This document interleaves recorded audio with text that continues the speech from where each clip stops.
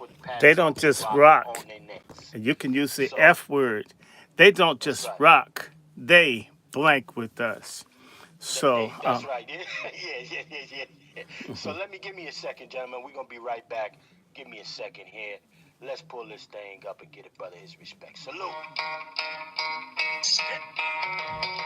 Scared to death, Negroes are my enemy.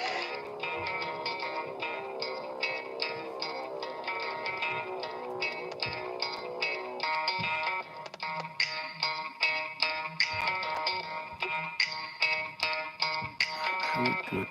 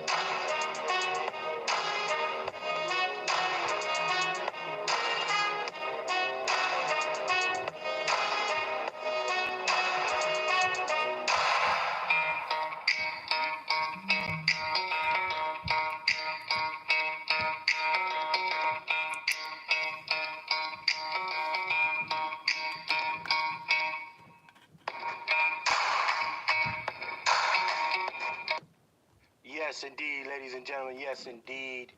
We got the family in the building with their contributions. Our sponsors of today's broadcast are Brother ABM and my sister Star with the $25 contribution. They are our sponsors for today. If anyone would like to become the sole sponsor of today's broadcast, ladies and gentlemen, you have to surpass the $25 contribution made from our brother ABM, Angry Black Man, and my sister Star, man. Salute to y'all again for coming through and showing us that it's real. Lip service ain't real service. Salute to the family for putting us on. Now, gentlemen, let's get back to this thing. And I see the Negro has checked in from Negro has checked in from Body's backyard, sir. The Negro. Yes, indeed, brother Negro, sir. How are you, sir?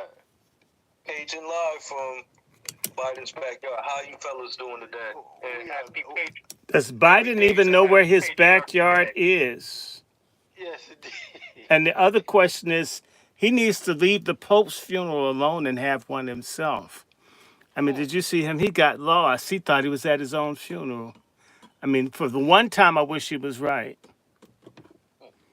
Well, I'll tell you what. Check this out. Salute to my brother ABM, man. Has checked into the cook up, checking into the kitchen. Brother ABM, man. Salute, brother ABM. What's popping with And you, he's man? out of Baltimore. Hey, Yes. God bless Baltimore. Even the crime is down there. I can't believe that with that moist mayor you got, but something good's happening in Baltimore. Oh man, ABM, sir, are you up to speed, man? What's happening? What's shaking with you, sir? And then I'm gonna go to you, brother Negro. Hey, thanks for letting me on. Yeah, I'm up to speed. Okay. What say you about this debauchery, man? It's the double standard, man. Women, they got their little cute little word for when they older and they want to bang young boys. It's called cougar. Come on. What's the male version? What's the cute little word for men that want to bang young chicks like Leonardo DiCaprio? It's the double standard. They all do it. Mary J. Blige. Oh, I know what the word is. It's called successful. Come on. Right. It's called options. It's called options. No, it's successful. Right.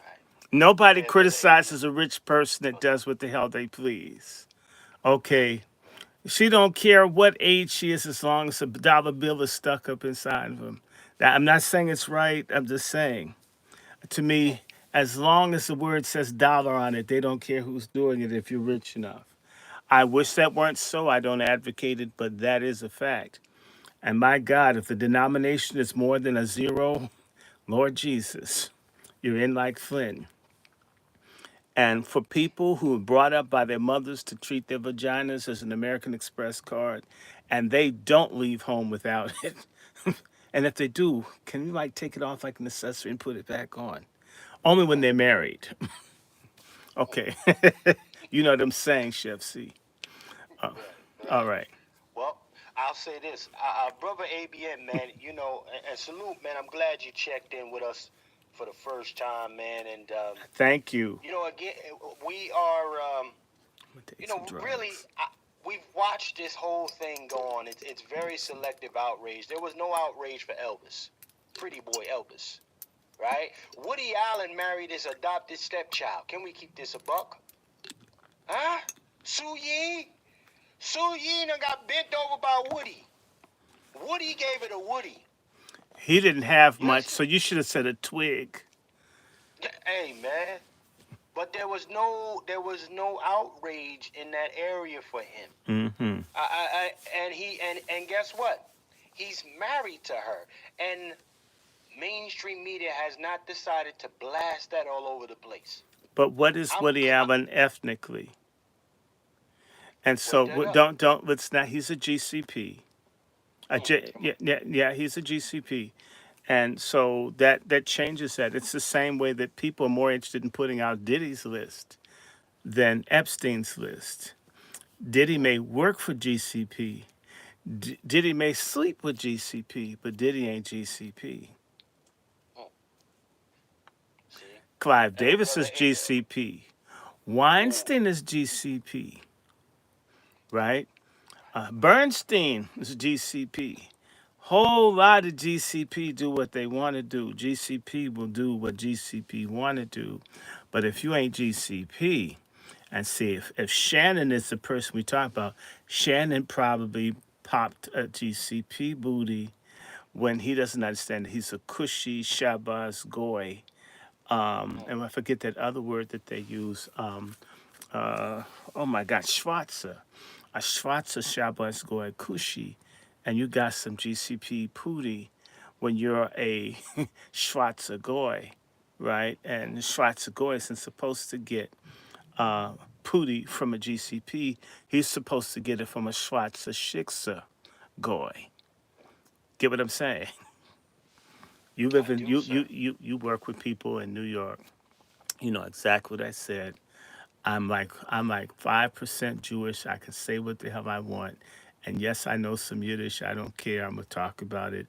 And I can get in trouble. I mean, I don't have any tattoos, but I do have Holocaust survivors in the family. I'll say what I want to say. Mm. Well, I'll tell you what. Let me go to the brother Negro, and I'm gonna spin back to brother ABM. Then we go to the Wolf. Brother Negro, man, are you up to speed, sir? I know you checked in from Biden's backyard. You might be close to where he was sleeping with his daughter in the bedroom. Uh, It was a shower. I have They were I showering have informed. together, and apparently his genitalia was nose level with his daughter. I hope she didn't think it was an albino tootsie roll. Go ahead, brother Negro. You got the flow, sir. Yeah, I haven't had the liberties to take that field trip yet, but I'll keep you posted. I already did my rounds at what's his name? What do you call that guy? Dr. Umar's spot. I Hmm. already done pulled up there. I got a bunch of pull up lists I got to pull up and checking it list and checking it twice. So I'll keep you posted about Biden's backyard in more detail when I get a chance. Were the Yes, sir. lights Yes, on at sir. his school? Hey, man, ask if the yard was kept. How about we start there? Was the grass cut? That's what we need to be asking. Well, Or no. Were were the the doors open? were the rat That's holes what we need to be were asking. the rat holes plugged at least? Did they at least have a dumpster? Bro, man, Dr. Short, it has a long way to go. That's How long? I And hope that a black American he's been takes co- over that school he's and been actually teach us the history we need to be he's taught, been not collecting this he's been Africana collecting study money nonsense. 15 years. Um, I mean, he could at least put some astroturf down, don't you think? He could have gave us that online school, like you said, too. During COVID, we needed him then, too. Yeah, Well, he would have got funding for that. well, the only thing online for him is his ego. Well, I tell you what, gentlemen, real quick, I'm gonna go to the I'm gonna go to Wolf, and then I'm gonna go to brother ABM. But I'm gonna say this before we get too far here, y'all. Here's another one that a lot of folks just like to let go slide. Tom Cruise.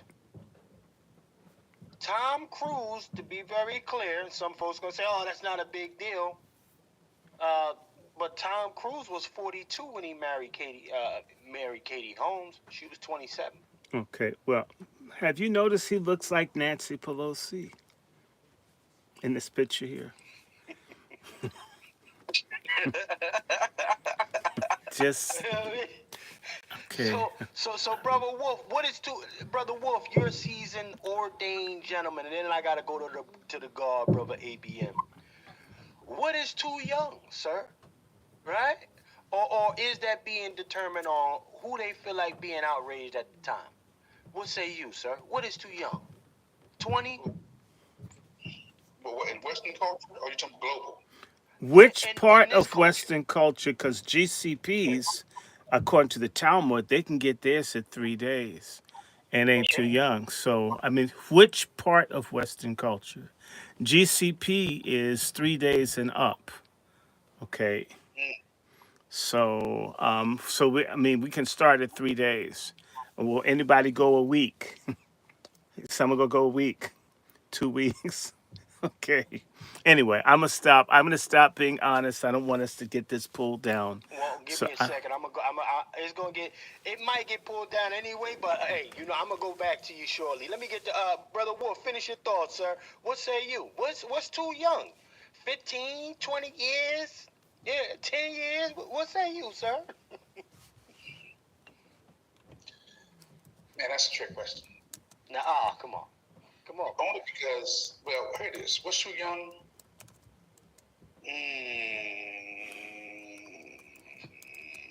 Oh, man. I'm not messing with no teens. No teens for me. No teens. If I'm in my 40s and 50s and all that, 30s.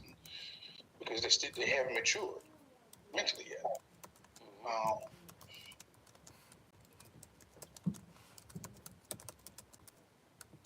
Man, I'm cautioned about speaking on this only because of what I've seen.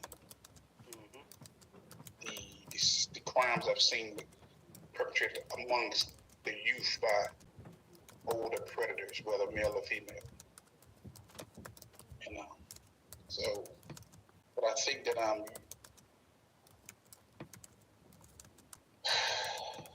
think the teens are just too young. You think the teens are too young? The teens are just too young. Okay, so age gap, right? Because again, shout out to Aaliyah. Age ain't nothing but a number. If you don't understand. that's true, except in a courtroom. Right. So that's listen. Let's have a conversation. I'm gonna go to brother ABM. Okay. Brother Wolf says teens are too young. Okay. Now we're looking at a situation where Dre Michelle's in her late 30s. She's going with the young bull. He's about early 20s. All right. So we're looking about at least a 10-year gap there. Is that too wide of an age gap? Is that too young? What say you, brother ABM? The age gap is only a problem when you're not wealthy and you're a man. When you're a woman or you're a wealthy white man, nobody will bitch about the age gap. Leonardo DiCaprio, he stayed with a teenage broad. Leonardo DiCaprio is pushing 60. It's when you're a black man and you're not wealthy. See, Shannon got a problem because he's wealthy, but he's still black. And he's So, of stupid. course, he's going to hear shit. Slave black. Yeah, he's Mississippi black. Ain't he from Mississippi? I thought he said he was an Alabama boy. He's something down there, so yeah, he's going to hear it. But when you're a woman, and black women are the biggest hypocrites on this. They do it Amen. all the time. Where's my tambourine? Come on.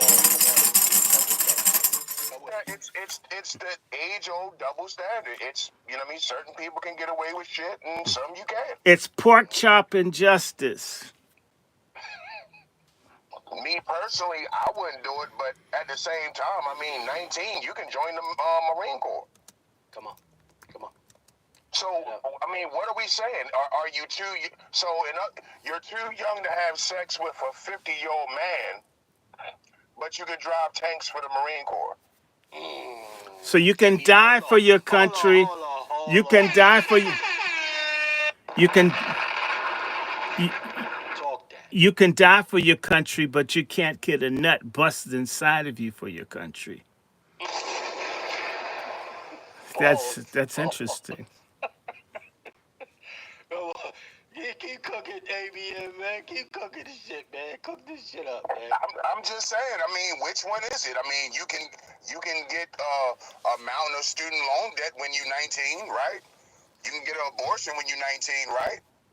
So what are we saying? You can get an abortion Either before. 19 is too young, or it's appropriate. You can get an I don't abortion understand. at 15, at 13, at 11. It depends on which state. So to me, I'm sorry. Forgive me for interjecting here. I'm completely against pedophilia. I'm one of the loudest mouths. I hate pedophilia. I can't stand pedophiles. However, I have an issue here. I have an issue that the father of our country, George Washington, who's seen as the greatest American, indulged in sex with people under the age of 17, as did Thomas Jefferson, as did many other people. In fact, many of our Southern gentlemen, if you remember my book that I did on the Angry Black Men's Book Club when rape was legal, many, almost all white men of prominent families came of age having sex with girls black as young as 11. I'm saying it's morally wrong. But as the brother said, that's why I said what you call an older man with a younger woman that's very young, I said successful. It's always been the privilege of super wealthy people to do what they want. And not only do they screw young kids, they screw animals. And in fact, some people have fans only where they do it with their dogs. And it's interesting. You can't beat an animal to protect yourself without getting charges, but you can't have sex with one. It's interesting. This is in reality Anglo-American culture. So pedophilia is as American as racism and the 4th of July. And for people to have sex with young people, when you sexualize young people, these same people bitching and complaining about him screwing someone in their 20s are the same people teaching kids how to fuck when they're 3 and 4 in school and having drag queen story hour. So you're sexualizing kids early, teach them how to put lubricants in their orifices, and then say, well, but you have to wait until you have to be 25 before you get some. Hell, a lot of people don't live to 25. So frankly, I'm against the age of consent being lowered. But this hypocrisy, and I'm going to just say to it, black women, we're going to have it out today. I don't give a fuck. You guys are spoiled. It's good if you mess with someone young. You guys do the majority of the child molesting in the black community, and yet no one even calls you on it because you're female. You guys do the majority of the lying in custody court. You get the majority of the divorces. Whatever it is, you pick the worst of people. You bypass good guys. They're corny. And then, by the way, obesity is now the new in shape. All of this stuff is shaped to puff you guys up in the wrong. And actually, as much as black men get talked shit about, most black men acquiesce and try to accommodate black women in dumb shit. It's stupid I literally had to. I have a dear friend, a young brother, who is doing work in the legal field, and they have, I believe, a client that's bullshitting them, and they were being soft with the person not being honest with them. I feel. And I says, you wouldn't treat a man the same way. You would demand full disclosure as an attorney. Why did the woman get a different standard of disclosure with you that you demand of a man? That's how most black men are bitch brotherfuckers. They have a very high standard for black men. They have no standard for people with vaginas.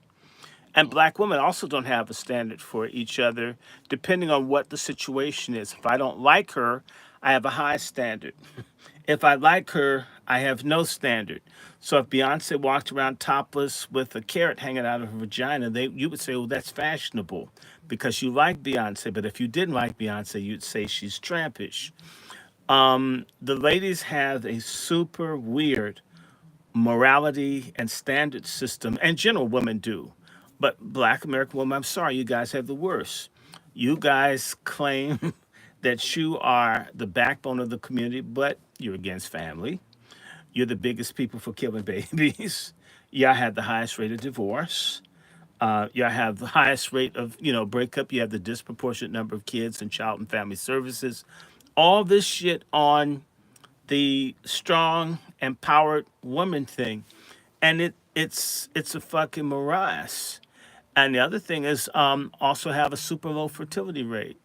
So we have a lot of folks. I mean, high student debt, all these issues, and nobody can say shit because, well, yes, we're in racial war for survival, and you want to function like white women who are in the dominant group who started the war and expect the same thing when they had a 400-year advantage. I mean, you guys are fucking schizophrenic. You're a tangle of psychopathy. So when black women, I'm thinking there's someone with a guy and she's in her 40s and he's just 20 something and everybody praised her. And she doesn't have as much money as Shannon Sharp and she's not offering a payout to the young guy. And nobody talks about that. When Demi Moore is with Ashton Kutcher and that falls apart and he's cheating, no, There you go. it's Wake that up. only when it comes time to mouthing off and being Jezebels against black patriarchal authority, then all of a sudden you guys have a tangle of hypocritical, contradicting standards to which nobody gives a fuck. And proof of that, white men are so angry, they're destroying everything to get back at you guys for mouthing off for the last 4 years. So Letitia James, who is a Caribbean, but they don't see that. They see her as a black American woman. They are busting black American women's asses across the land. Letitia James is going to go down. $41,000 for 6 private chartered jet flights. Is that whole crazy? I mean, aside from looking like the Incredible Hulk with the weave on, making enemies with the most powerful people in the world, I mean, oh, you're not even from this country and you're doing this shit. You're stupid. I don't know. The feminism makes women dumb. If you're a feminist, you're stupid. I'm almost done. The other stupid ass woman, if I could get to her, Fanny Clitis, a little dumb hole down in Atlanta. I mean, when you're sharing emails talking about all the people you screwed in the office, don't they realize if anybody just got excited, they could charge her with sexual harassment and civil rights violations and ruin her and disbar her, not just get her in trouble for what she did with Trump, but you know what? In reality, and all of this bullshit, most black men are simps that protect black women in their collective stupid shit. And therefore you're protected. And even though you don't want it, you don't appreciate it, you need it. And and in reality, when white men come down on us because we don't stick together, in part because you don't teach your kids how to read, you fight with the teachers in the school. Instead of teaching your kids how to read, you get nail appointments. You're giving people spaghettios and shit and chips and pop, giving them premature diabetes because you don't cook or feed them. Your excuse is a food desert. Your ass can make it to the casino. Why can't you go another mile or two to a grocery store?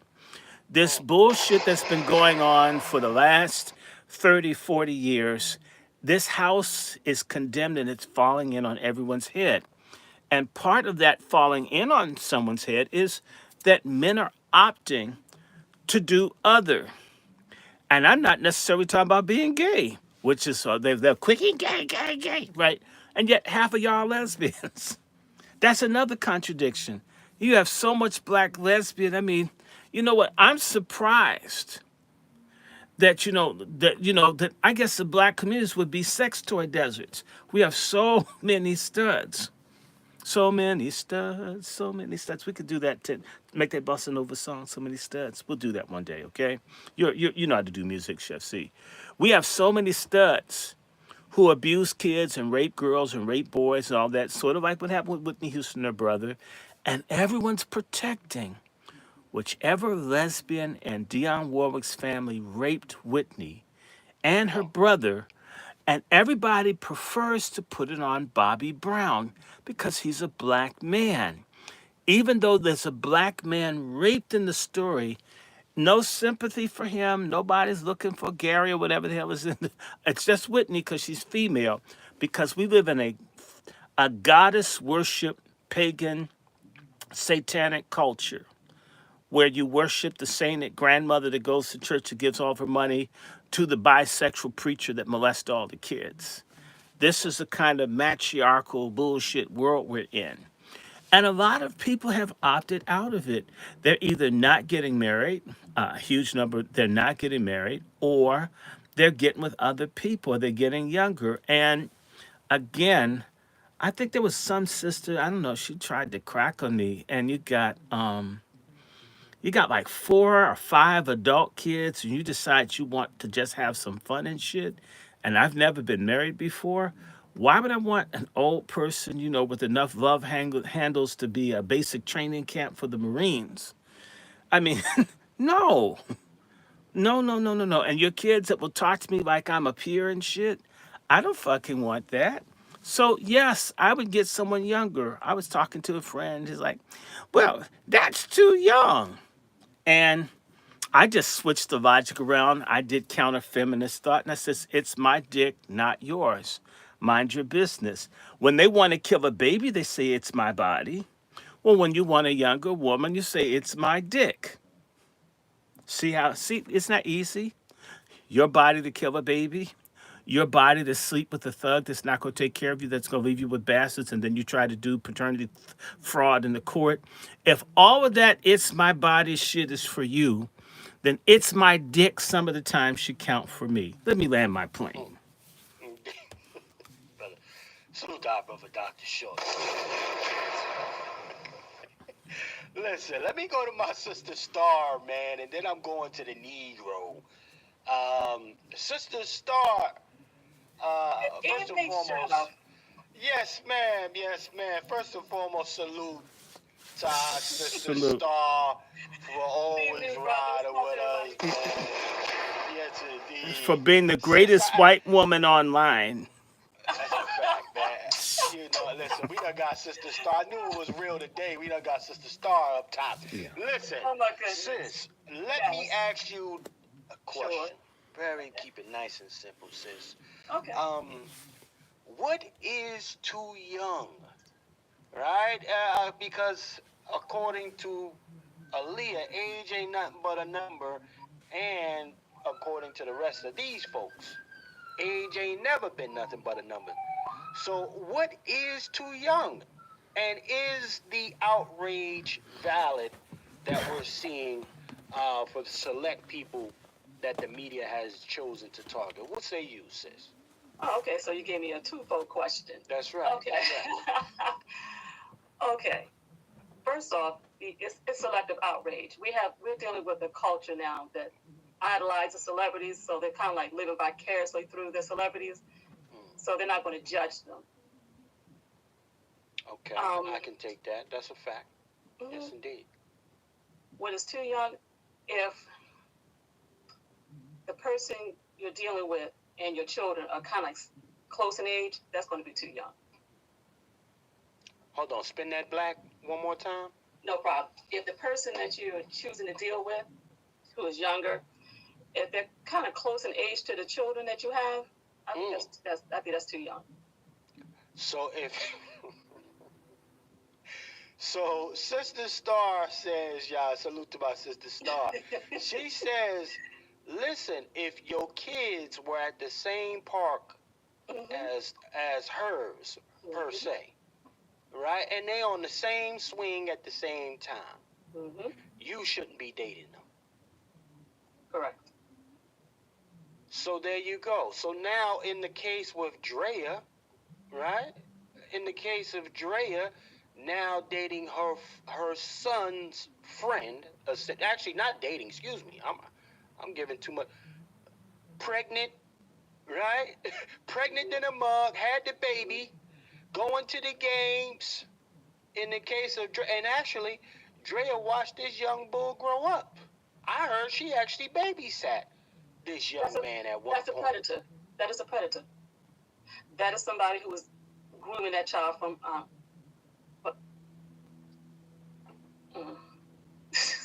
Look, this is what predators look like, y'all. That's a in predator. today, huh? So again, I mean, I'm calling it. I gotta say, it's selective outrage, personally for me, and your media, particularly in the case of who they decide to target, when they decide to target them. I'm sure these folks, they have their small little cabal, but chef, you got your, here you come with your conspiracy theories and fuck you. Okay? They say, listen, this is the one person we're going at right now. For a few months, we got nothing but media on P. Diddy. Salute to the 100 plus in the building already. Right? Media coverage day in and day out on Diddy. 24 hours. Okay? When the last time we seen that energy for this guy? Matter of fact, hold on. Let me do you one better. Let me do you one better. When have we seen this energy for him? Woody Allen. He adopted the chick. More than likely, he was doing the Joe Biden, going into her bedroom. How about that? Huh? And it's alleged, for those, I mean, I hear people are starting to sue little small platforms now too, but hey, that little girl wouldn't have known nothing about a Woody Allen because the finances and the demographic wouldn't even put them two together unless he decided to be a master groomer. Okay? Yes. A master groomer. He said, listen, man, you know what? In order to have it exactly the way I want, I got to bring it into my house first. Raise it up. Like cattle. Yes. I agree. High-grade cattle, raise it up. And then when it's right at the what I consider prime age, I'm going to go ahead and I'm going to take that. Yeah, because you lay the groundwork down. That's what a predator does. Come on. It doesn't strike all at one time. A predator is going to play the long game. It's going to slowly ease that prey in. Oh, so the predators don't want no quick licks. They want to slow roll it. So listen. With that being said, my sister Star, I want to ask you one final question for you. Listen, how long? Well, first and foremost, the phenomenon with the cougar woman. Is this a new phenom, or these older women have always been among us, hitting licks on young bulls? What say you? They've always been in our midst. It's just never been talked about as loudly as it is now. It's been normalized now. Is it something it's always been around? Always been around. So should this be something that the community collectively decides to rectify? or is it better to keep the seasoned cougar around to raise up the young buck? Ah, why are you gonna ask me that, Chef? Hey, you listen. Hey, what say you, sis? You let me know. Yes, let me know. Yes, Ask me that please. question. Ask me the question again, Chef. Yeah. I said, is it better to keep the cougar around so she can help raise up the young bull? What say you? No, because see, these cougars that you're speaking of, these are school teachers eyeing their students. These cougars are working in daycare centers, Churches. churches. Thank you. So no, I'm gonna say to be reined in. It's got to be reined in. Listen, listen. Shout out to my sister DW. She said Lil Kim old ass ex-boyfriend was 22 years old. Huh? 22 years old, Lil Kim that looked like a Mr. Potato Head meets Barbie mutation gone bad. Yeah? No, she looks like a bulimic Jabba the Hutt. Oh my goodness. You know, so I mean, listen, Sister Star, I don't know what your situation is. But you know, let me just hypothetically, if you was out there on the field, would you entertain a young bull? I am not going to answer that question. You're not going to put me out there like that. Okay, and you know what? She answered that like a real woman, not like a pork chop. A pork chop would have given a justification for doing something that was wrong. In fact, would have said, in fact, the pork chop would have said all men do it to justify why she did it instead of some men do it. So she answered that like a sister. Thank you for having integrity. I like how you sidestepped that, sis. Shout out to Sister Star. Society where nobody has shame anymore. Yeah. Well, a lot of people have shame. That's why men use Viagra. It's a lot of women that don't have shame, which is why we have fat shaming BS. So a lot of men have shame. Their car ain't nice enough. Can't keep it up long enough. Men feel shame. And by the way, there's no mercy. If the man can't get it up, it's a crime. If she weighs 500 pounds, which she can handle, he should just deal with it. That's how all of us black women age. Bullshit. Stay away from KFC and Popeyes. It's real easy. Let me keep this thing flowing, y'all. Thank you, Sister Star, for checking in with us. Sis. Thank you, Sister Star. Ladies and gentlemen, our Sister Star. See, the women is coming through, man. We starting to get more ladies on the panel. Yes. And no pork chops. Thank God for the Wazies. Another one for that. For the real people.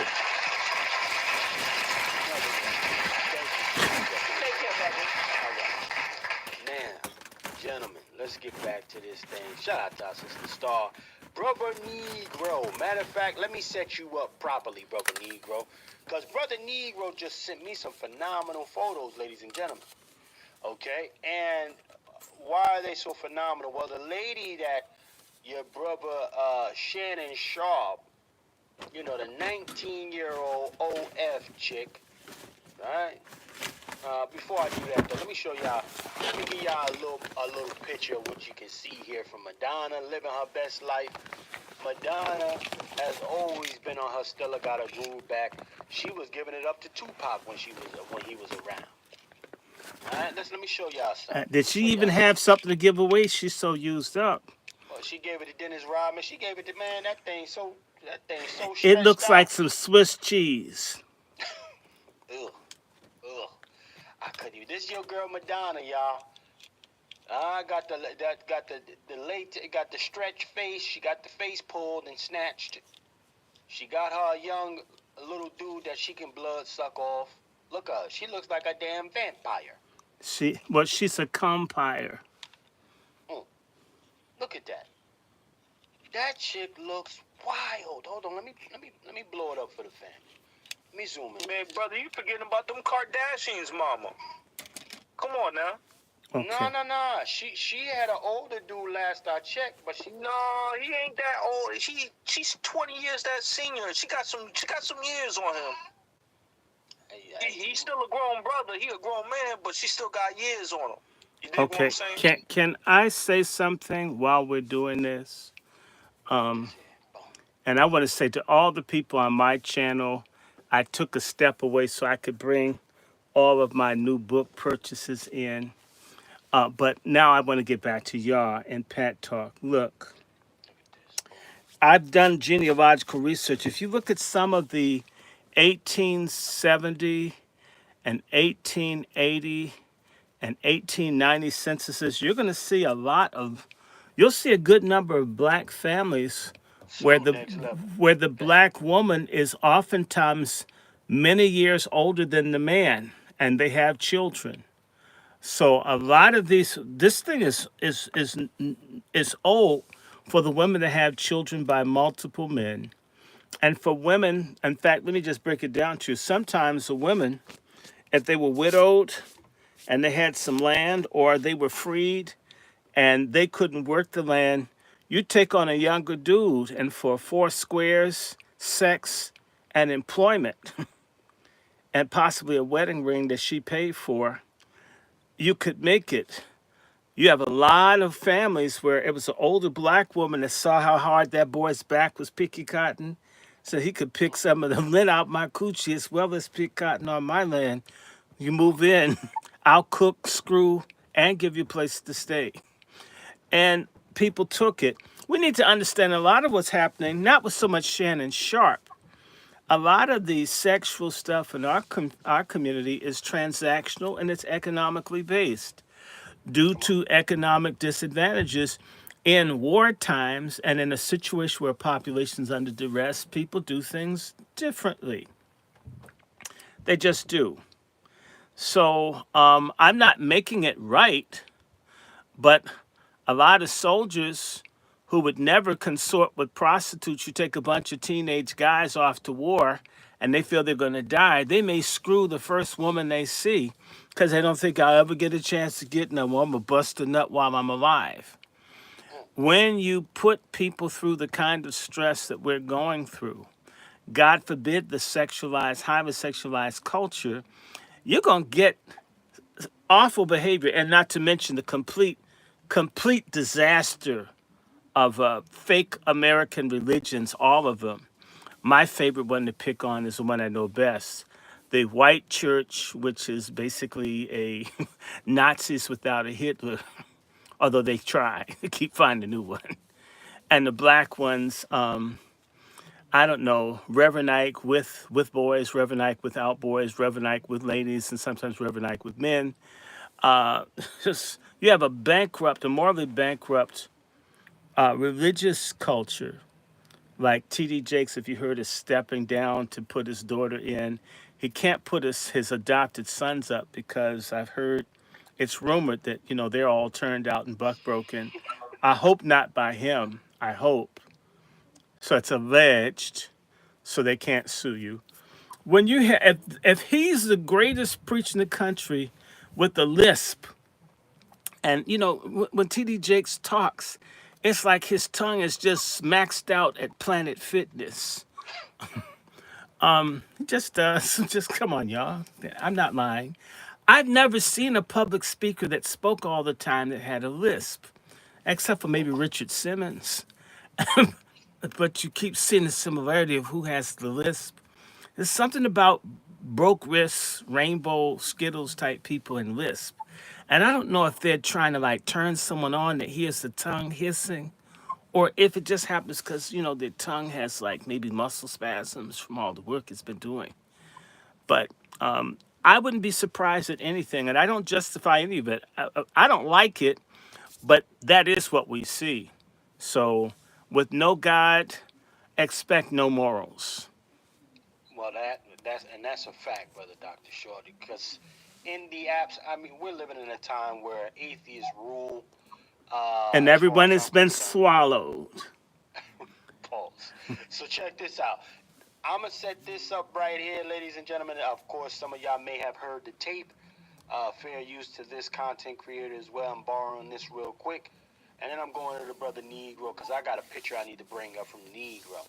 You're just gonna like get mad at, and you're just gonna hang up on me. So I feel like I'm not gonna hang up on you. It is what it is. what? What does that even mean? Once again,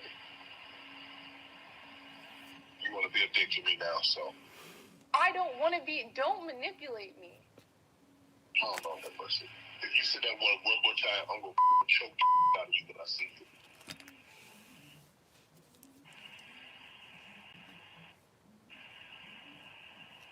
Thank you. Oh, I don't want to be choked. Oh God. Yes, you do. Oh God. Well, check this. Hold on, y'all. Hold on. Watch this. Now, I got an extended version of that. Shout out to our supporter, one of our supporters of the program, sent me this extended clip here. Let me play something for y'all. Check this out. Oh, yo, he got the bug eyes on. No, he looks like Esther Roll. Damn. Hold on, check this. Salute to the 120 in here. Check this out, y'all. JJ. Anything I say, you're just gonna like get mad at, and you're just gonna hang up on me. So I feel like I'm not gonna hang up on you. It is what it is. what? What does that even mean? Once again, you want to be a dick to me now, so I don't want to be. Don't manipulate me. I don't know that person. If you said that one more time, I'm gonna choke the shit out of you when I see you. Oh, I don't want to be choked. Yes, you do. I don't think you have a choice in the matter. Well, I'm not really interested in getting choked, so I guess we're going. I might choke you in public. Big black guy chokes small white woman. Oh, man. Oh, he said my word. Shannon. Not a good look that you did what you did to me. Shannon sounds. Hey, big black guy chokes white woman. Well, at least. That is a broken back slave cat. This is a slave. Hold on. This is a sick Negro. That's a Negro for you right there. Well, you know what? Hold on, brother Doctor. I gotta go to the Negro. This was his setup, and then I'll spin it to you, brother Negro. I know you heard the slave buck talking about the glory days, Mr. King Kong. Y'all remember, how many of y'all watch King Kong where he grabbed the little white girl and go up top to the top of the fucking building and he patted her fucking chest? Shannon Sharp, you damn fool. You's a fool. Are you talking about that LeBron picture with that white woman on that GQ magazine or something like that, Minnie? And he caught slack for you. Are you talking about that picture? Yeah, he looked like the gorilla Hun from the World War II propaganda. But you know that picture you had up there, he almost looked like Florida from Good Times with some RuPaul glasses on. It's a damn fool. Go ahead, brother Negro. Talk to us about this photo, man. Look at the photo here, man. Let me pull that photo up. I couldn't pull the other one because it wouldn't let me pull it. It wouldn't let me man, pull it. see, the other one's a little personal because she got the hand on his chest. She got the hand on the little boy's chest. See, that's the young man that's about her age, right? And I noticed that this Pacific white dude is on her page, which makes me to believe she might be having something going on there. Something going on there. And he's on her Instagram multiple times. So my perspective, I hit you with that Diddy picture, that Cassie picture with her white boy, right? And my thing is that I really think that these white boys is talking to these white. They know they got the little fast loosey goosey white girl, right? So they say, you know what? If I can get some bread off of it, it's okay. That's what I'm seeing here, the type of play. And these guys are getting in the ears of these white girls. No, they were born in the ears of those white girls, conditioned to take from others. But Let me just say to y'all, if you want to know how reparations with Negroes and the moral, ethical gutter that we are right now, what reparations will look like, look at Shannon Sharp. And all of our money will go to other people that hate us because I'll tell you something. As long as our folks, heaven to them is interracial sex with people that hate them. They'll pay any price. They'll betray or backstab any of us. Makes a whole effort for reparations and justice not worthwhile. Why should we suffer so much for a dumb fuck, burnt out jock like this dude? Yes, I said it. Well, listen, that's little Becky That's right that there. picture. Yeah, that's that picture I want you to get, brother. See how personal and intimate that picture is. You can't tell me that she ain't out there 2-time and 3-time and 4-time. But wait a Come on. minute, wait a minute, wait a minute, wait a Double-handed, minute, wait a minute. double-fisted. Did you see that movie Casino? Remember that movie Casino where the lady didn't want the rich Jewish guy that had $2 million in the bank for her? She wanted the little junkie dude that James Woods played. They're like Yeah. that. It's sort of like the sister that's demanding that the stockbroker brother take her to the finest of restaurants, and yet she gives pussy between the bars to the guy down at Rikers Island. I mean, this is American womanhood, or should I say, feminism. This is feminism with the stupid ass man dealing with the young feminist. He could have got himself a woman from anywhere else in the world, saved his time and money. He could have even choked a hoe that liked it. But for him, because he's a plantation slave, he felt like he was getting something special, getting this white woman and feeling like he's eating some of Master's snap peas that he's not supposed to get. Right. And he's just stupid. I mean, all the black jocks and celebrities. I'm sorry, I'm gonna say it. You dumb fuck, semi-literate black men that make it in sports and entertainment. They give you guys the money because you're dumb as fuck. They expect it to end up, it says a fool and his money soon part company, twice as so for dumbass coon fool who can't wait to throw their money at the feet of the Grand Dragon's daughter.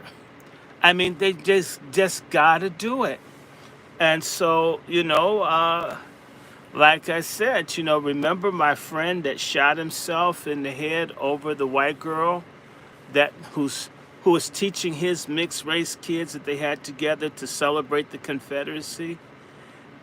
This is real. I mean, I love the brother Patrick. I tried to intervene to prevent a suicide. I tried. I didn't say I hate you because you're with the white woman. That's not how my head is. Do you get me? And so I've seen people get destroyed. I mean, the greatest power in the black community for many people is some snapping, what we call, what's it, the stuff that's the term that they use, some the white women that they have like a snapping crayfish type cooch with the with the Klan woman hood hanging off of it. And certain black men they would drop an atomic bomb and kill everybody in Africa to be with the dirtiest, ugliest, snaggletooth white woman that they could find. And the same is so for a lot of black women that I've seen almost worship white men, especially if they have a couple of black eyes and shit. I've just seen it. Black self-hatred is worse than cancer, AIDS, everything. This hatred of God making you who and what you are and the group you're in. These folks, as Lone Wolf keeps saying, they're already dead to us. He's just dead to us with millions of dollars as people vicariously live through this guy. Man, in fact, we Negroes, we covet the wealth of these despicable, boule, celebrity, athlete type people who don't mean a goddamn thing to black folks. The same way I had to cuss out, and I would do it again, someone that had the nerve to say to me that Diddy going down is the loss of black wealth. It's not our collective money. It's that sorry ass, dumbass black man's money that was never meant to touch any of us. It was just for us to drool over what he wouldn't share with us. Come on. Listen, let me show this. I'm gonna show this. I see my brother Twizzle done checked in, but I'm gonna go to the Wolf, then I'm gonna holler at ABM, and then I'm gonna go to Twizzle, man. I see we got brothers in here tonight, but I want to wake this up for a second here. Hold on, let me do something. Let me do something. Oh, you missing that Cassie picture too? Okay, I'll pull that up. Look, I wanna wake this up. Let me show y'all something. Okay? And definitely look at what Tammy said in here. I believe that the white boy is essentially pimping out the pale-faced chick, you know, to get to I'm gonna read it. Give me a second. I'm just bugging. let me read what Tammy said. I believe the white boys is using these ignorant white girls to burn these ignorant wealthy black men. That's a fact.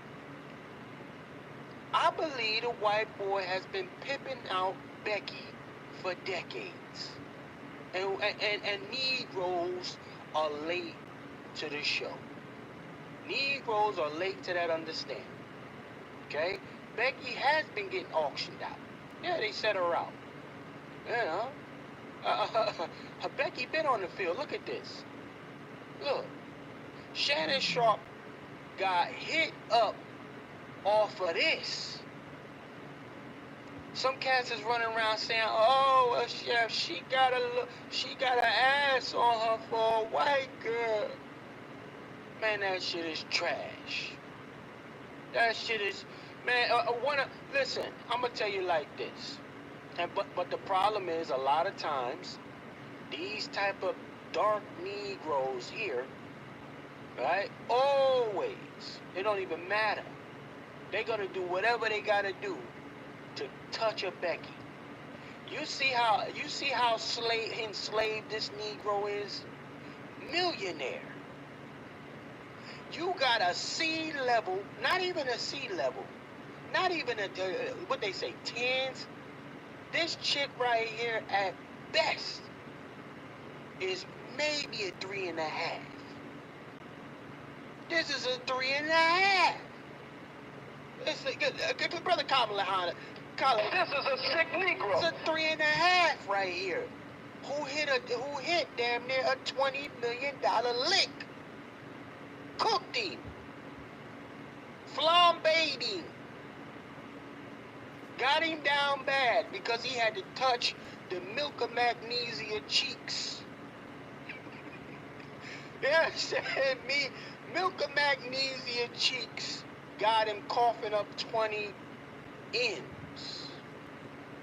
Nigga, you ain't never gonna be the same. You was a fool. And I'm glad that she, and you know what? Salute to her. Yeah. Fuck all of that black cold shit. Salute to her. Hit that lick on these fool niggas like this. Hit the lick. I'm mad I wasn't pimping her out. That's the only time. Man, that's the only time Chef would consider that like. Hit a lick on these niggas right here. It's the easiest way to go. Huh? You understand me? You got to hit a lick on this type of food. Let me get Twiz back up here, man. Hold on. Let me get Twiz. Hold on. What happened with Twiz, man? Let me get Chef, can you hear me? Yeah, man. The other one is up. I don't know what that is, man. But let me go. Yeah, give me a second. Let me go to the Wolf. Brother Wolf, man, talk to me, sir.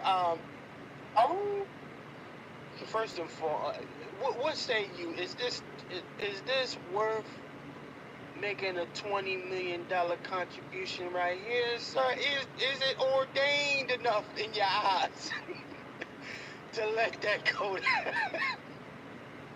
This ain't a sugar daddy. This is a sugar buck.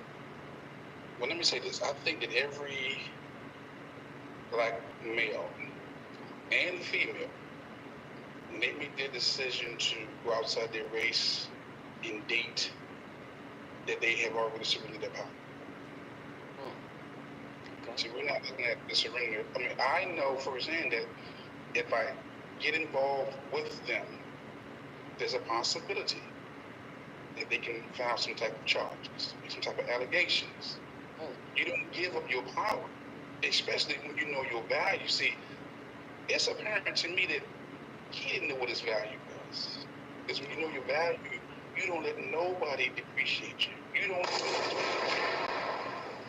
this is where you can be taken for granted. Allegations, accusations. So Shannon, to me, he's a jock. An old jock. No common sense. Because when I heard him and her talk, I can hear that he knew he didn't Come on. I literally can hear him. He knew he had messed up. That whole conversation was like just weird. But he knew he messed up. Again, that's an unresolved issue that came to the surface. He's gonna pay the price. Empathy or no sympathy for Shannon Sharp or anybody who decides to get involved in these relationships when you know you got more to lose. More to lose. And you do it anyway, you get what you deserve. Well, and that's a fact. That's a wolf fact, ladies and gentlemen. That's a wolf fact. Listen, there was nothing he had to, first and foremost, you know how miserable this man admitted that his life is? By even resorting to an OF chick? Mm-hmm. Right? He, listen, this is what we say when we say money can't buy you everything. Right? Money can't buy class either. Let's be clear about that. Kamala Harris, help your boy out. Let's really be clear about that. Okay? Money can't buy class. He's a millionaire. Millions of views on a regular broadcast. We struggle to get at least 500 Negroes in here. Quote unquote struggle. But he's averaging millions of views. He's got clearly all the attention a narcissist could possibly need. But apparently, you ain't deal with them demons up top. Remember, we talking about the boy who used to say, Grandma used to make us that raccoon soup. I remember we used to have to go out in the fields. We ain't have no roof over our head. We remember the water coming down. He's a grown man trapped in his teenage or adolescent years, subconsciously. That's what's happening with Shannon Sharp. Because guess what? This is what happens, and this is what we see with a lot of these type of Negroes who start getting a little juice when they start playing ball and shit like that. Because it happened with me. I was the captain of my track team, football team, all types of shit. I had scholarship offers, all of that. These Beckys, like this, and even some of the sisters and the others, don't get it twisted. They come out of left field, but Becky is a lot more aggressive. And they gave this big, open field Negro right here a taste of that milk and magnesium, and the nigga ain't been the same. He never got it out his top. Never got it off his wig, y'all. Never. Let me go to my brother ABM, and then I'm going to the Twiz, to the God Twiz. Brother ABM, is the Negro worth saving, fam? I'll at your boy. Well, I'm surprised nobody has said it yet, so I'm going to go ahead and say it. Shannon Sharp has been known to have a joke about black women. Come on, wake that nigga up. Come on, The joke is Shannon Sharp would tell his teammates and friends, if you ever see me with a black woman, call the police. And that's coming from several of his former teammates and people in the press that's heard Shannon Sharp say this. Shannon Sharp doesn't like black women. Never has. Cook this nigga, man. So, hey, I mean, you get what you ask for in this world. But to me, it's like this. You know how we like to say your nigga wake up call.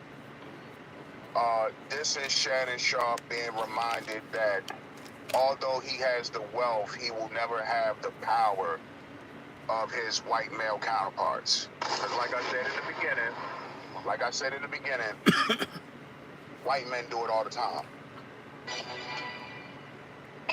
This is just to take him down a notch.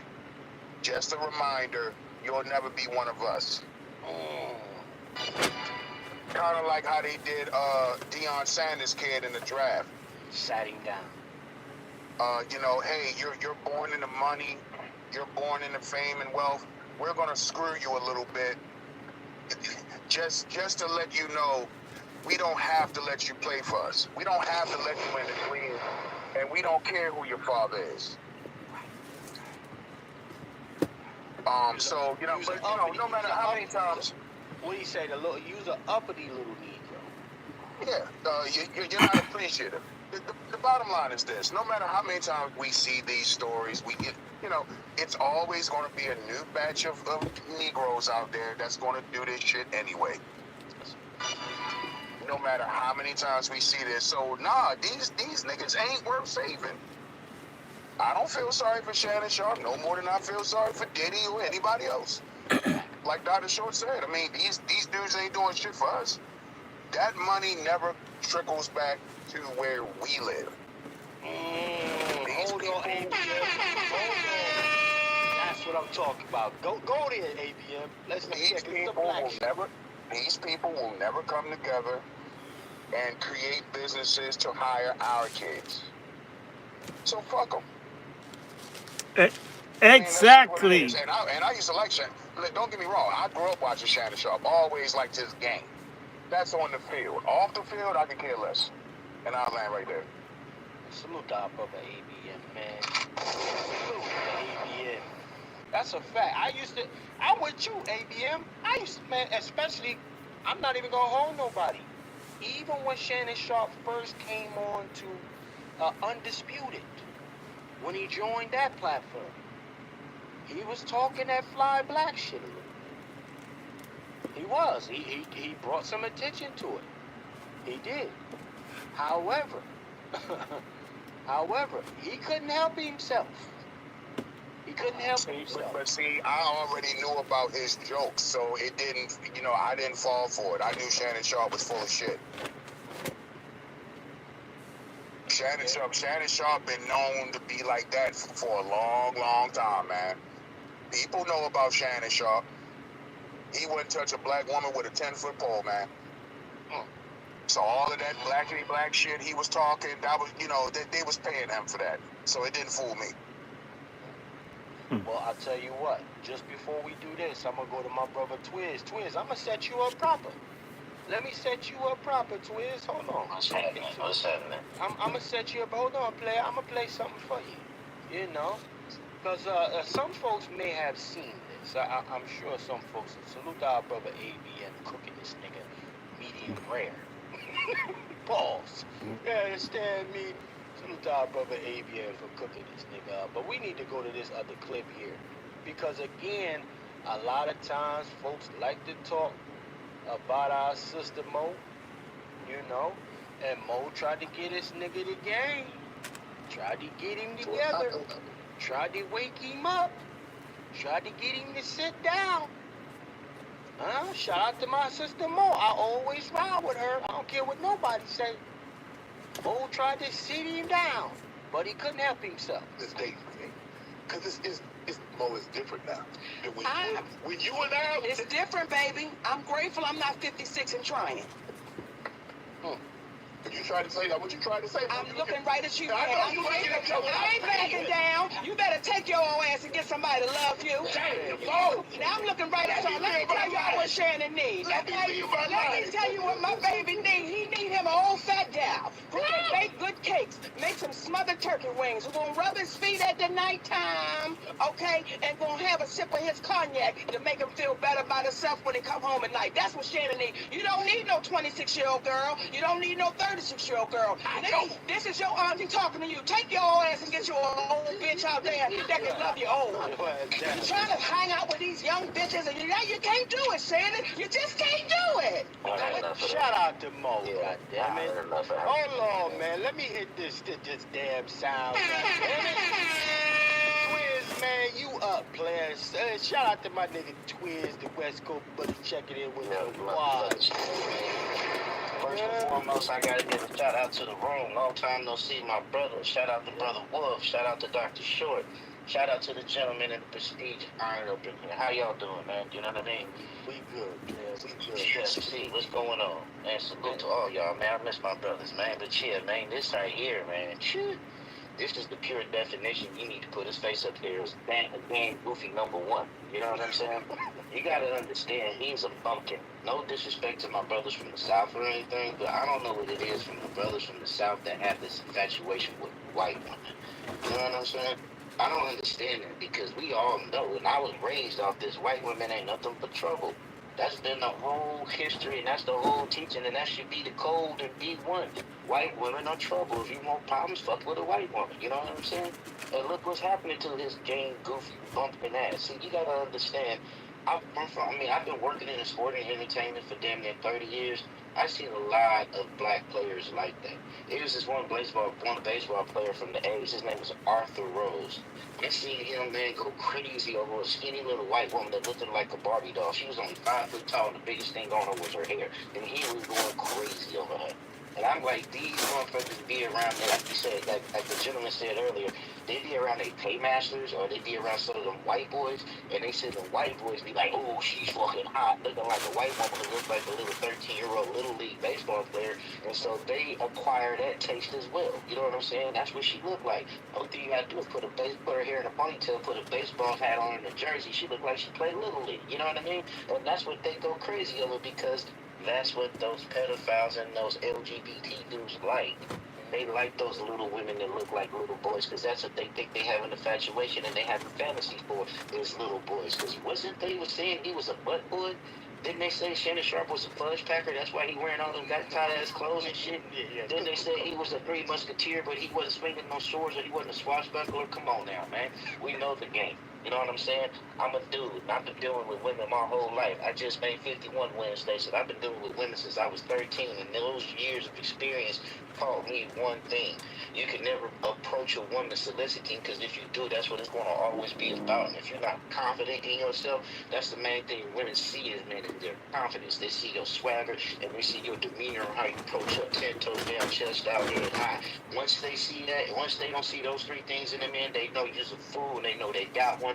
And the woman is going to play you and manipulate you. And that's why she was showing her little honey buns back there. That's what she going to the gym for, just so she can have a little cake. And I bet Shannon Sharp was like, oh, she looks like a woman. What's that? I mean, can this man have an articulate conversation without tripping over his long bottom ass lip? Come on now. Who takes him serious? You know what I'm saying? So we got to be real out here. We have to, like, you gotta look like this. He got what was coming for him, and he did what he asked for. And y'all right, the little girl hit a lick on his ass because she saw she had a fool. She saw she had a thirsty ass, damn goofy motherfucker who thinking that he's on top of the world because he's on TV and he's a major celebrity, but he hasn't been humbled yet. And I hope that this humble his ass and knock him to his motherfucking knees because he needs to realize that, hey, you are not above nobody, and you want to disrespect and go against black women, hey, you will learn a lesson. You will, them other motherfuckers, them Beckys, them Ling Lings, and the little Lupes, they gonna teach you a hard ass lesson because you are not them, and the only thing you are is the easy ass motherfucking payday, and them women gonna come together and figure out how to wring your motherfucking ass like a fucking wet ass towel. Game goofy country motherfucker. I think he's from South Carolina, you know what I mean? No disrespect to South Carolina, no disrespect to my brothers from the South. I fuck with y'all and I rock with y'all, but you got niggas like this right here that got black American men looking like we some straight tricks. He got us looking like we thirsting for white women, and like my uncle used to always say, he said he hated Cadillacs. And I asked him why. He said he hated Cadillacs because in the time, all white men said that the only thing a black man wants is a white woman in a Cadillac. You know what I'm saying? And I land my plane there. Shout out to the brothers, man. Miss y'all. Salute to our nigga Twiz, you understand? Me, the West Coast bully coming through with one of them days. You understand? Salute to Twiz, man. That's what I'm talking about, baby. But hold on. Hold on. Where the smoke for share? Where the smoke for share? It's a woman's world now, Chef. It's a woman's world now. And the Democratic Party is the party of women, so they salute her. Like she's a role model, bro. You don't know how many women I come across in their late 40s and 50s talking about they're saving themselves for marriage. Hold on, what's empowerment? Oh, think you need to save yourself for some motherfucking treasure, man. Talking about X marks the spot when you gone, cause it's You understand me? When you're old, yeah. You should have been. when you're old, it's empowerment. Yeah, it ain't no empowerment. What it is, you know, what it ain't empowerment to me. What it is a delusion.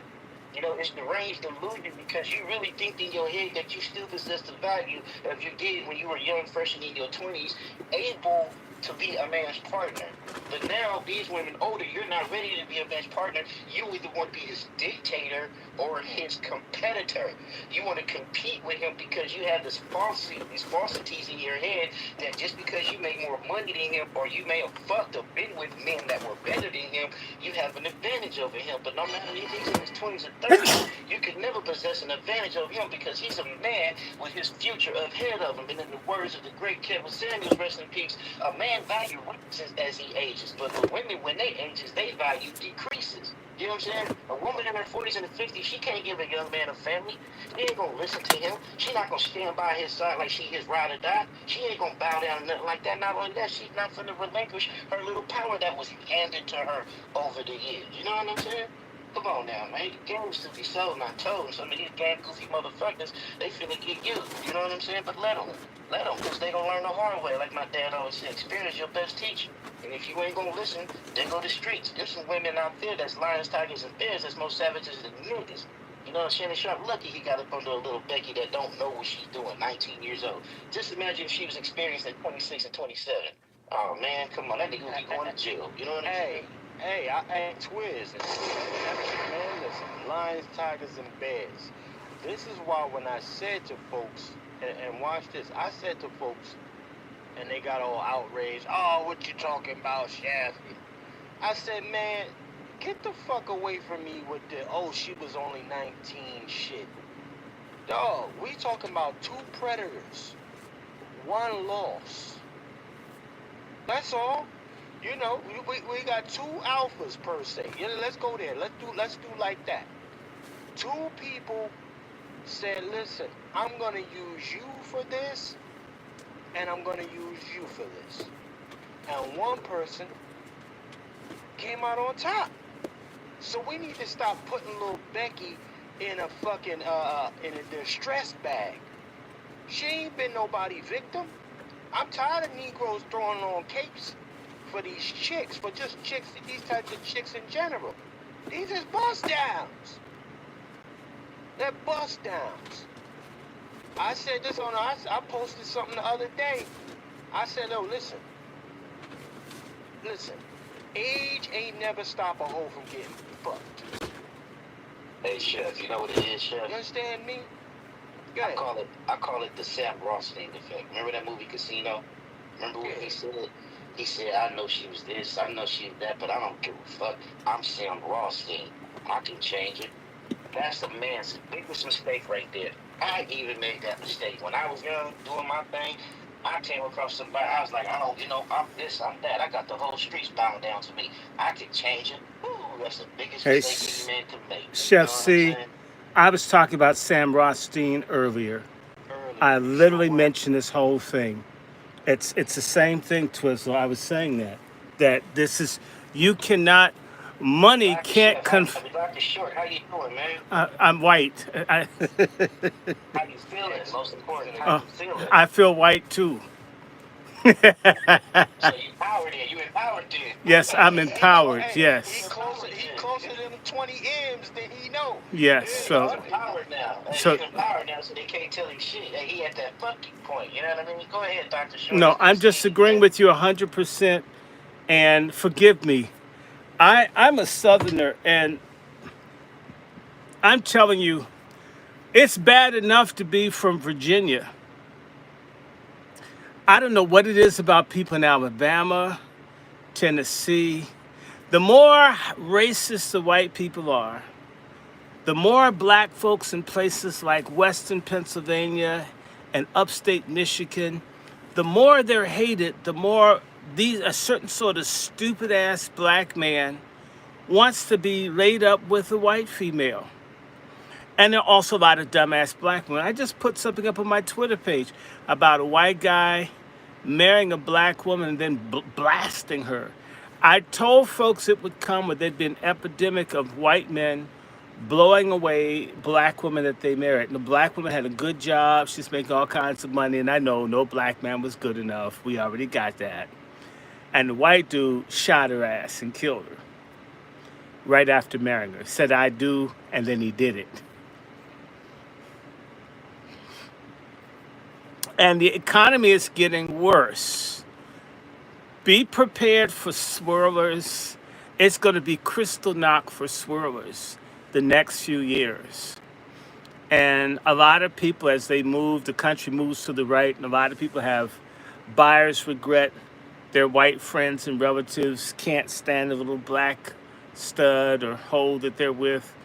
And you're going to see a lot of people get dogged, drowning incidents on vacations and shit. I mean, something that you learned very early, I did, especially after some people tried to kill me when I was 7, that you don't go in the woods with white folks. Don't. Shout out to that Jamaican dude in Philly who went to the woods and they shot his ass 7, 8 times. Yeah, you don't do it. And you also don't foray into places where you're not welcome, wanted, and know the lay of the land. For the people who want to live in danger, they will. Am I saying that all mixed marriages are bad? No. I've never ever said that. I would be a hypocrite saying it because they're mixed marriages in the family, love them or hate them. Are some people better than others, okay, in terms of loyalty, but it's not always. You can get a ratchet Becky or a vicious racist Ken, and you're stuck with this hater in your family that comes to the events and they've got children and all, and you got to kind of put up with their intimate hatred and involvement with your family because somebody laid down with them. And by the way, I want to assure you, nobody black can marry into a white male-headed household and be as imperious as whites are when they marry into typically black female-dominated family systems. And if it's a black male, he's going to be overwhelmed by black females trying to nut shave him, where the white dude will have to be accepted because, well, he's such a good father. So when you have these, if you get a marriage and it's not just some basically safari fever shit, there's the same way that you can't do what white folks do. When you marry them, there's an inequality in the relationship due to our caste system. And anybody that messes in that has to confront that inequality will be part of the relationship. I remember hanging out with some friends that were at Tufts University, and they all wanted to go to a bar. I don't care to drink, but they're friends, they're cool. We went. I wasn't allowed in because I was black. Cool. That was the last time I ever accepted an invitation. That's been, I think that was 1989. That's the last time I got invited to something by certain types of people that I even accepted an invitation. Not because I hate anyone, I have no confidence in who or what I am or my worth, but because we live in a very unfair and wicked racist society. And anybody that thinks that sleeping with other people is gonna like knock down barriers for them is incredibly stupid and suicidal. And they are encouraging bad things to happen to them. And bad things will happen. I don't want them to. And be that, and I'm saying this to you, that there are mixed couples where people love and are dedicated to each other. I'm never going to say that that doesn't happen. But then we all have agendas. White folks often have a jungle fever agenda. Blacks have a self-hatred, assimilation, or I want to taste the white man's cookie agenda, or the black woman, the black man's cum ain't hot enough for her, or she wants kids with green eyes the black man can't give. We come into these relationships with white people with wicked intents too. And so it's a bad mix. It's not like I love me. I love my community. I respect my people. I love the men in my group. However, you love me, you respect me, you're willing to fight for me. I married you. We usually don't do that. A lot of people say, well, I'm not prejudiced. Look, of course you're not prejudiced because I've never seen a pussy or a dick with eyes. So all genitalia is colorblind.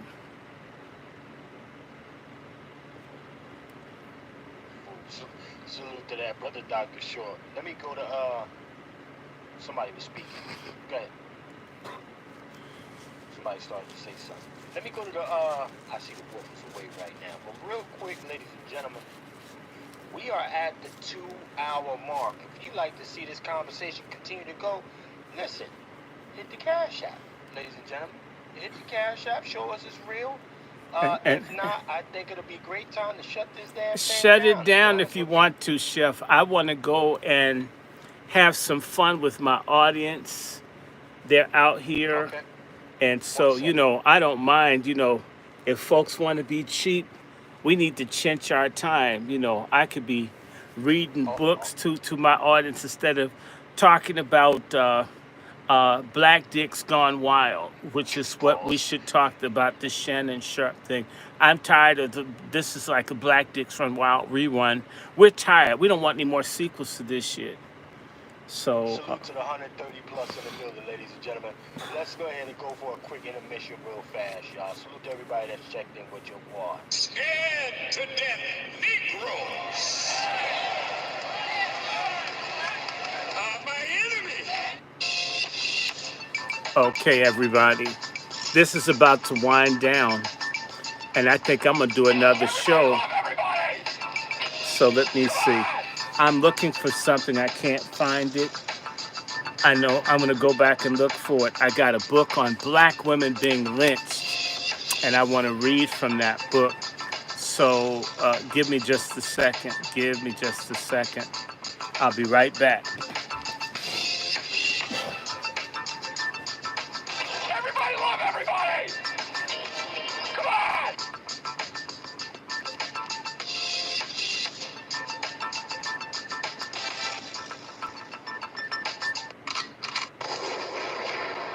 Yes, indeed. Let's keep it going, family. If anybody else would like to support the program, you hit the Cash App, $ FTS49. If you'd like to become the sole sponsor of today's broadcast, you have to be our two co-sponsors, our brother ABM and my sister Star, who are the co-sponsors of today's broadcast with a $25 contribution each. Salute to everybody. We're going to keep this thing going. Hit that Cash App if you want to keep the cook-up happening. Salute to everybody that's checked in with your boy. Let's keep it going, family. Scared to death Negroes are my enemy.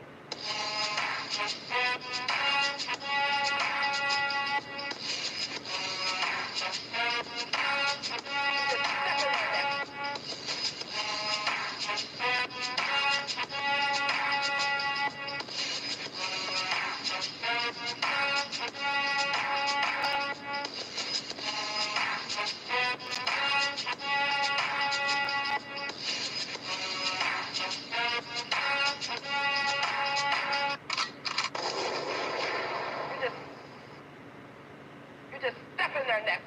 Yes, indeed, ladies and gentlemen. So we have had our feel for today's conversation, which is fine with me, which is okay with Chef C today. Shout out to everybody that is in here with us, man. Let me go to the brothers. We're gonna get our final thoughts here and get ready to check out for today, man. I got my brother ABM, man. Let me go to brother ABM, man. Your final thoughts on this particular subject matter. We touched on a good amount of these closet pedophiles. Fuck it, I'm gonna just say it because they always come after the platform. So whatever, right? And I think we did a phenomenal job here. But again, the outrage is selective. And you only see 2 people on this thumbnail, ladies and gentlemen, who have got backlash from mainstream media. That's why I call it selective outrage, because shout out to this man right here, Tom Cruise. Shout out to this cougar, right? A pedo, if you will. Share. And shout out to the great king of pop, Elvis. Andrea Michelle, yeah, you just a couple steps under Mary J. Blige. So shout out to you as well. Alright? But let me go to my brother ABM, man. I'm going to let you get your final thoughts in here, brother ABM. What say you bringing this thing full circle, man? How do we combat this? And is it even worth our time? What say you, sir?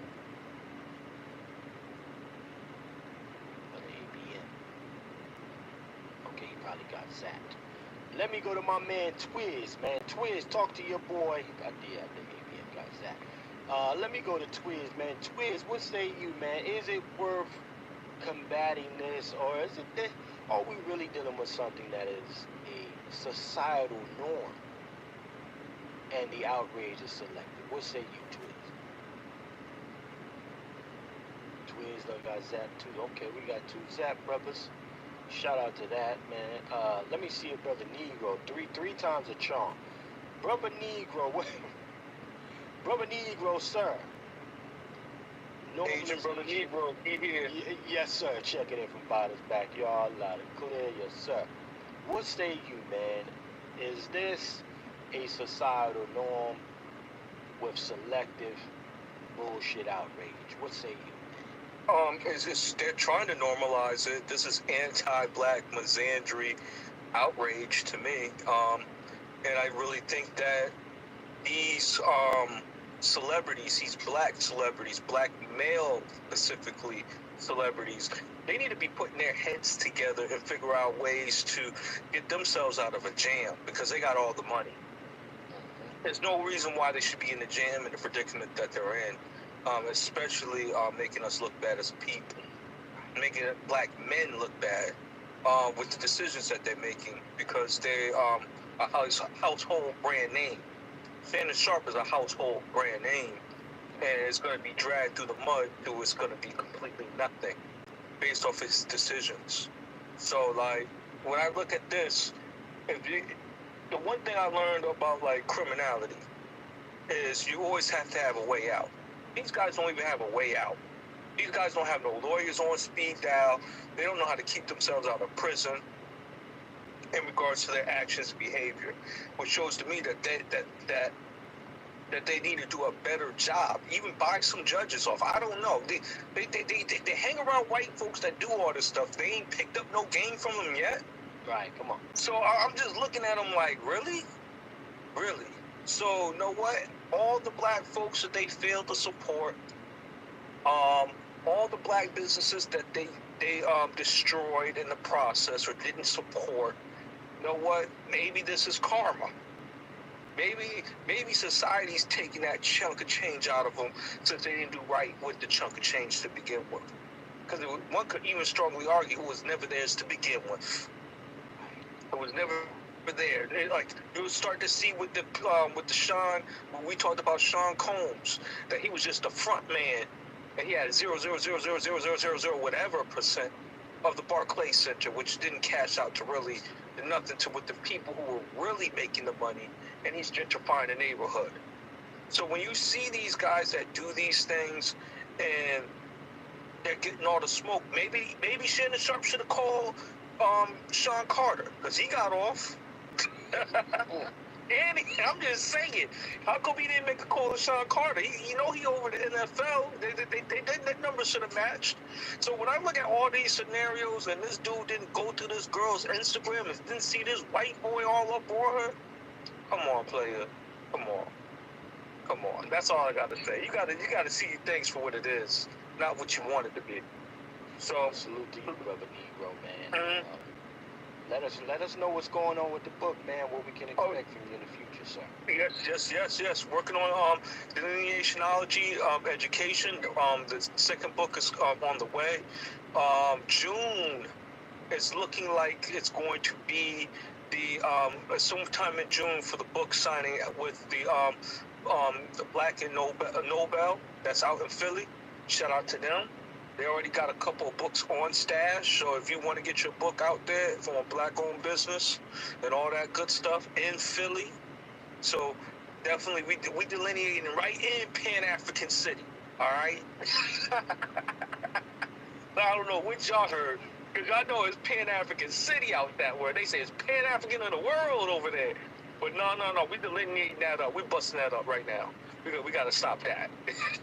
So I'll keep y'all guys posted with that. Definitely Black and Nobel in June. I'm gonna say around Juneteenth or so. We're gonna definitely drop that. Have a good little book signing. Most definitely. We look forward to it, man. Salute to our brother. This is a sick Negro. Salute to the brother Negro, man. Hey, I see my brother ABN, man. You back, brother ABN? Yes, sir. Yes. Okay, good money. Okay, ABN, man, we wrapping it down, man. I wanted to get your final thoughts on this. Is this a societal norm worth combating, and should we just charge it to the game? So what say you, man? I say charge it to the game. Like I said earlier, these niggas will never learn. They get their money, and the white woman is, it's kind of like a Ferrari. It's a trophy for them. It's a sense of achievement. It says, I've made it. And a lot of these dudes are from the South. You ever notice that all these cats, they're always from the South, and they're very, very dark-skinned?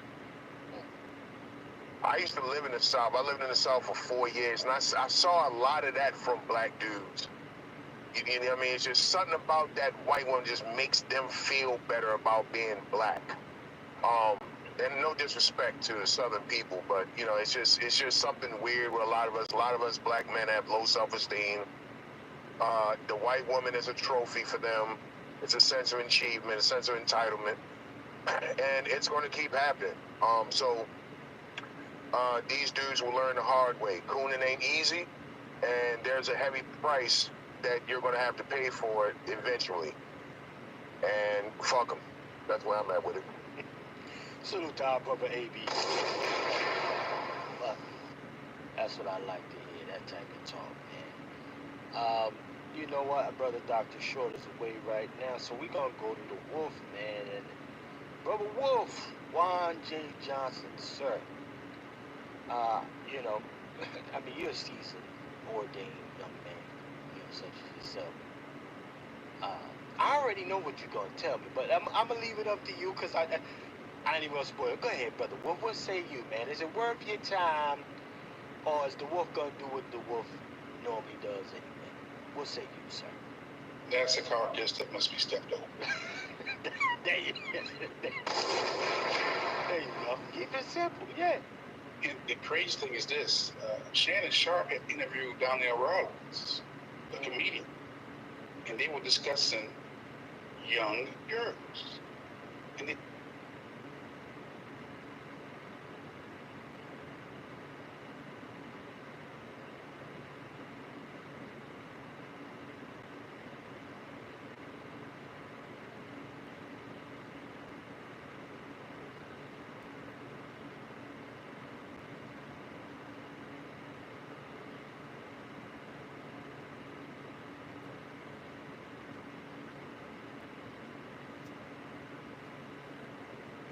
Okay.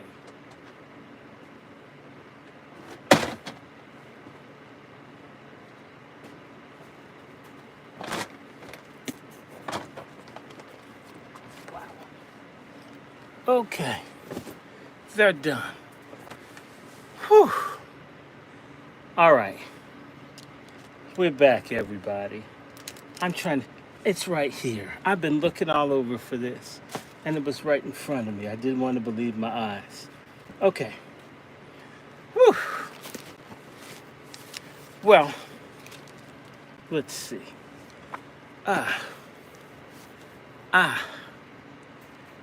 Okay. I hope you guys enjoyed that. I'm going to do one thing and one thing only if you guys will work with me. I am going to do some reading. And I found the book. I went and tore everything up. I was trying to think, I know I had that somewhere. I know I pulled it out. And I did. And, huh.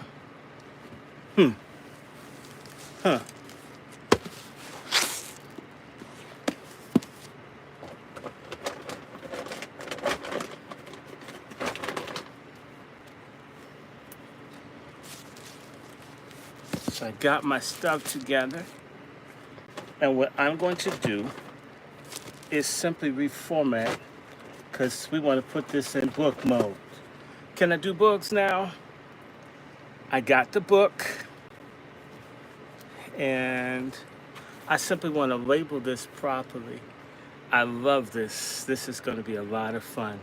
Lynchings of women in the United States, recorded cases, 1851 to 1946. How do y'all like that? I may not do all of it, but I'm going to do some of it. Just to kick it off, just for all my feminists. And so what I'm going to do is shut down this line and reconvene it in no more than 5 minutes. So if you guys are good, give me a couple seconds to reconfigure, get my stuff together, move a couple things around. I may even pull some other stuff in, but we were talking about 12 years, not 12 years, but incidents in the life of a slave girl. And of course we had just health. So, I had to split and be in the hospital to help out good old mom, of which I'm proud to say she's making significant progress, so I'm not going to complain. I'd rather have a live mom than a dead one. So, it's 9:54. I'm thinking we should be back in by 10 o'clock, 10:05. Give me a couple of minutes, and we're in business. We'll be back at this. That way, everything will work out. We'll all be white people together. Don't y'all like big white people? I like big white people. And so, I'm going to stop this so we can resume after all these weeks of interruption. In fact, let me see which channel. I might just leave this one on. I might leave 2 of these on because I don't really care. But for this other one, for my main channel, For the main two channels, for the main channel, I'm going to turn it off. So for you who want to watch me work on this, I won't stop you. I'll treat you like good friends, and I'm going to switch this around just a little bit. And I want to just say to you, for all you listening, the racial situation in the country is terrible. So I've been stocking up on things I've always wanted that I never had before. So we could be looking at historical readings, legal readings, and so some of these will be short. I've got like Stroud's Sketch the Laws and Slavery and so forth. So I may do a couple of things. So I'm going to leave this channel on. You guys right here, there are 3 of you, and there's 1 of you right here. But the 16 of you right here, I'm going to stop you right here. Ching. That's okay. I'm going to end the stream here in StreamYard.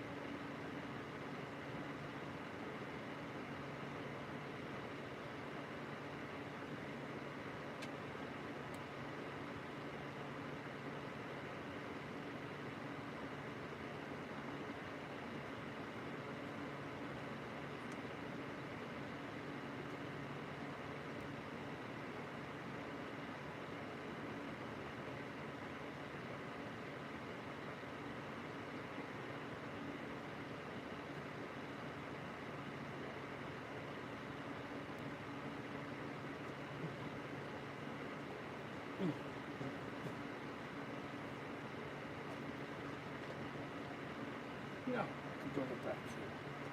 Holy Jesus.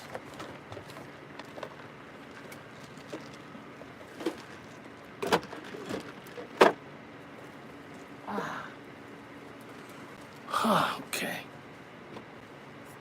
Done.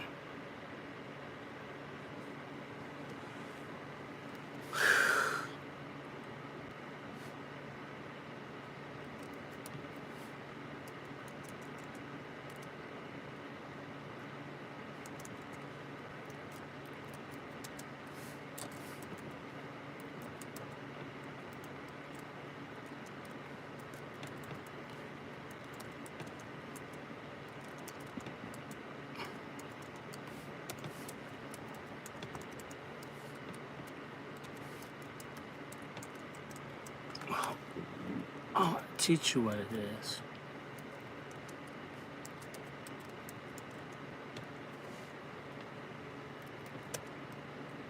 I hope he makes his money. Take the money back. I think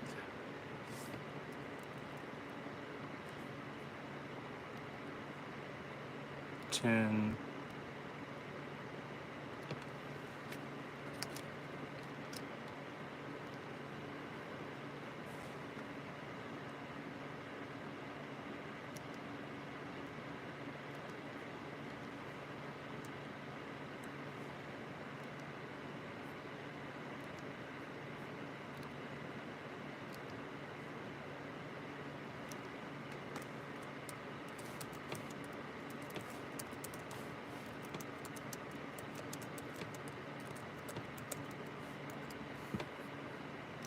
I just want to.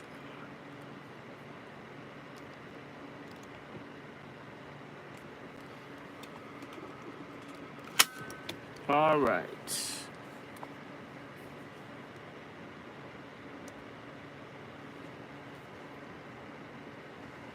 I'm back.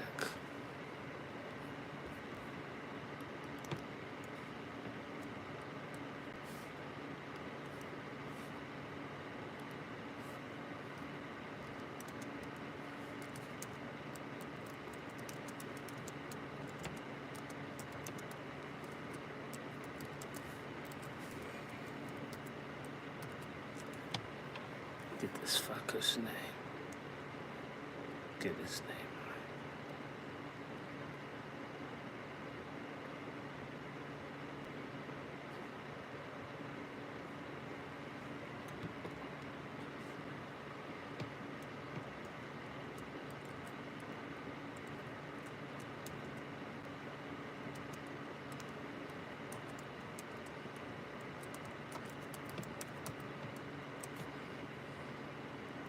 Mixed. You know, I'm so sick and tired. You don't like what you got. Don't know what you have. And don't like what you got.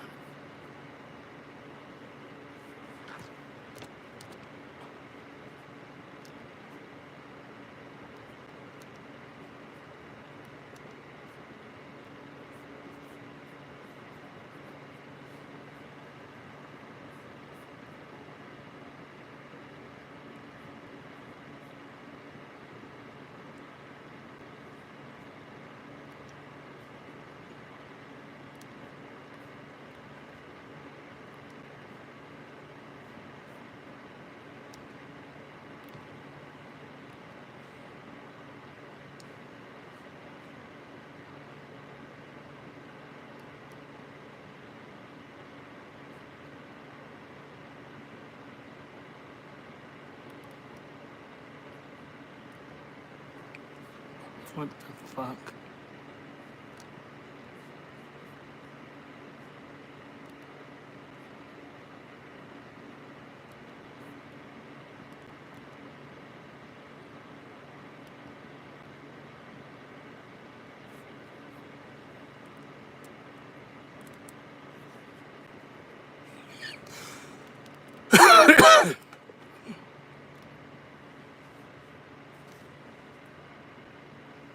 Okay.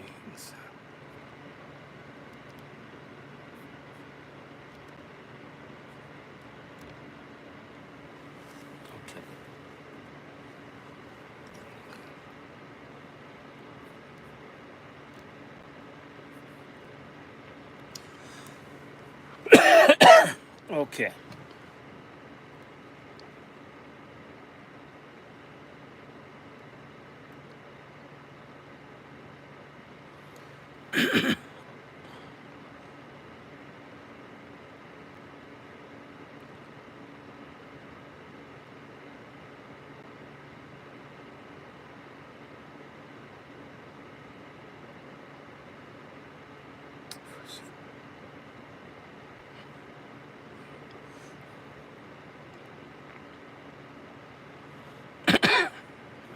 All I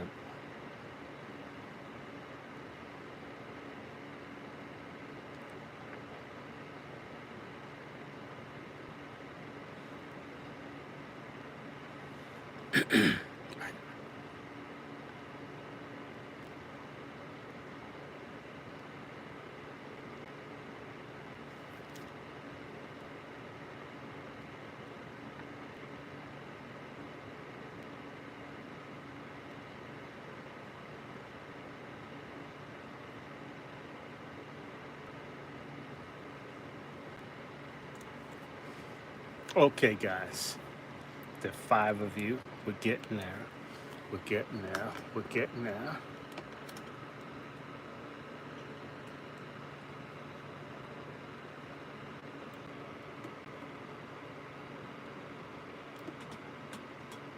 Yeah.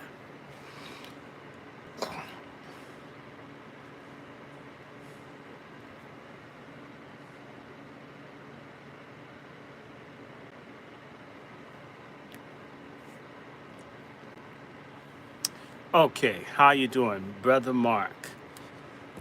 We're gonna give it just a couple seconds. I'm gonna get some a little water. And oh my, this is so wonderful.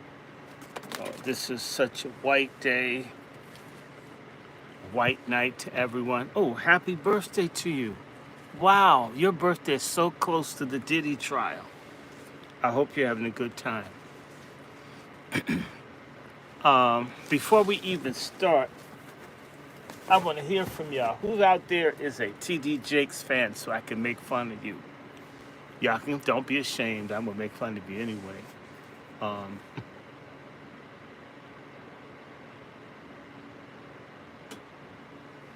hold on. This gives me the option to do some stuff with this screen. Oh, I love this.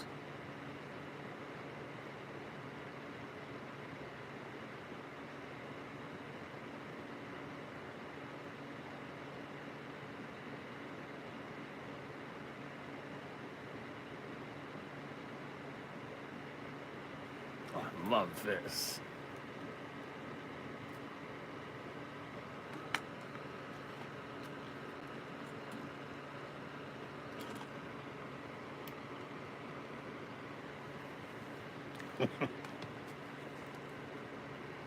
Let me see. Do I want green screen? Nothing.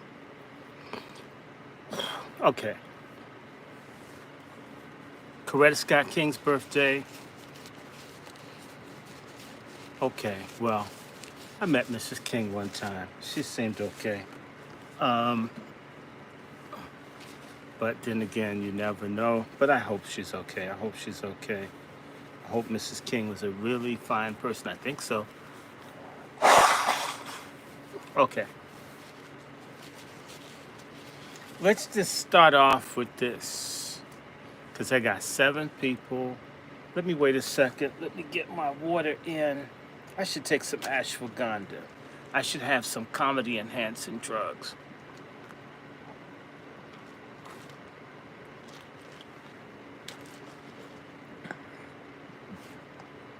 And I got a whole bunch of things. When I was waiting to come back into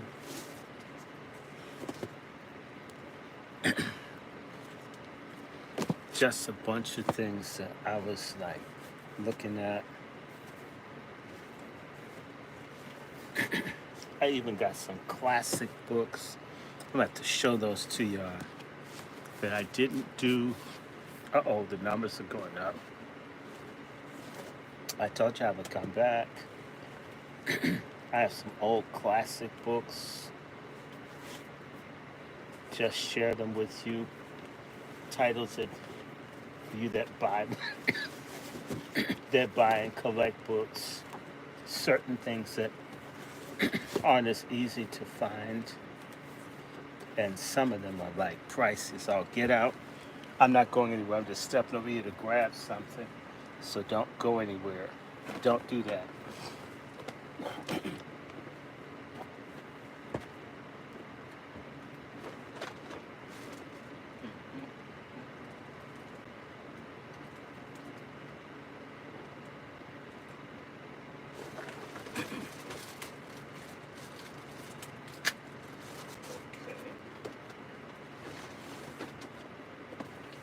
Hold on. This.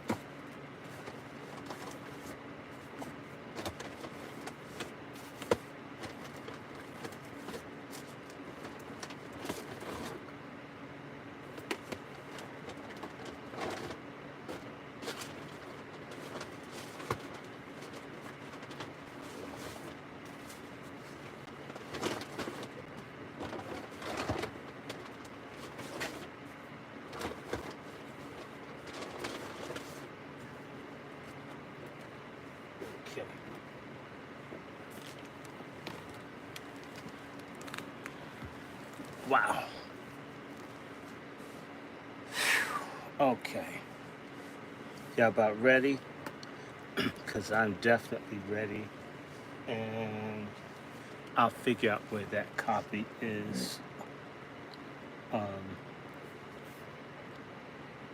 get yourself something to drink. Get yourselves ready. Um, because this stuff is.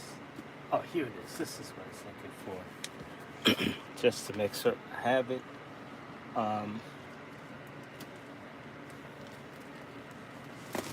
oop.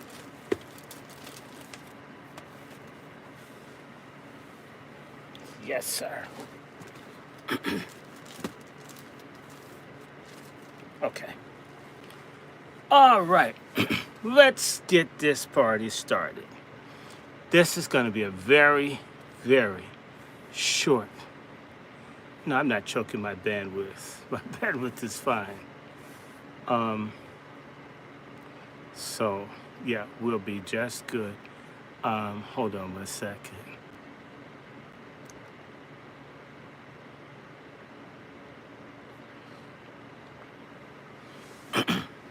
I think I saw that. When people come in and they're negative, they're gone. I don't care who they are, they're not paying me. Hey, Latoya, I don't like negative comments. And the name looks weird. Okay. Let me give you guys the ground rules. I want to let everybody know I grew up in a very diverse neighborhood, although it's predominantly white and extreme white at that. I always accepted other people had a point of view, even if I didn't like it. And if other people went somewhere to talk, they always had the freedom to talk about what they wanted to talk about. I would never think I want to listen to the white conversation about black people, whatever. Basically, you already know folk don't like you. And never had that interest. For anybody coming on my channel or platform, unsolicited, chatty comments, I'm simply going to block you because I don't know you. This is all virtual. I'm adding value to you. You're not adding anything to me. The people that make comments never donate. They never support. They don't retweet. So it isn't so much that I don't think people have a right to an opinion, is the fact that those folks come to tear down and destroy. And I'm not interested. So if you come on and you say something stupid to me or rude or it's not helpful, I don't know you, go away. I'm not trying to have 1 million people on a platform. If that happened, so be it. I would be the same way. I'd be happy with a good 5,000 people, a good solid 5,000 people. There are a lot of folks that have these huge platforms, but I don't know how much they inform people beyond talking about current news and events. I'm not competing with anyone. So I don't necessarily cover what everybody else does. If folk want to talk about Carmelo, of which I support Carmelo Anthony and Wrench, then they do it. If I bring it up because it's something I want to do, not because everyone else is doing it, I'm not interested in what everyone else does. Too many black people are copycats. Find something that you do it well, and offer something that's of interest. And if nobody pays attention to what I do that I consider interesting, so be it. If people do, that's fine too. Let me have some more ginseng. I want some comedy enhancing drugs. And I'll get some more if I feel like it. Hi, Mrs. Kelly. Thank you. Now, I want to talk about the film Sinners because I've seen it once and hopefully I'll see it a second time.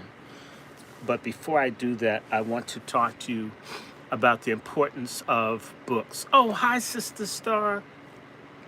Sister Star, you're right here with hi Sister Star and Mrs. Kelly, two of the coolest, most helpful sisters in the universe. So I want to shout you out for always helping. One of the things I'm going to say to you before I even get into the film Sinners, and we're going to go over this, and I'm going to probably pull it up so I make certain that I get everything right. So I get it, and we can do the news on Sinners, and we can talk about, let me see, we can get this stuff straight. And let me see,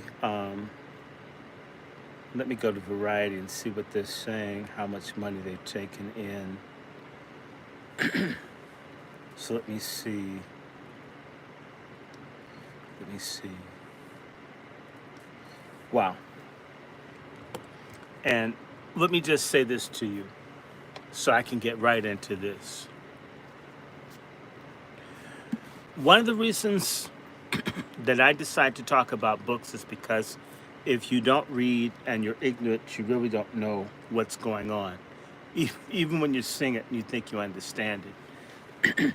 The film Sinners, in many ways, inhabits the zone of giving people images that are not historically accurate and stuff I wouldn't put in the film, not because you can't do it, but because it doesn't give people historical realism, which is very important. And I will say to you that this is one of the reasons I talk about books. There's another reason I also emphasize getting people to look at books and read them and buy them and own them. I'm tearing this label off of this book. I got this luckily for a few bucks. It's one of my favorite old books. This is a reprinting of it, but that's okay. I bought it anyway because of the information in it and because of its historic purpose, and also because it speaks to the issue that we're facing right now that someone was looking at about 100 years ago. Let me just get the date of this. I think this was, and this is a book that came out of the library. The original printing of the book was done in, wow.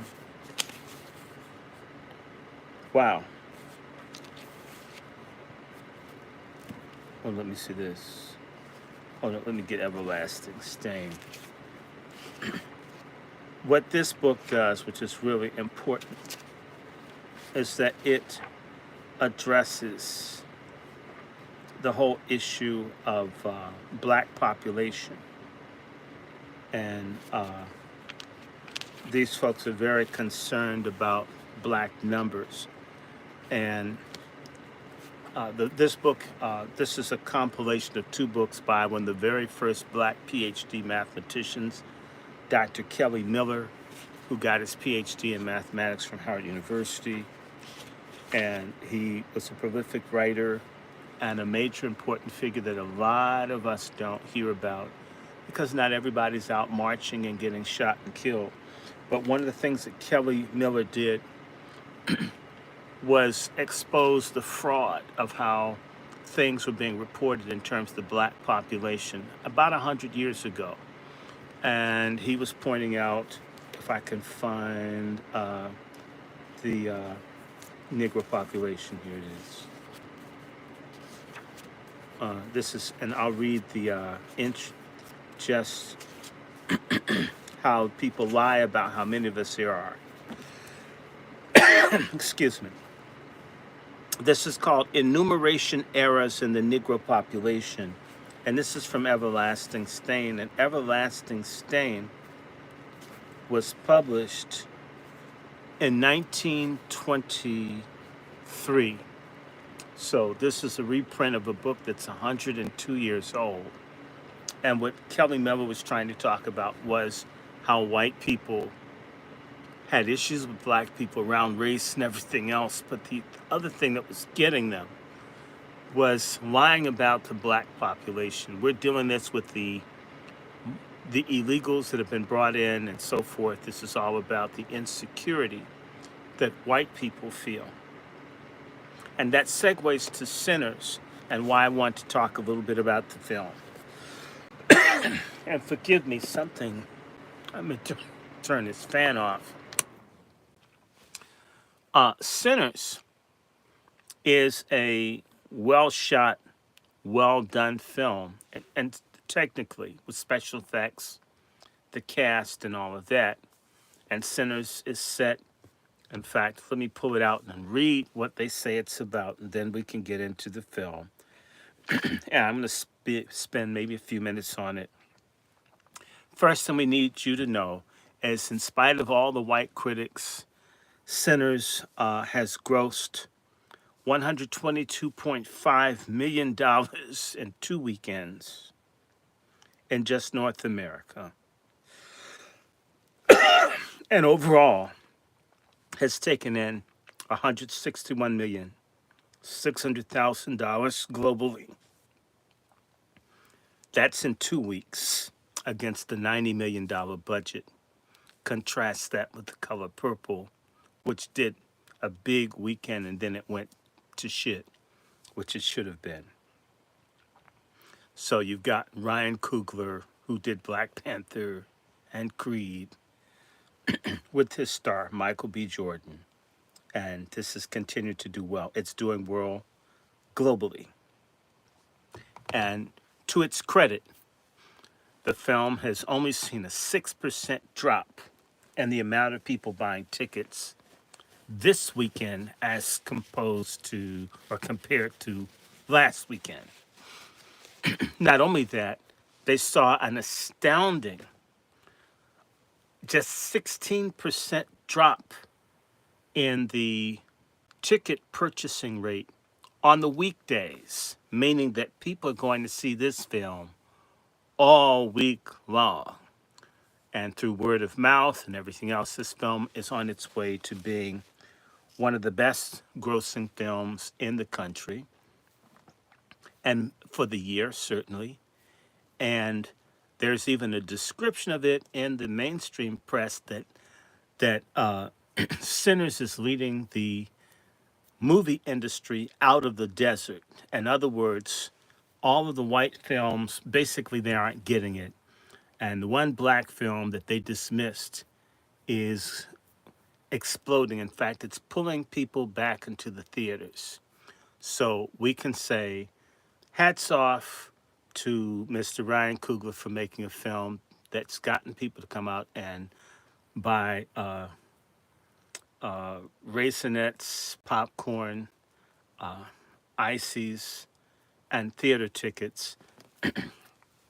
And a whole lot of black actors got paid and so forth. And I'm very happy whenever people earn money and they're not hurting people per se.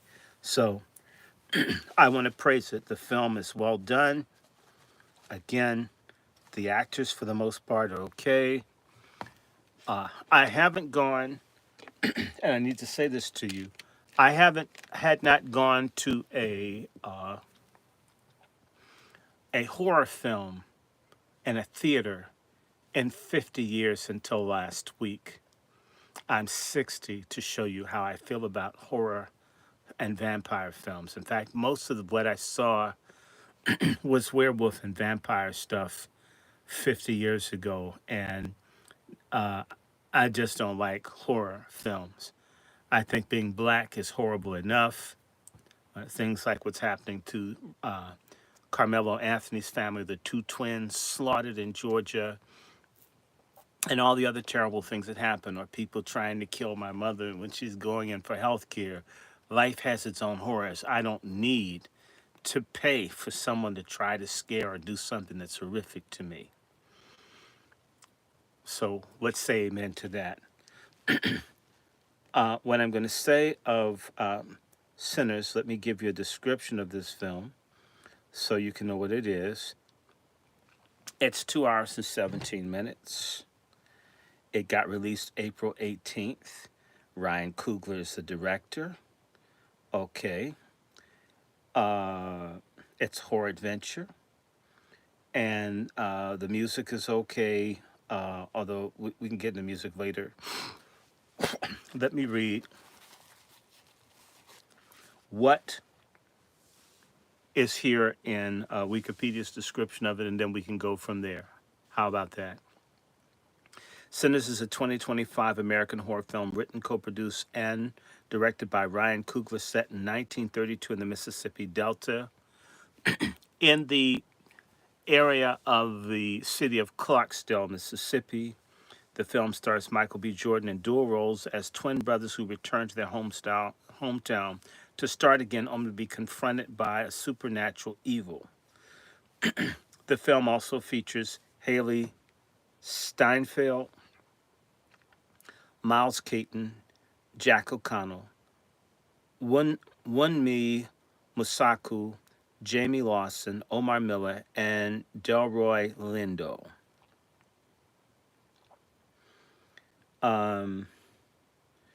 This film again runs 138 minutes.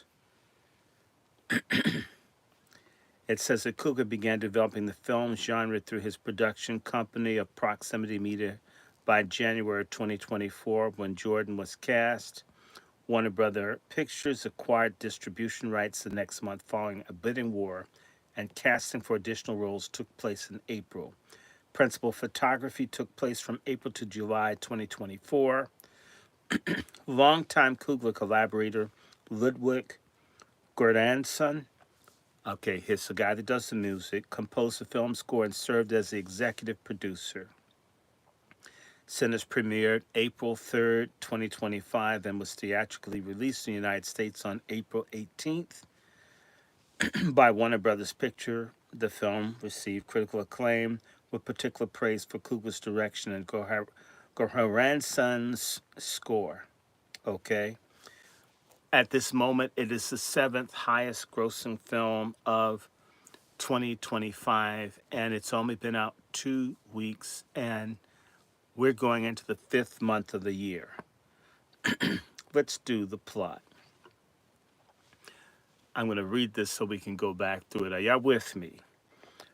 In 1932, identical twins and World War I veterans Smoke and Stack returned to Clarksdale, Mississippi, after years spent working for the Chicago outfit using money stolen from gangsters.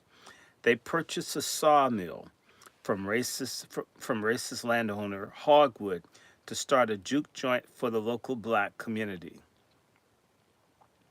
Their cousin Sammy, an aspiring guitarist, joins them despite opposition from his pastor father, Jedediah, who warns that the blues music is supernatural.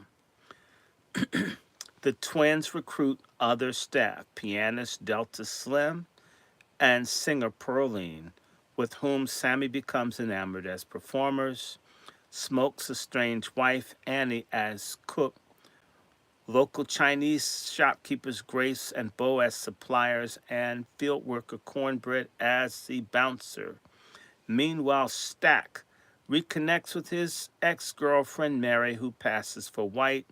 Mary resents abandoning her when he left for Chicago. Smoke and Annie argue over her belief in the occult, as Annie insists her practices kept the twins safe, but Smoke bitterly reminds her that their infant daughter still died. Elsewhere, Irish immigrant vampire Remick flees from Choctaw vampire hunters and violently turns a married Klansman couple into vampires. At the juke joint's opening night, Sammy's music is transcendent, unknowingly summoning spirits of both past and future to join the entranced crowd.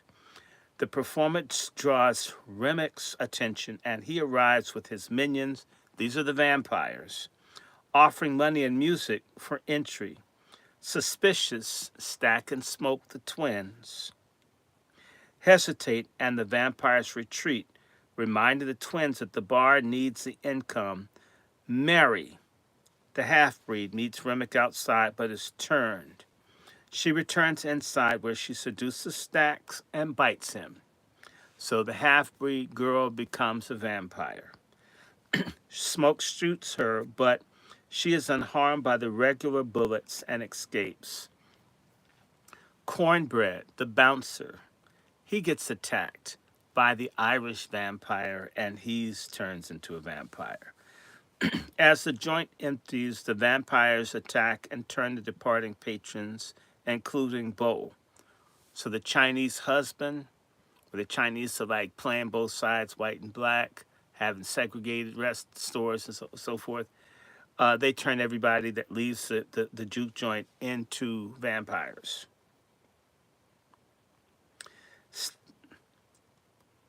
Stack revives as a vampire. This is the twin that gets bit by the white girl, right? He becomes, so one of the twins becomes a vampire.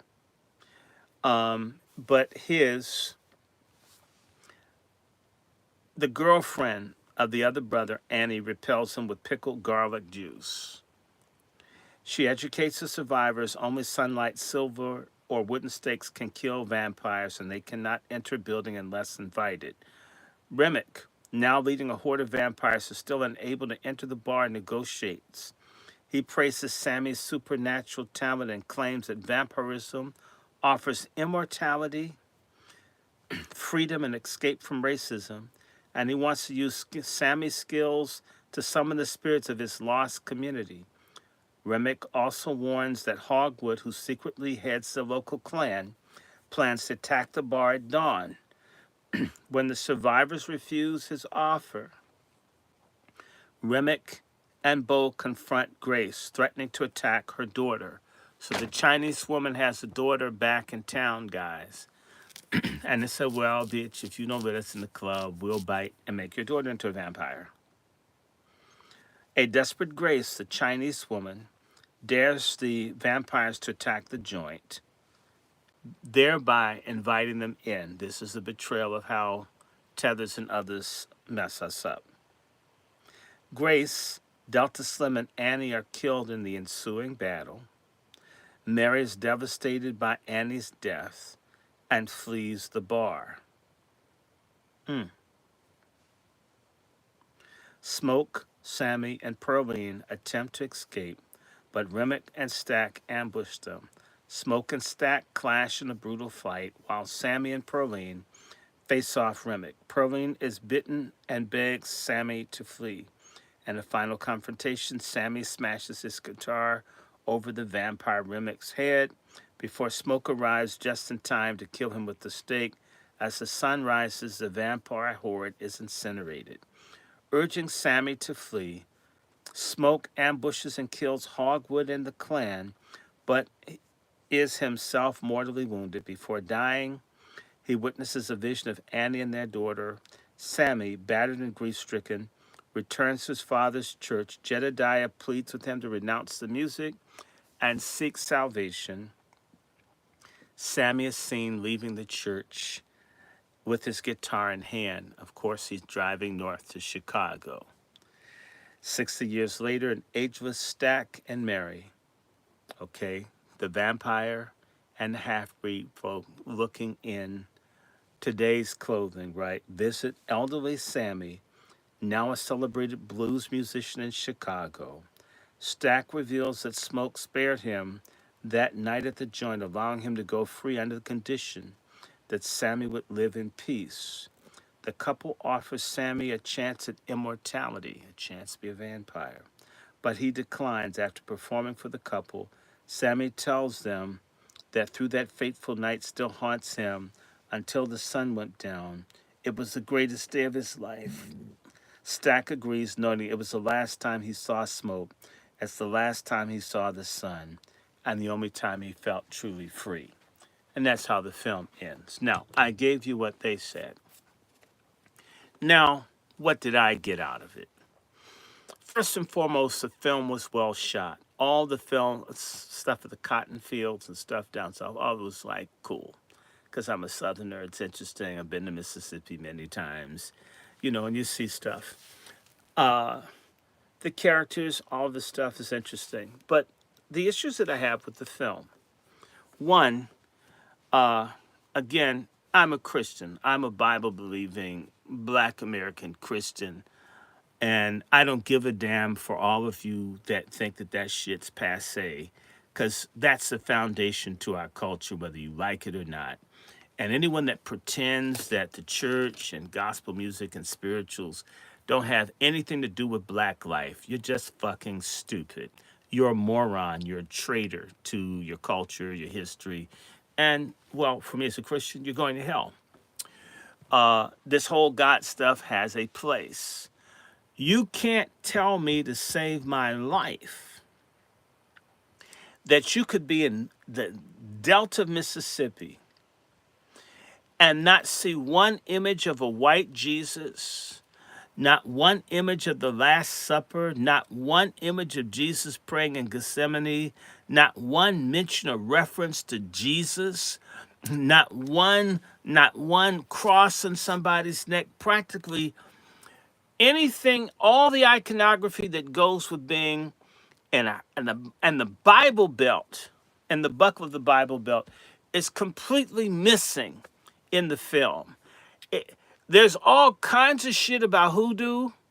There's all kinds of stuff about, I mean, the lady doing the spells and the potions and shit.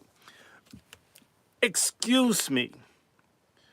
For any of you, maybe you folks born after, say, 1995 or 2000, you guys don't really have a clear idea when we had something of a viable culture, which we don't have right now. We have a death culture. When we had a living culture, with all due respect, alongside popular music concerts, they competed with gospel music concert programs. It's just not historical to remove gospel music and spirituals and only have the blues down in the Delta. You can't know what the fuck you're talking about. That there's no, I mean, it's just one church. I'm sorry. I've lived in Virginia and rural Charlottesville, and I've lived in Tennessee. I mean, and that's the deep south. You have churches every damn where. Even hypocritical people talk about God and have Bibles and go to church on Sunday, even if they don't believe in any of it. It is a culture. This whole film acts as if that Christianity, the church going for black people, is the fringe, and the norm is all the people in the juke joint. That isn't so. It's never been so. Those people have always been marginal in black culture, but in this film, the black people that drink and have oral sex on the first date are the norm. There's not one representation of people that are not drinking, fighting, stealing, or just kind of shiftless. It all seems as if we're all like those folks in that picture on Marvin Gaye's album, "I Want You," where just everybody's out boogieing. That is some of black culture. Okay, when I say to you, coming up as a holiness type person, you couldn't even listen to popular music. It didn't exist. And a lot of black people live like that. All this Kojic churchy gotten crisis stuff comes out of damn Mississippi, where you don't even listen to music that's popular. You get kicked out of your family if you went to this stuff. Period. No discussion. Nobody begged you to not play your blues guitar. You get your ass out of my house and don't go to any other people because you're playing the devil's music. That's it. Period. This idea that people, like, there's no concept of I can slam a Bible shut in front of my pastor father when I still live in his house in his church and play a blues guitar in a church. That shit's crazy. I understand they're making a movie, but that isn't our culture. You couldn't diss your mother or father uh, in a church, just do it. Nah, you get the shit kicked out of you. It would never happen, and no one would beg you to give up. They would take and break the damn guitar. I mean, a lot of folks, you would have just run away from the very get go. You don't go back and forth between blues. You would be out of the house. When we used to have black family order before, all the little shiftless women that pick stupid ass men to make bastards with tried to have families without men. There used to be a thing. Your father told you to do something. Your ass did it. That's it. Period. Not your father has to beg you. What? Your father. Ask somebody that's old if someone told them to do something when they were a minor child living in somebody's house and them decide they're not going to do it, hang out when they want to. I don't know of any stories like that. If you decided to take your ass out in the street and do crooked stuff that the family, your ass was out. And stay out. And nobody in the family want to touch you. Maybe you go up north. You couldn't hang around a local thing and that's not going to happen. There are other things in the film that aren't realistic. For a black man to pull out a gun downtown in Clarksdale, Mississippi, and shoot two people and not get lynched, as one of the characters did, I get them confused which one is Stack and which one is Smoke. But for one of them, I think with the gold teeth, to shoot that person, shoot a person in the behind and shoot another person in the leg downtown, and then not be a mob of white folks that come after you because they didn't like black people owning guns. If you had a gun, you kept it in your house. If you had a gun hanging out, that's seen as a challenge to white folks to come and burn you out for having a gun. Even if they knew you had it, you don't flaunt it. Also, if you had a real fancy car, you can't drive around no back roads in Mississippi, go around. They want, nigga, how'd you get that car? Where'd you get that car from? Can you prove you own it? Where'd you buy it from? How'd you buy it? They do that now. 90 years ago, I got a really nice car and I got super nice clothes. You don't know that they used to kill black people for having nice clothes? Y'all didn't know there used to be laws on the books. They're still on there. There's sumptuary laws embedded in many states of how black people can dress. If you look too prosperous, they come and take it from you. So for you to flaunt all this money and you got this nice car and all this stuff, I understand that's the story, but it isn't consistent with history down there. I've been down Mississippi within the last 10 years. You still have to be careful. There was a black man within this year that left some trash on the ground outside of a white shop, and the police beat him to death this year. And they can shoot someone downtown. They can threaten to kill a grand dragon of the Ku Klux Klan. And them not show up, not like that night, not wait for them, take their money and lynch them any damn way, which is the way it used to be. I'm not saying not to make your movie, but for all you young black folks, if you go and see and you think that this film represents any social reality, you're crazy. Let me just explain something to you.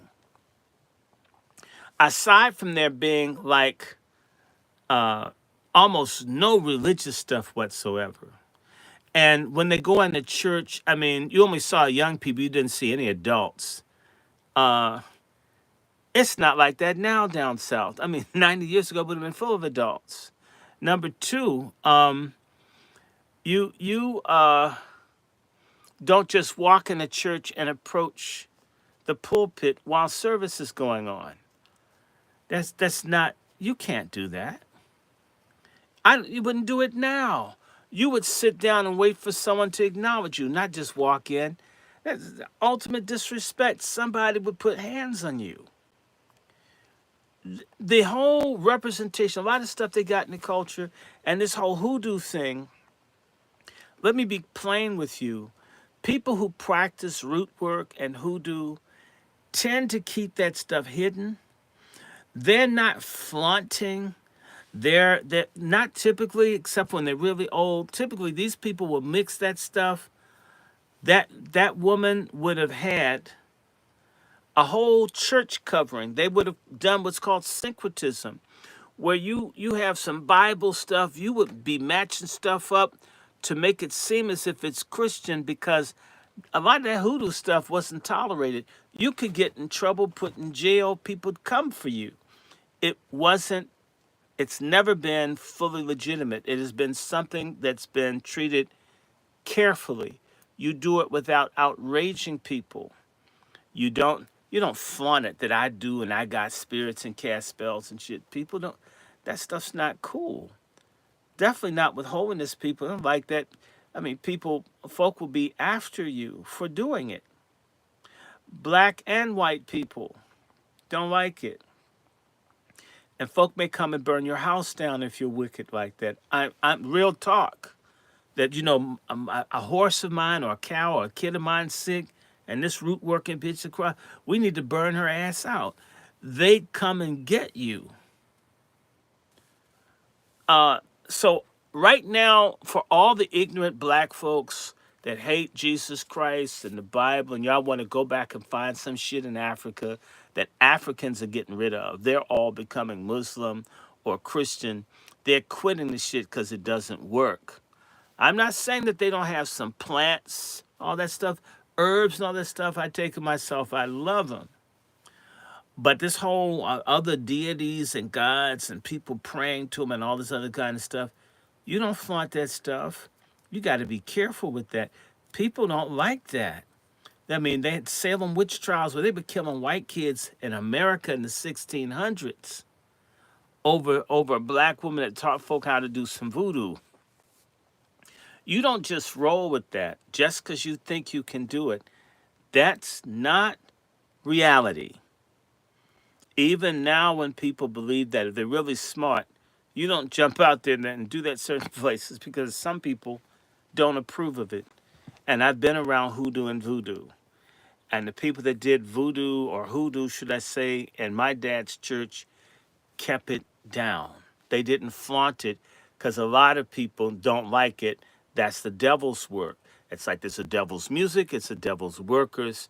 And back in the day, people would come after you. If you're the devil's person, you're my enemy. I just want to beat your ass in Jesus' name.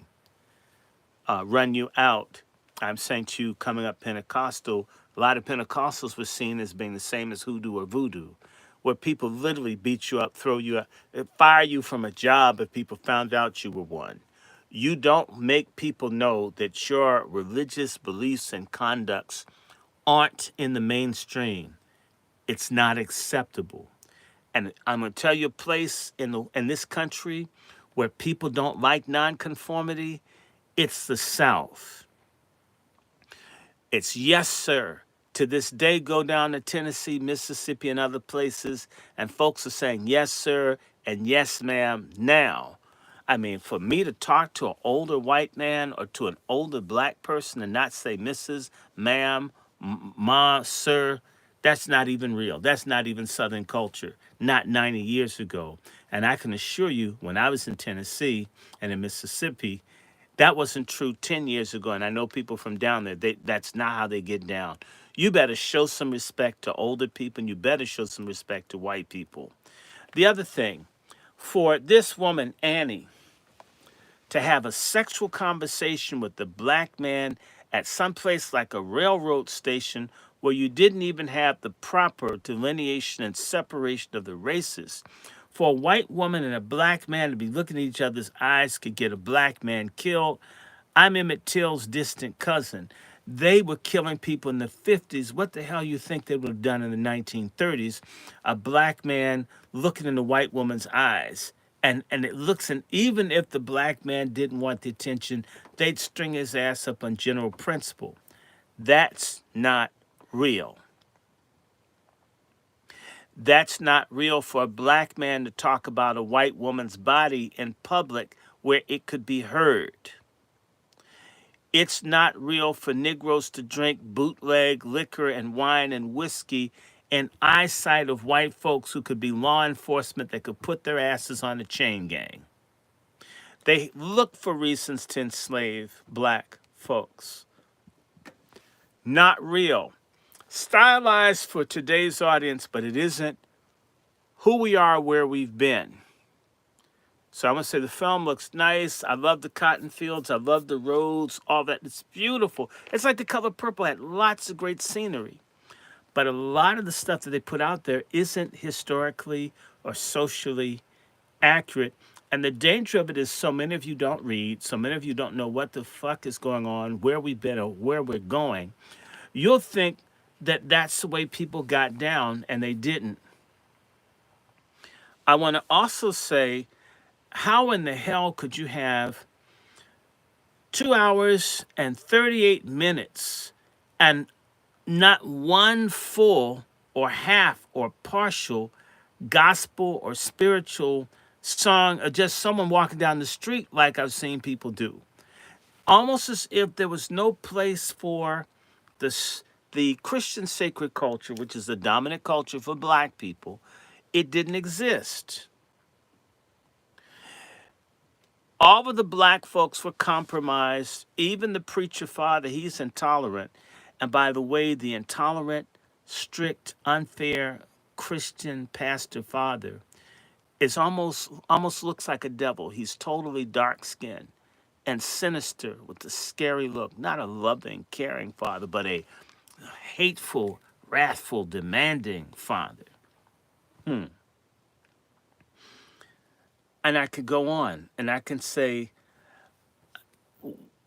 back in Mississippi, folks are just having oral sex without washing in a juke joint. I want to taste you. And folk lying all over the stage and all of that, and that you could have an adulterous relationship in a juke joint with a married man's wife and someone not come to kill your ass. If you know anything about Mississippi, even now, you mess with someone down there, someone will come kill you. This is absolutely normal. What are they talking about? They're moving today's values and all back 90 years where they don't apply. To me, you can still do the science fiction adventure, but be true to what was there, does not happen. So there's no God, there's no gospel or spiritual or any of that. There's not one stable, wholesome, non-criminal, low-life black family person. All this extramarital sex and so forth, which of course happened then, but the only real family that you see, honestly, is the Klansmen had a family and the racist Chinese had a family. The black dude that's in the cotton field that can't take care of his family, the one that was the bouncer, let me get his damn name. He had a family, he couldn't feed them, so he had to like get involved in illegal shit to take care of his Omar Miller, who was cornbread. So cornbread can't take care of his family, so he has to get involved in this. And this description I read here is that they opened up a juke joint for the black community. This wasn't for the black community. This was for Smoke and his brother, right? Smoke and Stack, right? To get paid, to draw black folks into a cash economy where they are buying cheap liquor and other things to take the few pennies that they were earning from the plantations for them to get rich because they couldn't function in Chicago, which is what the black elite do. Make it seem as if they're going to do something for black folks and it's only about themselves. To hold that up, that this is for the black community, that you have a place for folk to drink and get down. Not that I'm against music or against dancing, but drunkenness and fighting and all this stuff. How is that helpful to us in a repressive place like the Delta of Mississippi, where black folks would get murdered randomly, picked up all the time? I was watching a video of a friend of mine, a journalist by the name of Sam Ford, interviewing a gentleman that is in his 80s who's still a photojournalist. I'm talking about being in Mississippi growing up and just walking down the road, and some white folks come by in a car and just bust him in the head with the stick. This is, I mean, and I know about stuff, people just drive by and throw stuff at you because you're black. Um,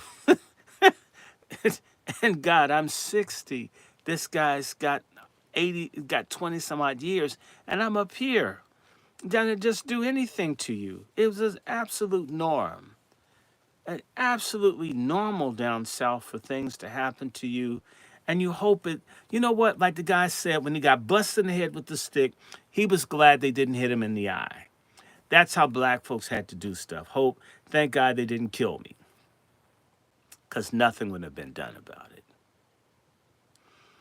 And if you know anything about the blues, people definitely would not be doing blues into Sunday morning.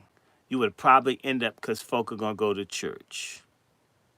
I'm just saying, you can't have it both ways. And that's not real. I'm going to say some more about this film. The woman, the character Pearline, the singer, who's married, that lets someone like go down on her on that second encounter. Then there's another person, Sammy, what's this guy? Sammy Moore. He's the guitar player. He looks just like the woman he likes, right? Pearline. They could be sister and brother. It looked like some incest. Didn't they think about that?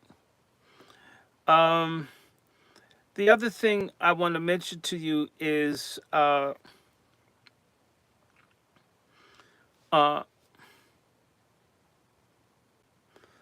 Miles Caton, who played Preacher Boy. That whole thing made fun of that boy's father wanting him to do right. And none of them wanted to go to Mound Bayou or some other place where black folks were functional. They wanted to do it the stupid way.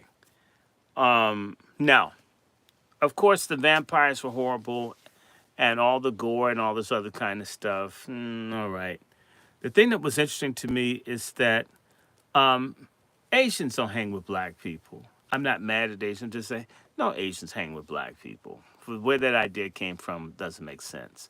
But ultimately, it's the Asians that invited the vampires in because she wanted to save the Asians. That's true, how they only care about themselves. And by the way, we don't care about ourselves. That's why that bitch was in there, to get them messed up in the first place. That lesson's not being told. Now, they get through all of this, and when the vampire's about to bite Sammy Moore, he begins, and this is the thing that really got me, to say the Lord's Prayer. And then all of the vampires started saying the Lord's Prayer as to mock him, as if God is powerless. I want to say something to some of you, especially you unbelieving, godless folk out there. I know from personal experience and watching, people pronounced dead and everything else, and folks have gone in and prayed for them, and people have been revived. Okay? I want to remind everybody, my mother was supposed to die 2 weeks ago. The doctors told me. More than 2 weeks ago, maybe 3 weeks ago. It's just a matter of days. And we were praying. Okay, now it's weeks later. My mother's walking around, hair growing back, got a wig, entertaining guests. Didn't go to church today, but probably will go next week. The power of prayer. How dare people trivialize the spiritual access that our people have had? Nothing else. When you're surrounded by traitor, boule, sellout, wannabe, cynical, backstabbing black folk, coons, and racists and tethers, all you had was prayer and God. But in this film, The devils aren't even impressed by God. Bullshit. Bullshit. And anybody, and I know many of folk in tight situations couldn't find anything, got down and bowed their damn heads and asked, and it worked out for them. That's how we made it when there was nothing else, when banks wouldn't lend to us, when you couldn't go anywhere, couldn't do anything, you talked to God. For them to tell the audience that talking and asking God for intervention is of no use is sacrilege. It's disgraceful. It's the worst thing you could ever tell people, that there's nothing to your belief in God, but there is something to hoodoo and vampires and doing whatever the fuck you want to do. That's insane. But that's what that film does. And then, of course, that most satisfying part of the film is, on the other hand, just as problematic. You got a situation where what's this dude? Because I get them confused because they're two twins. Which one is one that shoots up everybody at the end? Who's the one that ambushes them? Uh,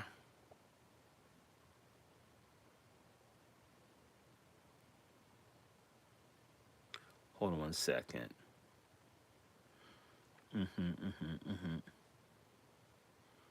Smoke. Smoke, who is the surviving brother who doesn't become the vampire, and it's stacked it is.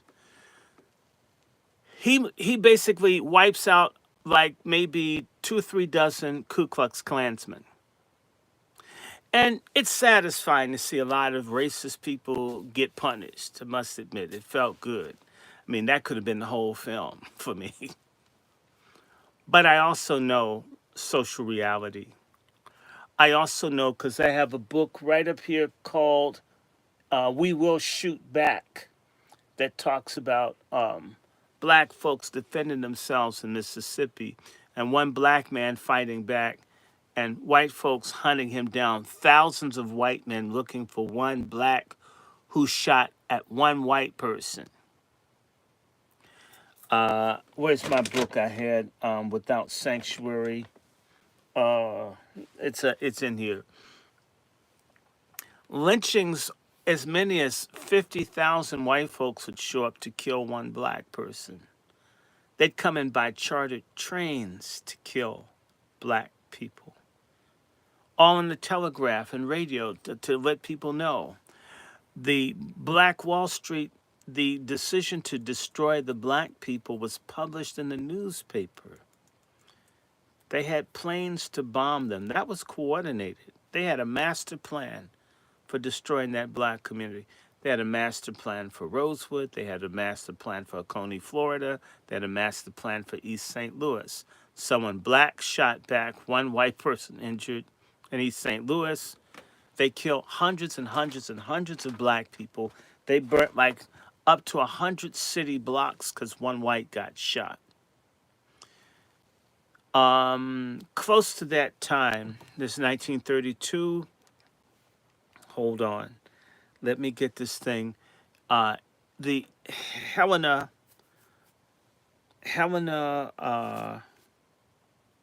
Arkansas, which is in the Arkansas Delta. Let me see. Distance. I'm going to find out. Distance. I'm going to tell y'all something. Y'all work with me. Distance of Helena,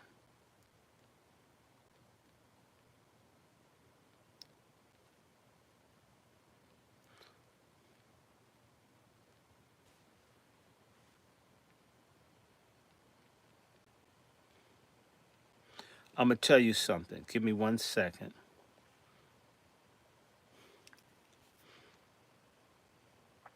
Let me tell you how deep this is. Helena, Arkansas is 33 miles from Clarksdale, Mississippi, people. It's 29.6 minutes by car. It's 33 miles. Why am I bringing it up? Because I want you to understand something. Because, see, this film is putting some social realism in your head that ain't real. Y'all don't realize how close these places are in the Delta. Helena, Arkansas, I'm going to put in race.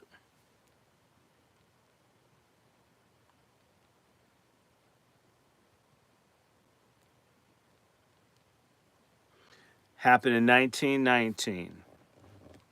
Near Helena, Arkansas, is a city called Elaine. September 30th, 1919.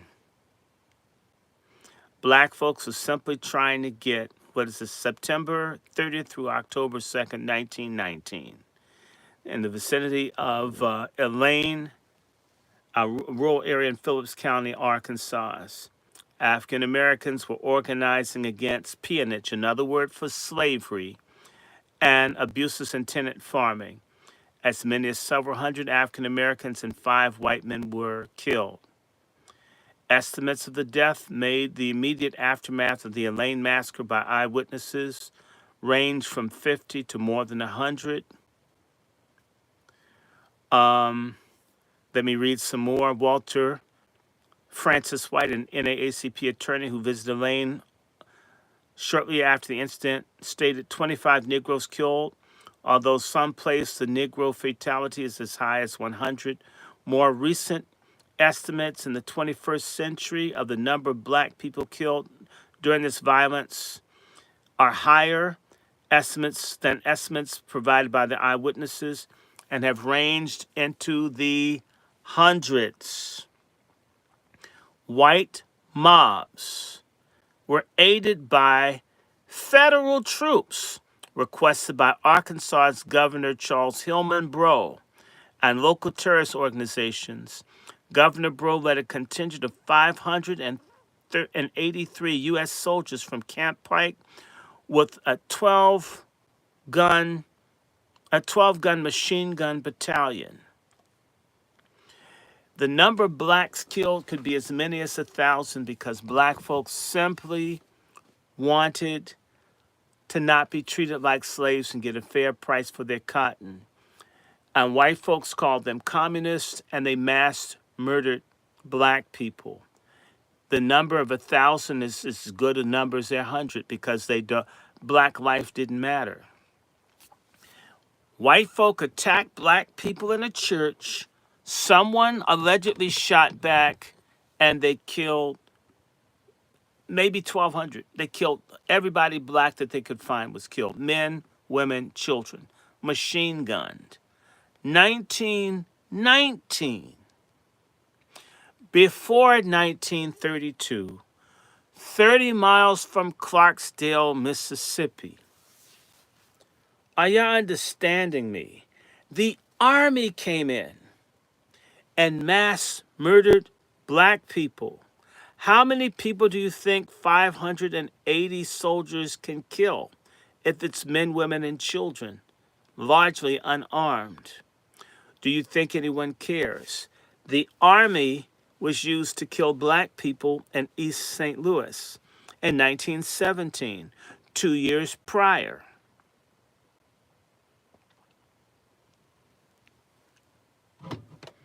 Soldiers were used on black people in other places. Excuse me? So you're going to jump out and be Mr. Black, big and bad with the Tommy gun and grenades and blow away about 30 some odd white men, and they're going to just take that? And they're not going to set the entire black portions of Clarksdale and the surrounding areas alight? Anyone remotely connected, assumed connected, would be killed, would have been murdered, man, woman, child. When they burned East St. Louis, they burned people alive in a movie theater, maybe 200 people. Did anyone white get convicted? No, no, never. Did anyone get killed for all the people that was slaughtered after Hurricane Katrina occurred? They don't know how many blacks were killed. There's no discussion. That's recent. That's been in 20 years in our lifetime. White folk came out with guns to keep black people from escaping. They shot and killed and went around killing black folks.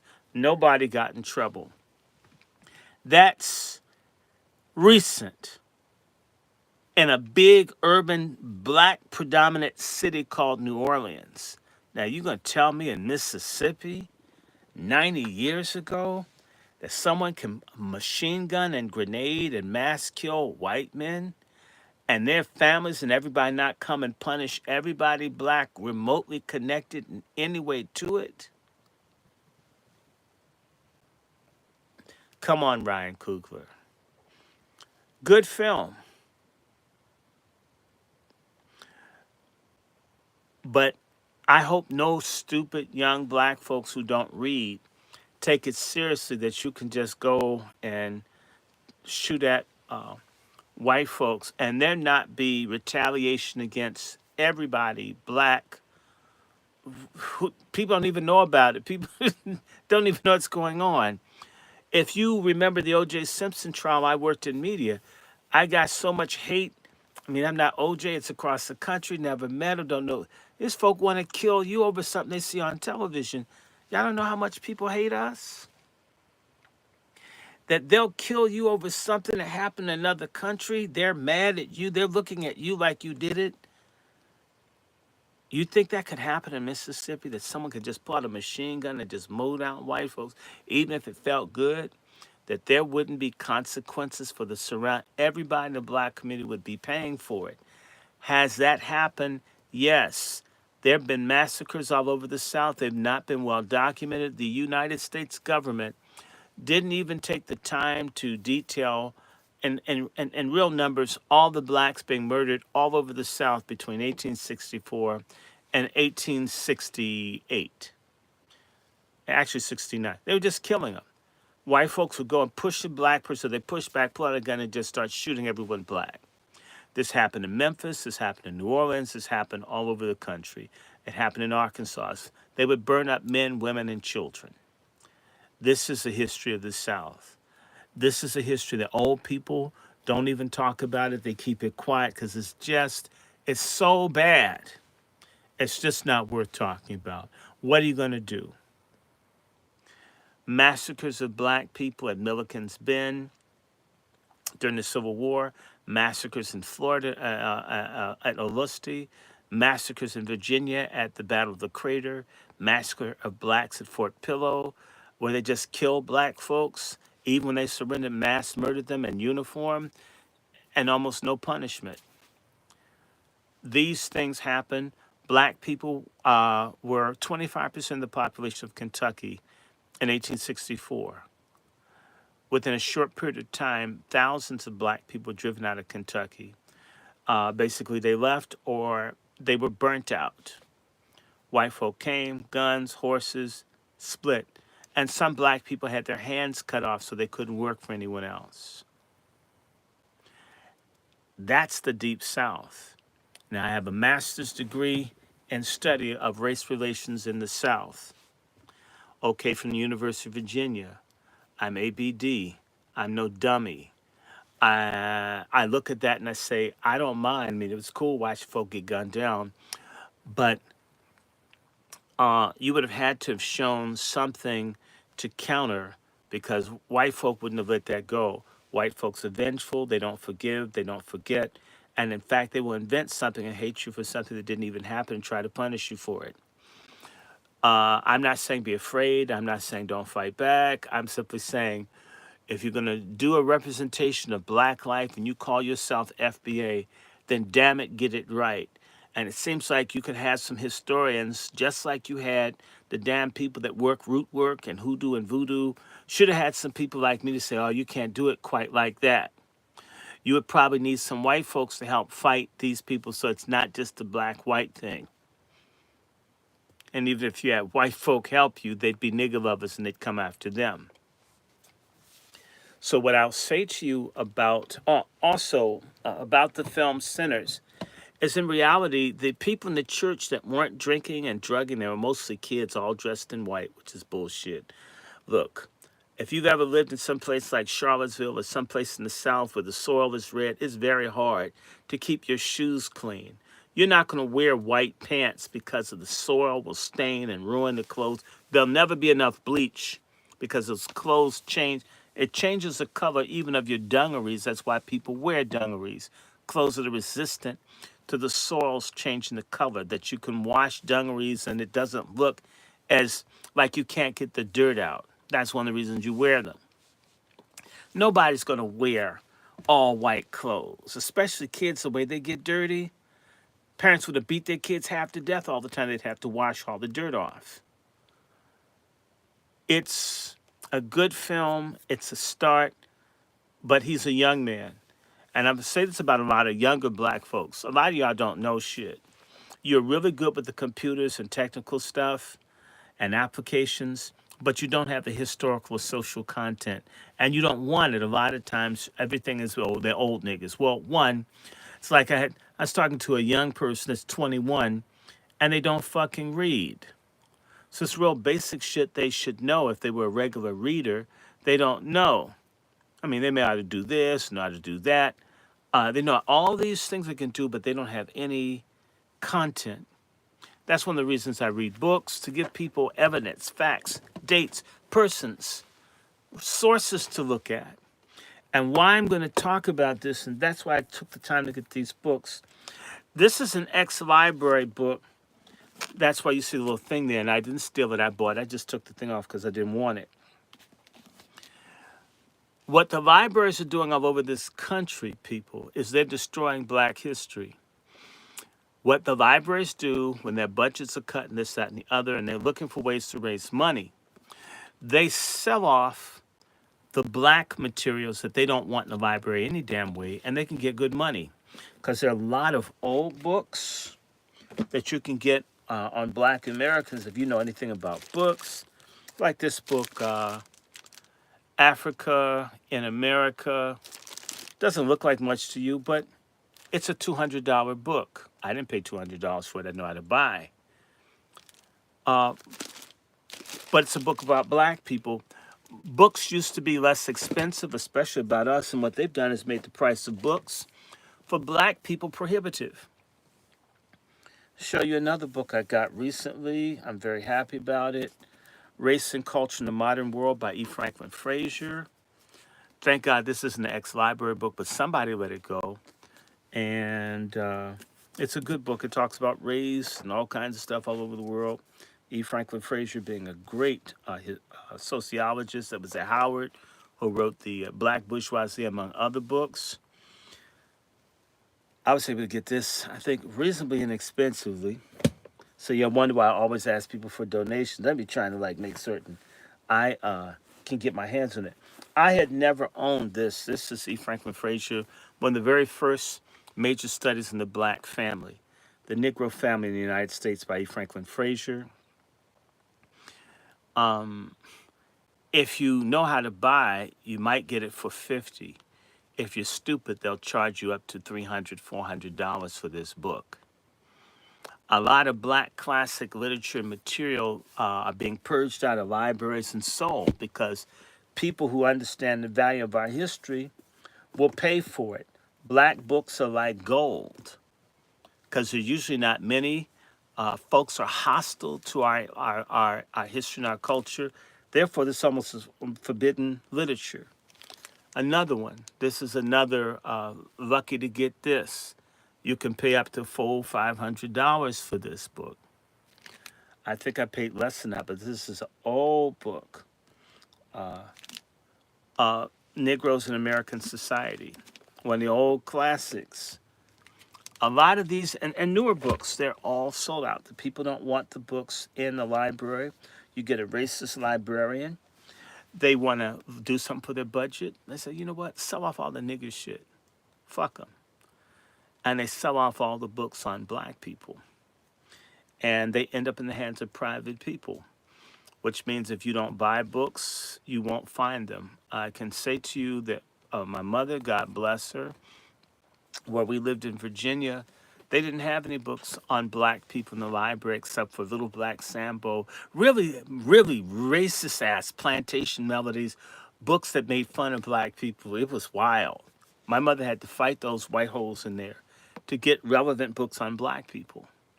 I have another ex-library book. This I may have shown you. This is The Negro in Chicago. It's about the Chicago race massacre where the white people tried to exterminate the blacks in Chicago, and the black people fought back. And by the way, that's one of the reasons the state of Illinois has very strict gun laws. It's because when the whites went in to mass kill the black people in the summer of 1919, the black people, once they realized white folks were after them, the black folks got out their guns, and even though they were outnumbered, blacks may have been 3-4% of the population of Chicago. Armies of white community gangs that went to attack black folks got their asses kicked. And then they changed the laws so black people couldn't have weapons to protect themselves from white terror. That's in Chicago. That's up north where Sammy Moore is trying to get from Mississippi. Before he even gets there, they don't want black people to have, it's here in the book, they don't want black people to have so many clubs or whatever because they found black folks who went to clubs and all, and black criminals tend to be the people who would fight back. Again, that's because a lot of coon preachers teach people that everybody is their friend, and our black churches have been getting the shit burnt out of them for 160 years, 170 years. Come on, y'all. Actually, going back to Jacksonian era, 200 years of them burning black houses of worship in this country. And these nigga preachers tell you everybody's your friend. It's not so. Love neighbor as self, but I love me enough to kick your ass if you put your hands on me. I love you enough to check your ass if you're out of order. Somebody say amen. This, I was lucky to get this Negro in Chicago, depending on, up to $1,200 for this book. They don't do that with the white books. It's just our stuff. It's being priced out of the range of black folks to afford it. And stupid ass people like Diddy and Shannon, who's that? Is it Shannon, asshole Sharp, spent all that money on this stupid ass white girl that didn't want his ugly black ass in the first place. Probably has a bunch of white boys pimping her to him. They don't support black literature or knowledge or studies, right?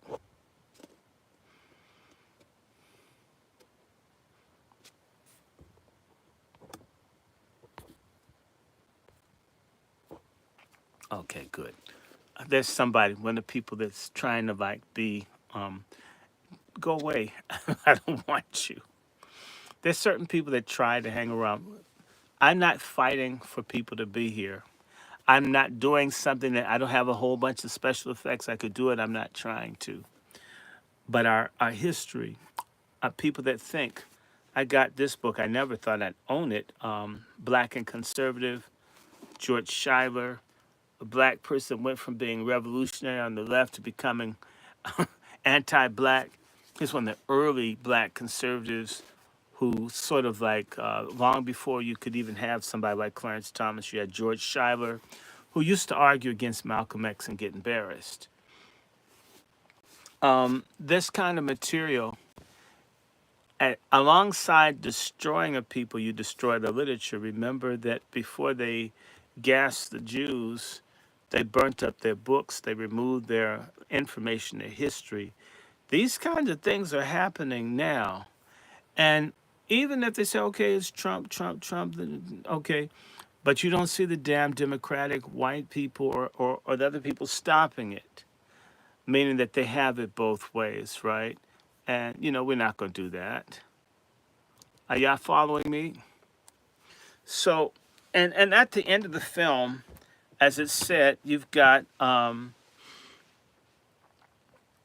Stack and Annie, who are basically demonic vampires that live on forever miserably, and they run into Mr. Moore, Sammy Moore in Chicago, and he still has the slash in his face from being scratched by the vampire, whatever, and so forth. Um, what you get out of that is evil has no checks. Evil is it lives into infinity, and good is subject to evil. That's a terrible message to say to people, that there is no hope for things to get better. And like when Sammy goes and his father's begging him after seeing all the horrors in the juke joint, his father's begging him to come back to God. Please, I need you. He runs away from his father, go off to Chicago to play blues to white people. And in reality, what the film centers is that the sin of the people in the church is that they don't allow self-deification, because Sammy says he felt great when the devils all loved his music and everybody was listening to him. That was the best day in his life. Glorification of self instead of deification of God. The people in the church that deify God are repressive losers. And the people that deify self, they're the winners. That's the satanic Luciferian message that that film communicates. And maybe you believe that, and maybe you think there is no good or no evil. And if there is no good or no evil, then there's no such thing as racism, and suck up all the bullshit that you get from people that hate you, because there's no such thing as hate. Relativism was created by by GCP, leftists, and so forth, who don't like the Bible. In fact, relativism says that an ass is a pussy and a pussy is an ass. And a vagina is a dick and a dick is a vagina. You can't be opposed to some of the shit you don't like and be a relativist. So you're for pedophilia, sodomy, having sex with animals, and Satanism, or you're not. And this is sort of where a lot of black folks are you're just moral, ethical clusterfucks. You don't have any principles or anything that you stake or you stand on. You're weak. How are you going to resist people who have strong cultures and strong ideas, like white supremacists and Korean supremacists and Zionist supremacists and all the other people that are nationalistic that have their ideas that you can't change or mend, and your ass is so flexible you're all over the place fighting for everyone else and you don't stand for yourself? And you're running after African cultural stuff that Africans don't want, thinking that's going to make you whole. In fact, I'm going to say something else that pissed me off about the film. They showed some damn Choctaw Indians in there, but the Choctaw Indians looked like Plains Indians. They didn't look like Choctaw Indians I've seen. They were the Indians looked like Sioux or Apache. I mean, not even the dark Apaches, to make certain that they didn't look anything like some of the Indians I know that look like black Americans. So Mr. Kugler continued this thing and they had the scene where all these people are dancing in the burning juke joint, and it's all these people from Africa and they're doing stuff. And that stupid ass guy that played the harmonica says everything comes from Africa. It is alive, friends. I like Africa and Africans. I can't wait. When my mother's well enough, the whole purpose of this year, I planned to spend some time to go and visit friends in Africa all over. Not getting to do that right now. Had to spend money on other stuff to stay alive. So there's nothing but love for Africa, the good ones. But there's plenty of shit that's been made here by us, for us, and only us. And Mr. Kugler misses that point. That's a crime, too. And the kind of Christianity that would produce a Nat Turner or Martin Luther King or Frederick Douglass or Adam Clayton Powell. By the way, Adam Clayton Powell Sr.'s Christianity influenced Dietrich Bonhoeffer, seen as one of the greatest European pastors of all times to stand up to Hitler, was sitting up in Abyssinia Baptist Church in New York, soaking it all up. Or for that matter, the writer of the Indian Constitution, Baba Sahib Rao Ambedkar, sitting up in Harlem, going to Abyssinia Baptist Church, goes back to fight the caste system in India and write their constitution, watching the NAACP and black folks. We created something here that's dynamic worldwide. Mr. Kugler's ass needs to study as well as he can shoot a film and get it funded. I'm sick and tired of the Aboriginal presence in America being ignored. I have no issue with embracing Africa. Unlike some of these other people that are pretendians, I've found people who are African, even if they have no name, on on the records when you do it genealogically, that these people are from Africa. And it's not everybody, but it's some people. I'm named for a black Indian. Okay, I don't use the name. And these people were not from Africa, and the dude didn't like people that were really black. I I don't like it. I'm just telling you. Uh, so this is foolish. Now, these people are Indian, and they're mixed with uh, they're mixed. Some people from Europe, some people that are here in America, some people from Africa. We're a blend of all of it. It should not be that we have to act as if everybody came here from Africa. When I've seen people that look like they're from Iceland screaming about Africa, and I'm not knocking them, I'm only saying that not everybody in your family is from Africa the way you look. When are we going to be honest about that? Uh, And it's interesting that we can like have a massacre of white men, or should say a self-defensive situation where you mow down a whole bunch of white men in fantasy, but we can't embrace the reality of the diversity of our gene pool and the uniqueness of us being a cosmopolitan blend of people unique to the United States. And we've impacted the whole world. Okay. And I'm not dependent on somebody in Africa to teach me how to sing or dance. Nobody in Africa did that. I've been all over in Africa. And if you've ever heard some terrible singing, I'm telling you, the average white person here sings better than a whole bunch of people in Africa. That shit blew my mind how a whole bunch of Africans can't sing and don't do it well. It's like, I asked me to go to church. No, I would make certain. Can the people in your church sing worth a damn? You don't have a long praise service. I don't want to hear the horrible Africans that can't sing on key and off pitch. They don't know what the fuck they're doing. There's no way that people sing fucked up like that created the music that's here. It doesn't add up. So people from there with that fucked up music got a change, in particular the Christian influence, the hymnody, and some of the stuff that came over from Moors and other people like Beethoven and Tosca and other people, blended with this and Aboriginal American stuff and created this synthesis here. It didn't all come over from Africa. Stop handing. You complain about Elvis, who never claimed to make rock and roll music. He ain't the king of rock. I hate Elvis. Elvis Presley didn't hate black people. Yet there are tethers that hate black people that claim everything we have, and we love them. It's amazing. Elvis Presley always said it's black people's music. It comes from the church. It comes from the church. No matter what, always told the truth. Elvis Presley's a monster, but when an African or Caribbean lies and says something that we made is theirs, sometimes you get hurt a little bit, but you say this is right. False attribution is false attribution, whether Africans or Caribbeans or whites do it. Let's treat everybody fair. Let's cut ourselves into our own legacy by being honest about our history, our past, our present, and what our potential is. And if you want to make a science fiction film in which black folk conquer white people, which you'll never get funding from the GCPs in Hollywood, then you do it. But don't try to make it seem as if there's some social reality to black folks just shooting up a bunch of white people. And Django, sort of. But anybody know anything about the Civil War? They were killing black people and continue to kill black people to this day.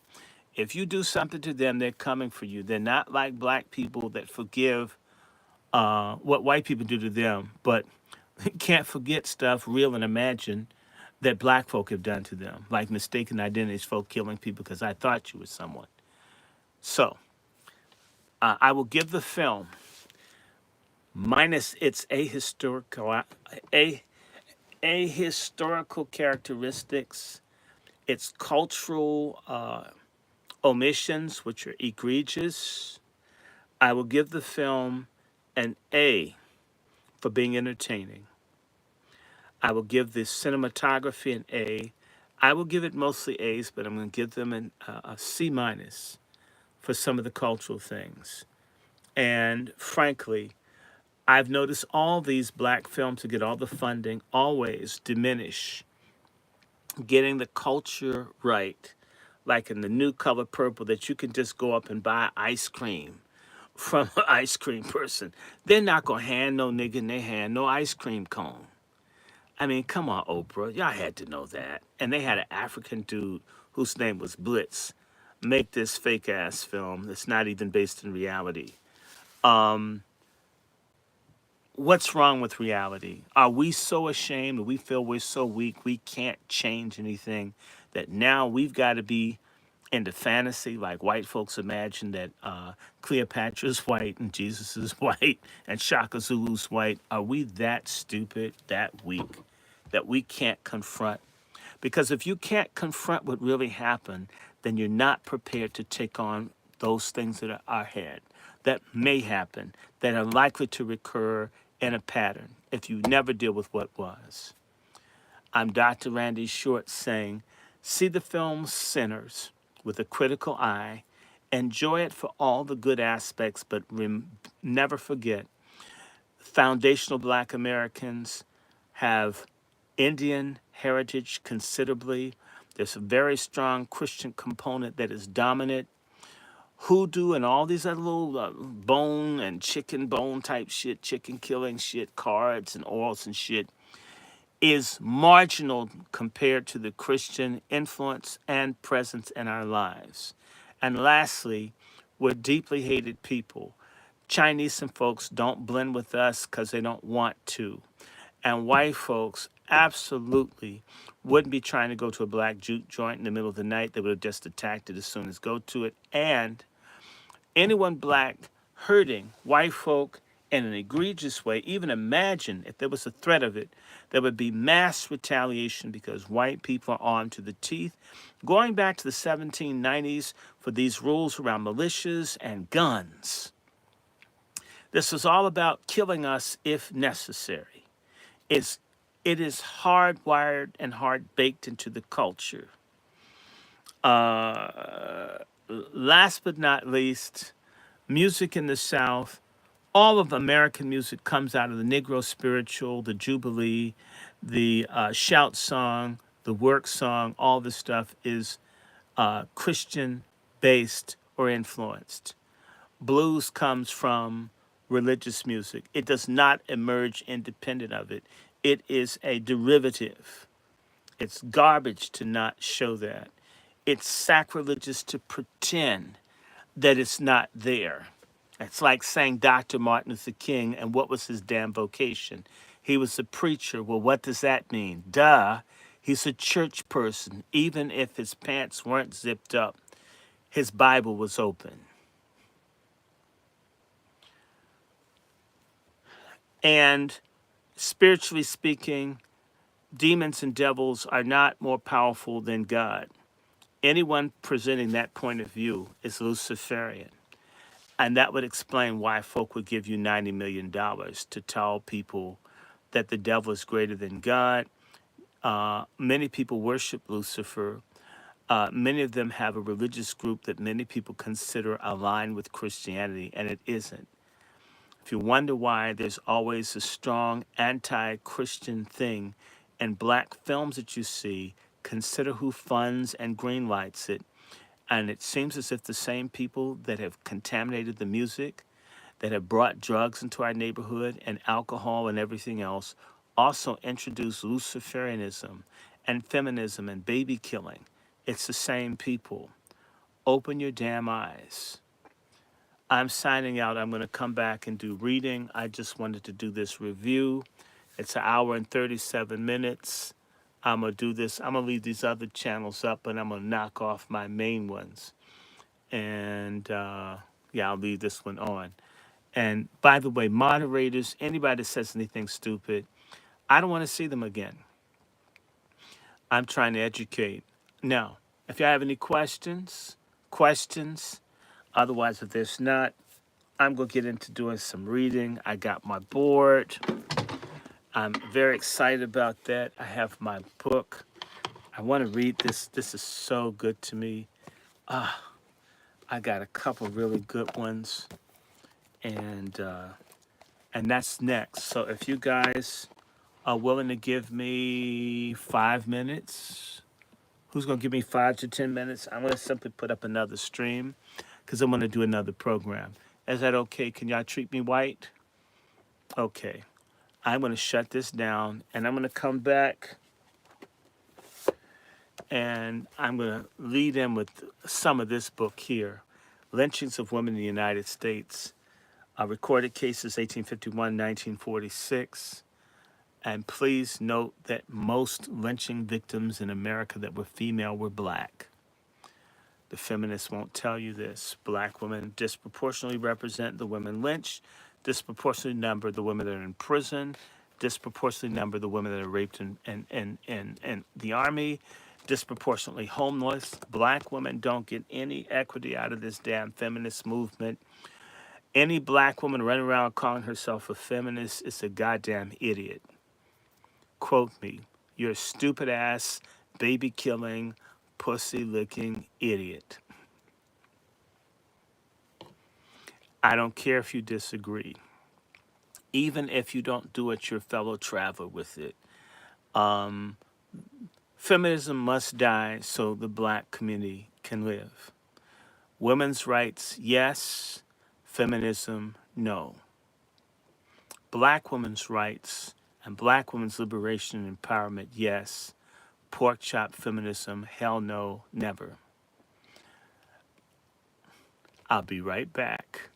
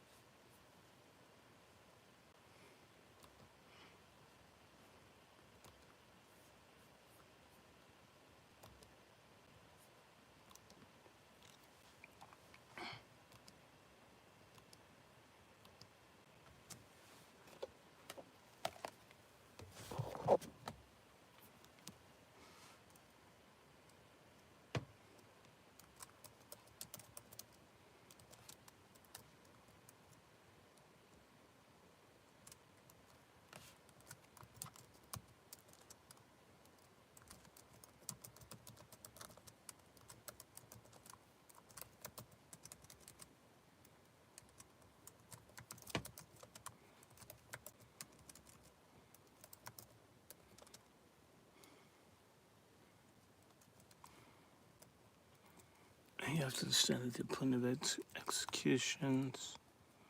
I'm gonna bring out that other book.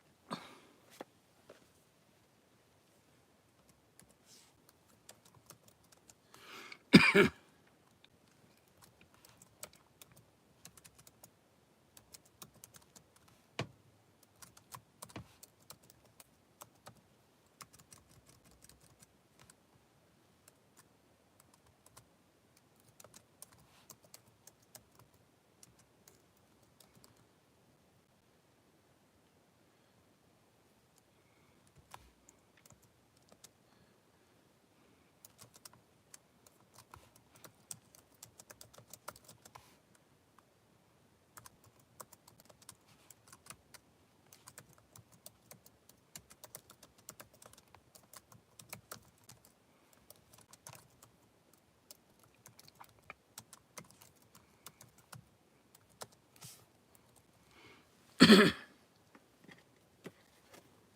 gonna be.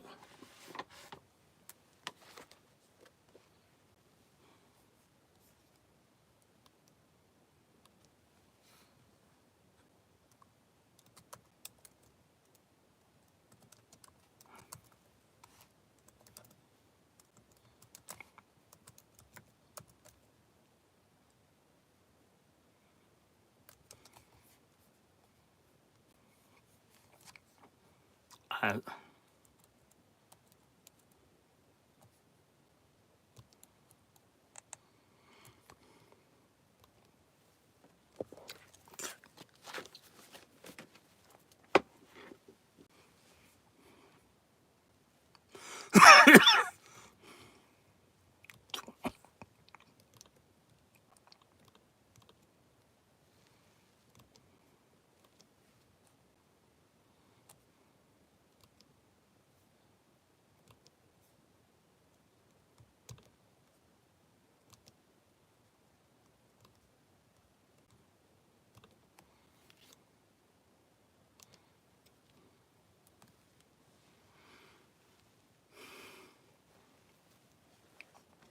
it was crazy.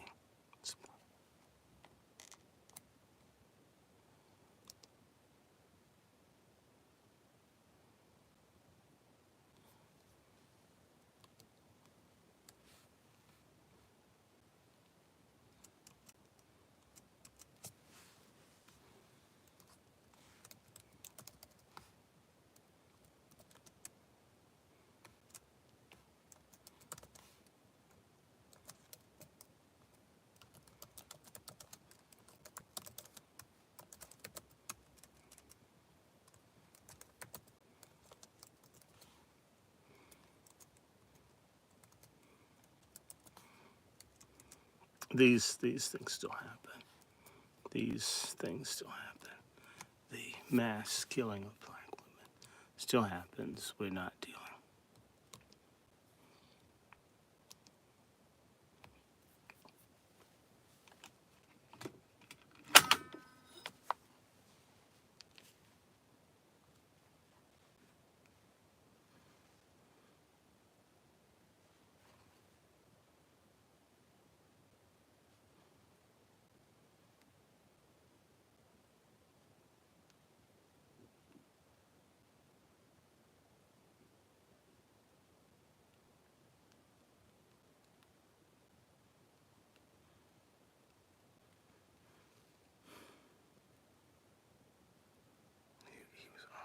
He was all, he had all of the kill. Wow, it's a front. That was a front. This was deeply hurt.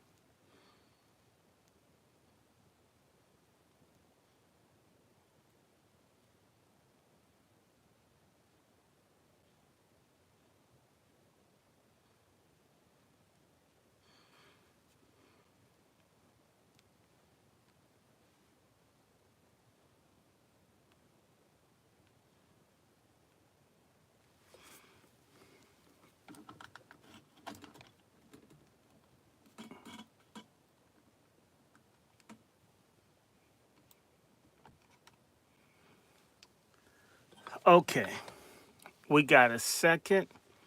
I'm gonna take some antihistamine. So let's see. You guys come right back. I'll be right back. 1 second.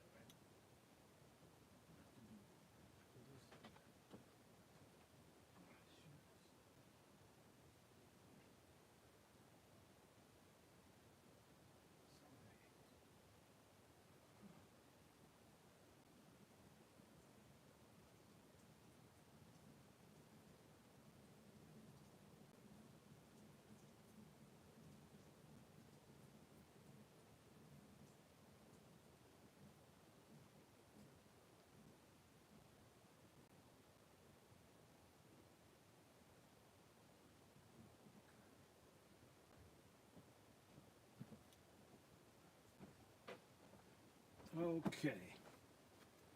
We're back.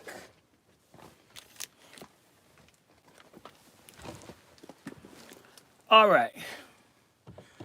Hey, Miriam, how you doing? I had to take that break. Whew.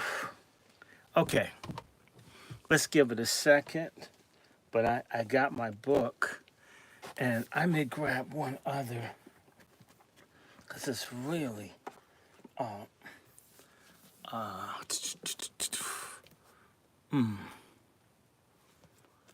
thinking I might even add some other stuff in there.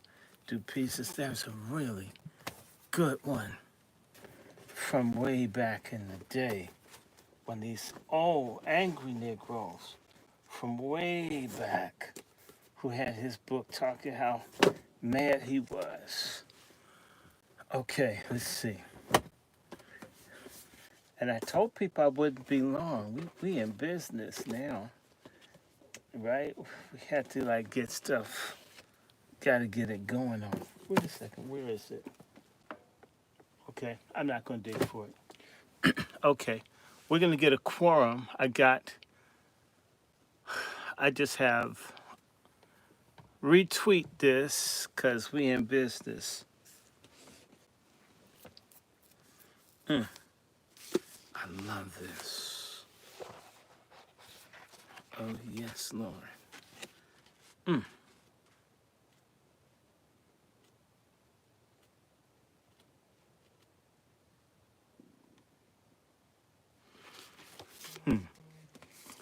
You know what? I'm going to do something funny. Should I do something funny, sis? I should do something funny. Here it is. Oh, that's what I want. Okay, let's get ready. I feel like introducing something. I do. I feel like introducing something and getting the stack. And I'm going to start with something different because we're going to do the lynching one. But let me start something different just to get warmed up here, just to get my stride in. You know, we got to get a stride to do this reading, right? And so there we go. Let me take a shot. I had some.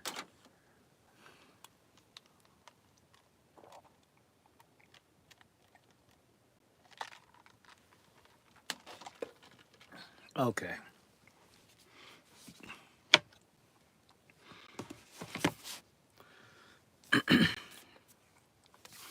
I'm going to introduce something different. I told you I'm going to do one thing, but I'm going to do something just because I love sharing information. Because the main part of this is this lynching thing. But I was talking to you about books, and I had 40 people.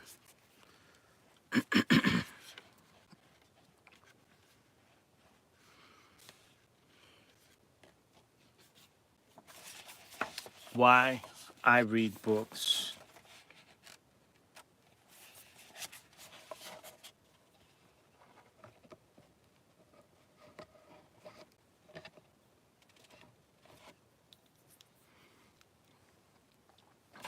I'm going to show you what I'm going to do first. There's 7, 9, there are 11 people. Okay, we're going to just do this anyway. This is a book I'm going to read from later, but I'm going to like debut it. This is a very good book, and it fits into why we do reading, why I do this while a lot of people are busy and do something else. So, again, I'm going to tell you the title of this book. It's called The South's Long War on Black Literacy, or the short title is Dangerous Learning by Derek W. Black. Dangerous Learning by Derek W. Black. I'm going to simply read the introduction. And for the people that missed this, they missed it. On March 3rd, 1862. 41 men and 12 women, all white, huddled along the edge of New York Harbor waiting for a military steamship, the Atlantic, to carry them deep into troubled waters.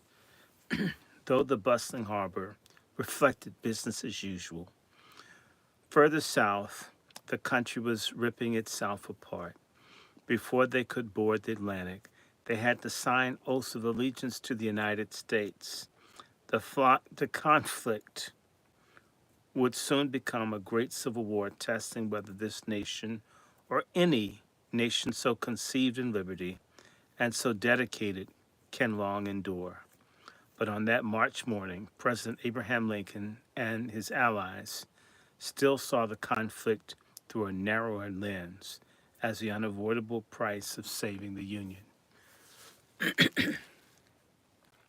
This group of 53 already knew far more was at stake than a mere political union. They carried no muskets, bayonets, or knives. Instead, their bags were packed with Bibles, dictionaries, and reading primers. These Gideonites, as soldiers derisively called them, saw Lincoln's war as a fight for black freedom and believed literacy was the key to unlocking it. Let's stop for 1 second. Gideonites. Have you been in a hotel and seen the Bible there? The Gideons? I didn't even know that's where this came from. Gideon, the Gideonites. So literacy as a weapon for black freedom. They boarded the Atlantic on the promise that they could participate in an experiment to test black autonomy. A major Union victory in the South Carolina Sea Islands had recently placed 10,000 black people safely behind Union lines. Fewer than a dozen white Southerners remained. Per official Union policy, these black people were contraband of war, a strange netherworld status between free and enslaved. A handful of individuals in the Lincoln administration were pressing for the chance to explore post-war possibilities in these isolated islands. Of course, you know, these are the sea islands that they're taking from everybody, right? President Lincoln signed off on the experiment, but had not uttered a word about emancipation. He was still publicly saying, if I could save the Union without freeing any slave, I would do it. Talk like that scared some volunteers away. At a public meeting shortly before the Atlantic's voyage, several missionaries openly worried that Lincoln might return the people of the Sea Islands to slavery in some sort of truce to end the war. Those aboard the Atlantic did not discount this possibility, but the transcendent moral nature of their mission compelled them to act anyway. They believed that if black people could prove themselves worthy of citizenship, they might one day have it. The missionaries' grand hopes rested largely on Brigadier General Edward Pierce.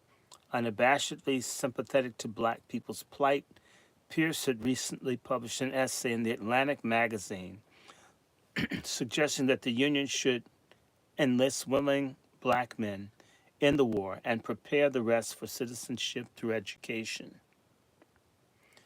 Treasury Secretary Salmon Chase, Lincoln's rival for the 1860 Republican presidential nomination, handpicked Pierce to oversee contraband affairs in the Sea Islands. Soon after taking the post, Pierce had written to the American Missionary Association asking it to send teachers.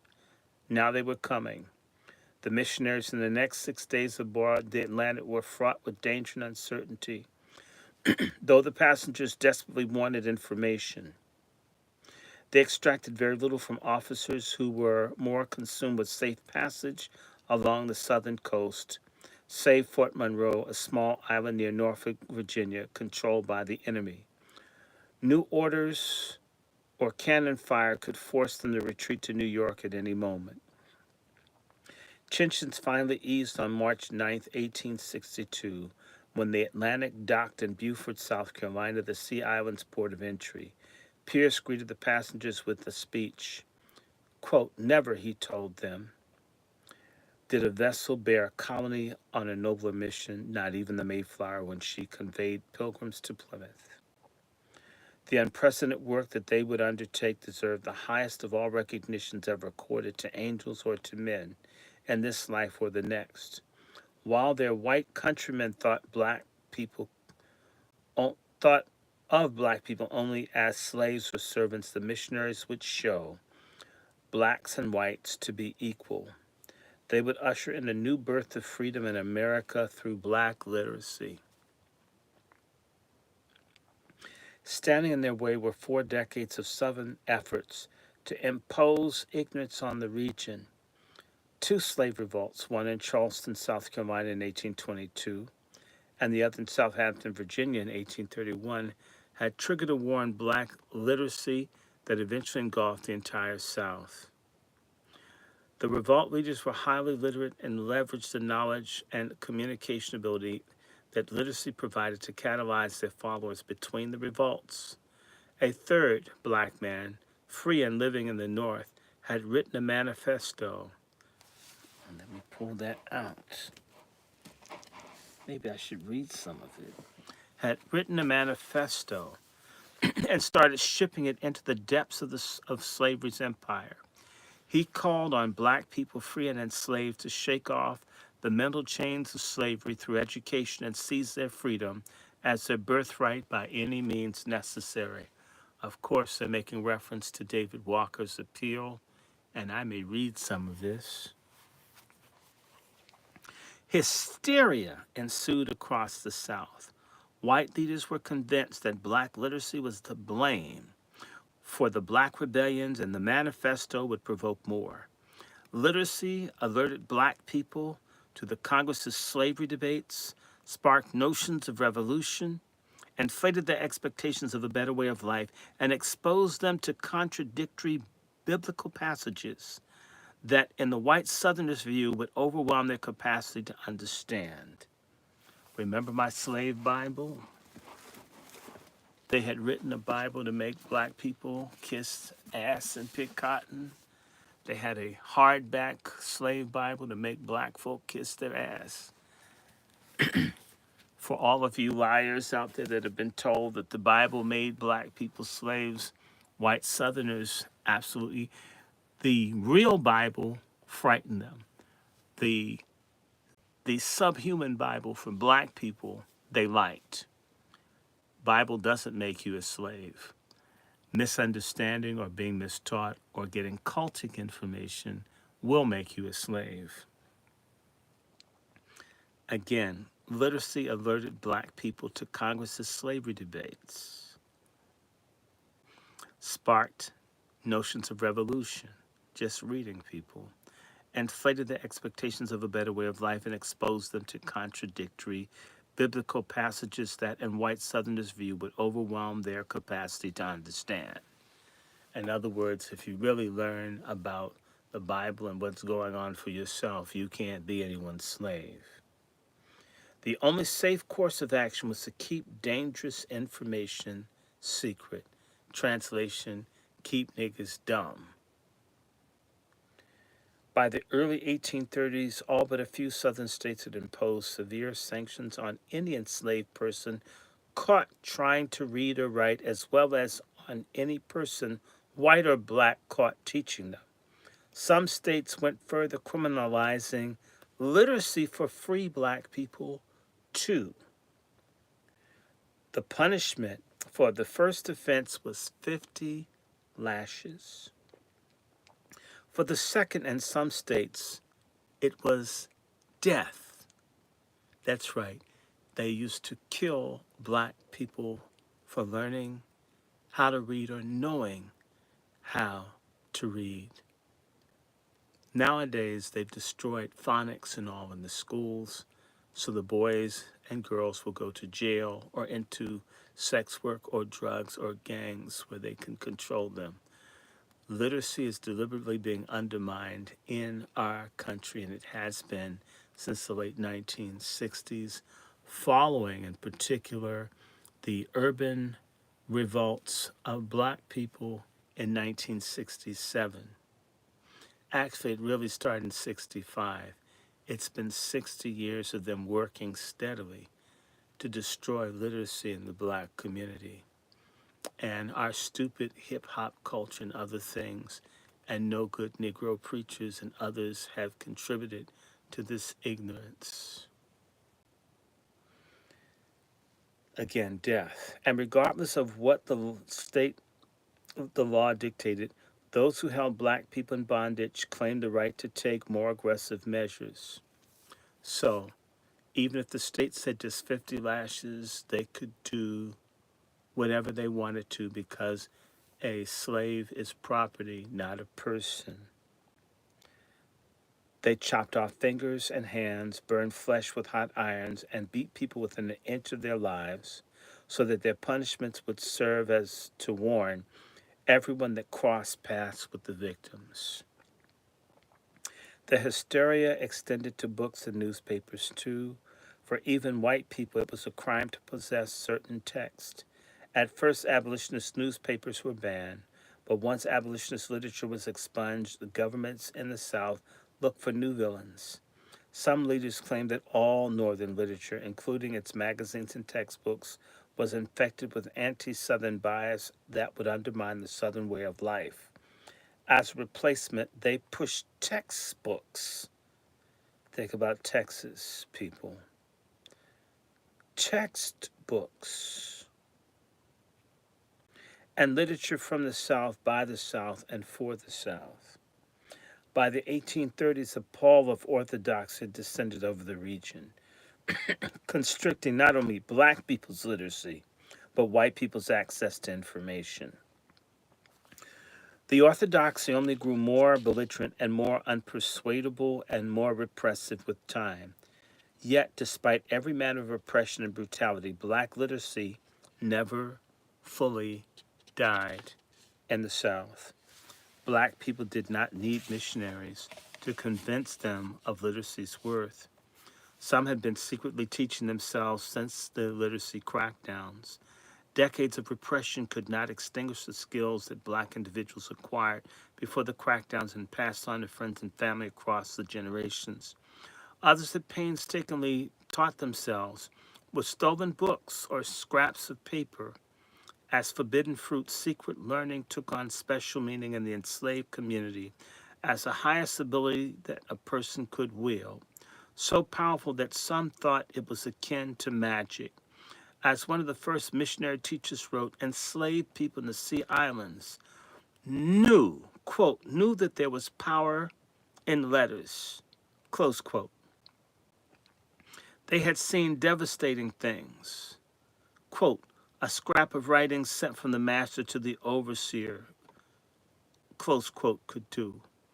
Days after the Union victory in the Sea Islands, black people began rekindling the flames of black literacy. On St. Helena Island, they claimed a brick church that they had built with their own hands for white people a few years earlier to be their schoolhouse. When the missionaries arrived later, they saw black people pursue education with the passion that the visitors could have never imagined. Black people were eager, as one formerly enslaved woman explained, to put behind them the days of crawling under the house and lie on the ground to hear Massa read the newspaper to the missus. Another recalled they wanted to move beyond memorizing and later repeating someone who could decode them the letters of the words that the white people spelled out when they didn't want me to know something. Formerly enslaved mothers wanted their children to go to school as soon as they could walk and were bitterly disappointed that they were not reading by the time they were 3 or 4. One teacher, awestruck by the passion, described those early days of schooling as black people's first act on coming to the surface, a kind of instinctive head shaking and clearing of the eyes after emerging from the waters. They crossed long distances by foot and boat daily, relocated permanently, and rearranged their schedule to ensure their children could attend school, making the first group of teachers far too small to meet the demand. Schoolrooms were, in the word of one teacher, filled to overflowing with eager, expectant scholars, including their parents. Scenes like this would soon require teachers to abandon places like the brick church for buildings that could accommodate more students, while the Sea Islands commanding officer General Thomas W. Sherman saw schooling as necessary to enable blacks to support and govern themselves in the absence and abandonment of their disloyal guardians. Black people saw something deeper. A middle aged woman who arrived at the school with her children, grandchildren, mother, and grandmother, 5 generations of enslaved people, spanning from infancy to 100 years of age, explained it most simply. Quote, us want to learn, for we have been in darkness too long, and we're in light, us want to learn. Close quote. Over the next 3 war-torn years in the Sea Islands and other communities, more teachers arrived, more schools were built, more children and adults learned to read. Black people demonstrated the power of literacy and, with their teachers, laid the foundation for public education in the South. A generation of black leaders rose from these communities in the years following the war to demand that the South do right by all its people.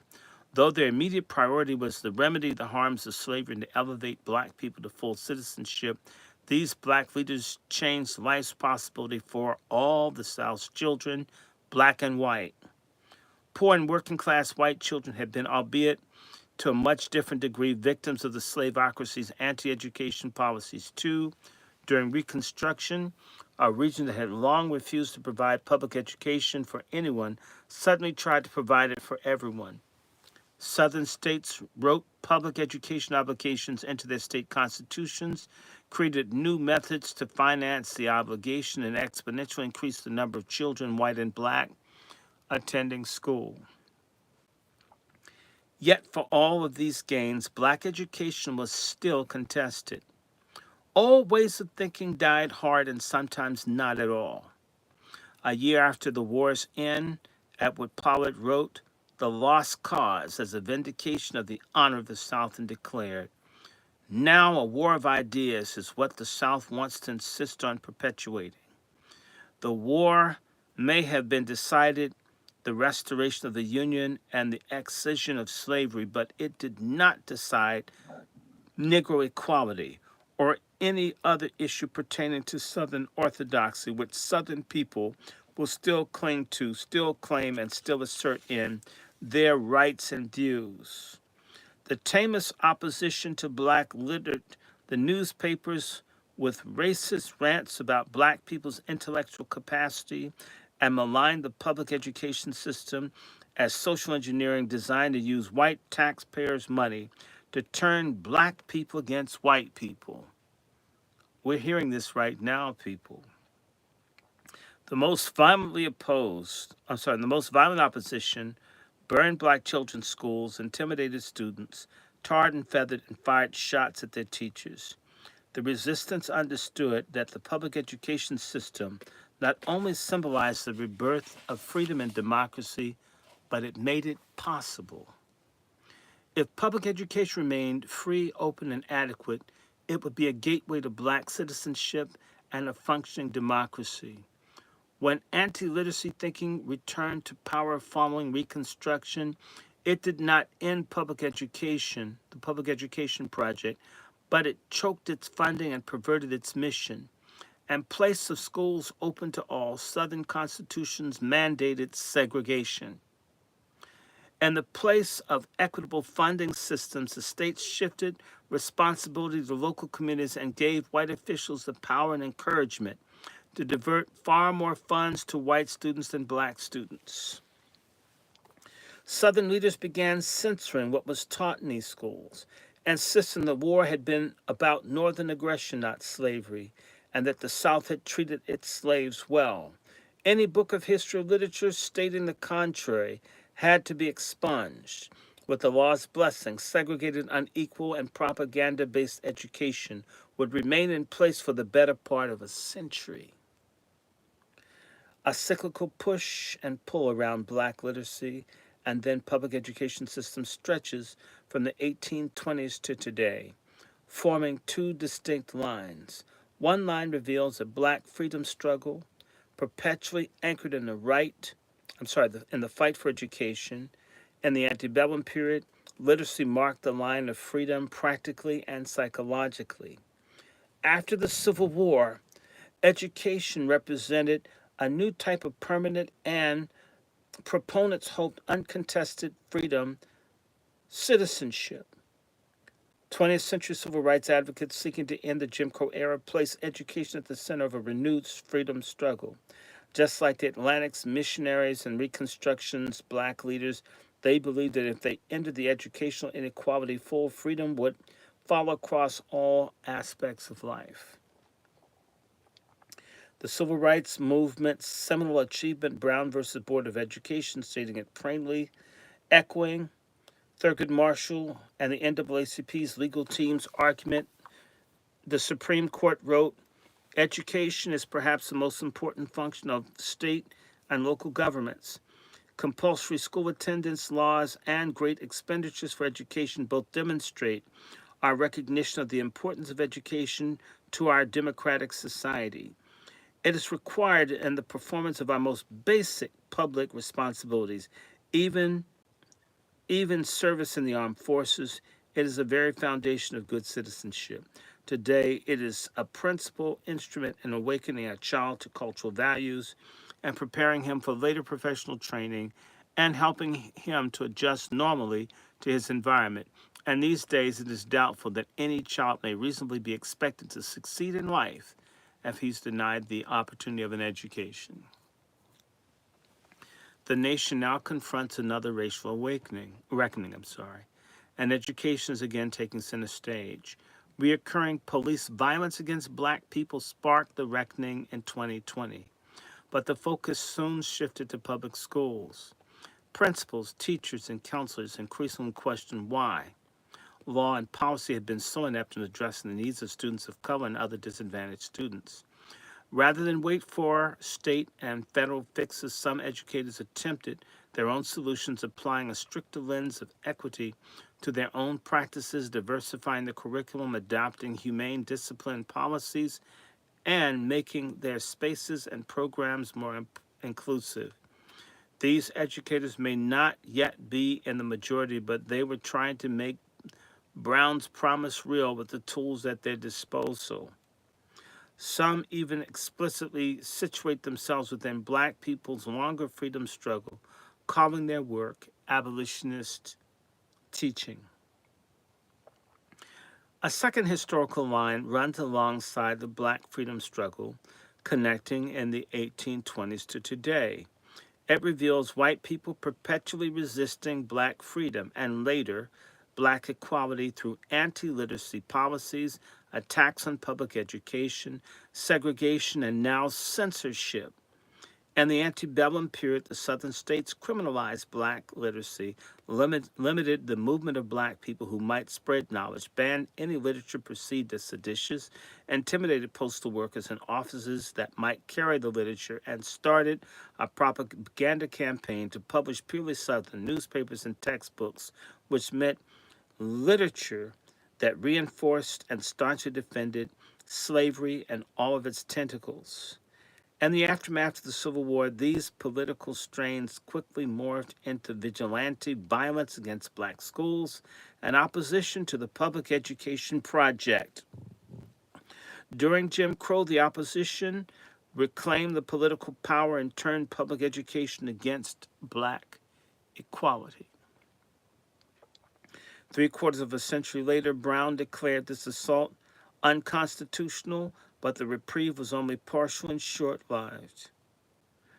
Much like the Reconstruction era, by the 1970s, violent resistance to school desegregation was reshaping mainstream politics. Having lost the 1960 presidential election on a moderate ticket, a Republican nominee, Richard Nixon, tapped into Southern resistance during his 1968 presidential campaign, speaking directly to the sympathies of Southern delegates to the Republican National Convention. He criticized the practice of desegregation buses, saying that when your child is bused into a strange community, I think you destroy that child. The fault, he argued, rested with the courts. It was their job to interpret the law and not to make the law. Only local school districts were qualified to make decisions about how to best educate students.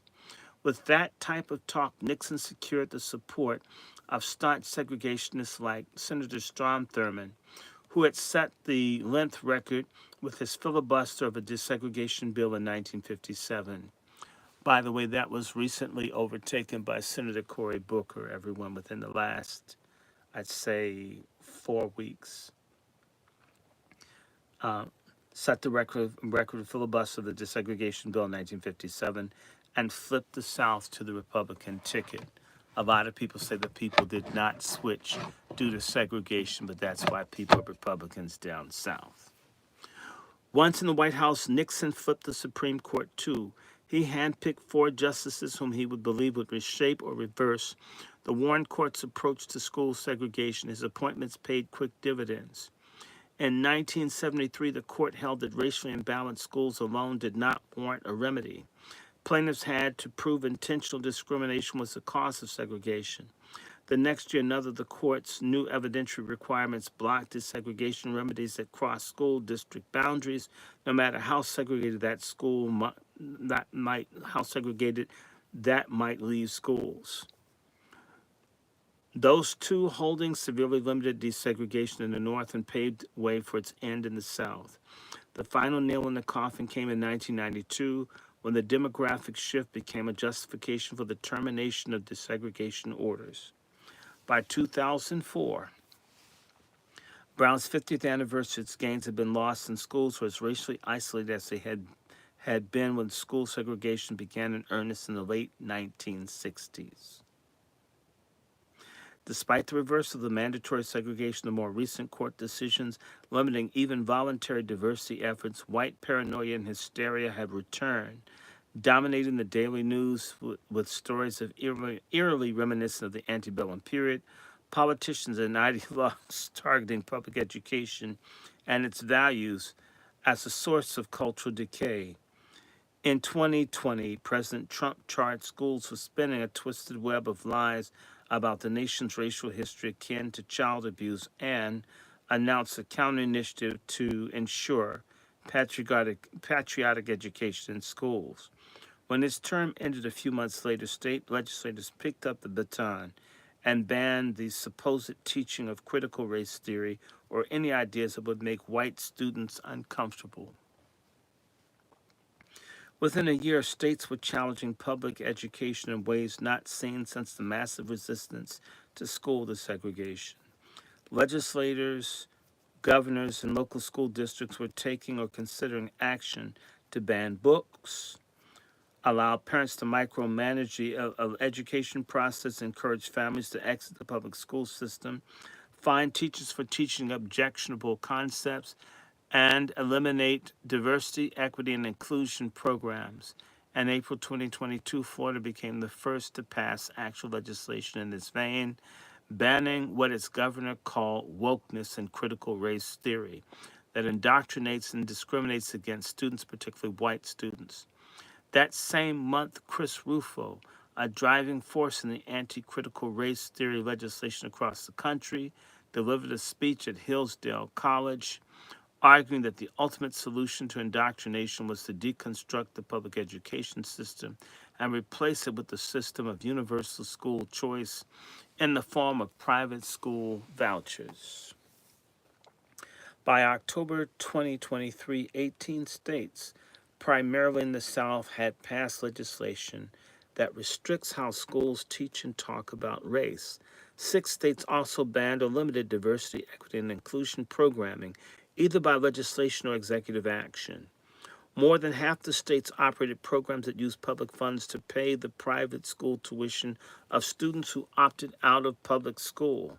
The American Library Association found that 2,571 unique titles were banned or challenged.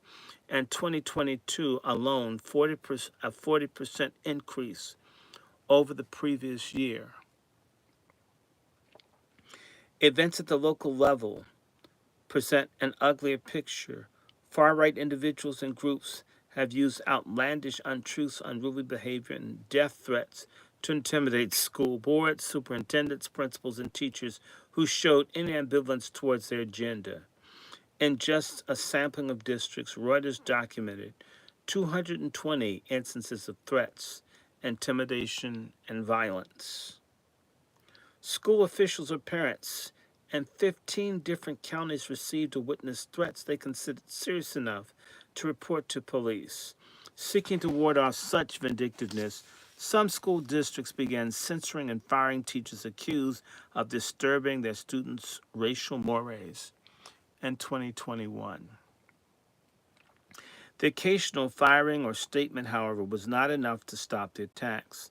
Frustrated but with what they deemed a school system heading in the wrong direction and denying parents their rights, a group called Moms for Liberty organized to change the balance of power in local school boards. By 2022, the group claimed to have 100,000 members in 42 states and had flipped 17 different districts. And Berkeley County, South Carolina, for instance, Moms for Liberty endorsed to help elect 6 school board members who then fired the district's black superintendent and banned critical race theory within 2 hours of being sworn into office.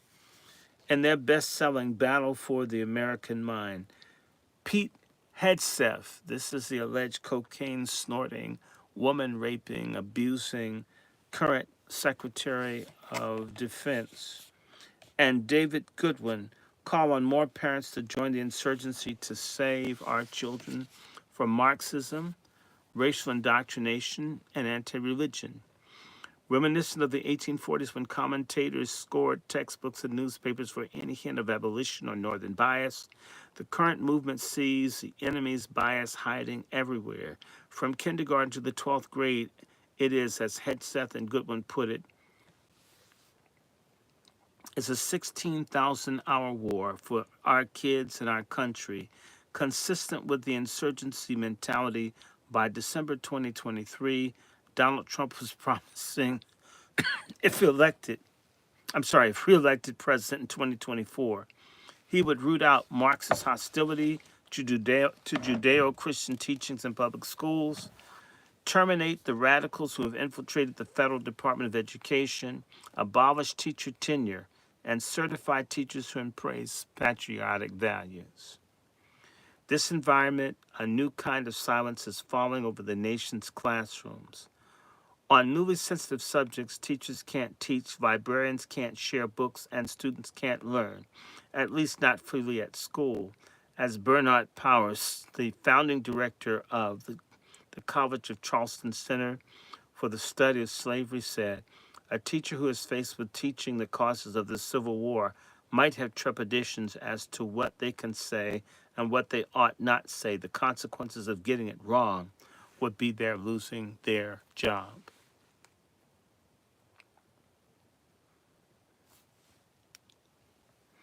Rather than helping us find common ground to bridge differences, public education policy is channeling our country's divisions. The historical parallels between these current events and the antebellum period raise disturbing questions. Is educational opportunity for students of color hopelessly constrained by a perpetual cycle of retrenchment? Can reasoned debate replace comforting dogma? Can public education rise above our divided politics and serve its democratic purposes when we need it most? Or will we inevitably succumb to polarization? The quest to rewrite our nation's racial narratives through education, a task envisioned at least a century and a half ago, remains unfinished but not lost. If this book reveals anything, it is no structure for repressing education was ever dominant enough to eliminate human agency. The story of black literacy and freedom of thought is one of continual tension, with factions competing at every level to secure their vision of the world, or at least carve out a space for it. More specific lessons emerge too. Knowledge truly is power. The power to keep a person enslaved in mind and body, but also the power to resist oppression, the power to seize the reins of self-government, and the power to warp society or reform it. But knowledge, or more precisely literacy, is also food for the soul. As today's world reduces education to test scores, a commodity, job preparation, the antebellum period reveals it to be much more. Access to education transformed enslaved and formerly enslaved people's view of the world, its possibilities, and their position in it. As the country fights over young people's education again today, it should take stock of what is at stake, the damage it does when it fails our children, and the danger of politicizing something so essential. History repeated illustrates the imposing or lifting of educational roadblocks as one of the gravest decisions society can make. Decisions made 2 centuries ago still reverberate across generations. What follows are the most salient events in the war of black literacy, some painful, some inspiring, some almost inevitable. Viewed with a dose of humility, they offer not just a reflection of the past, but a guide to the future.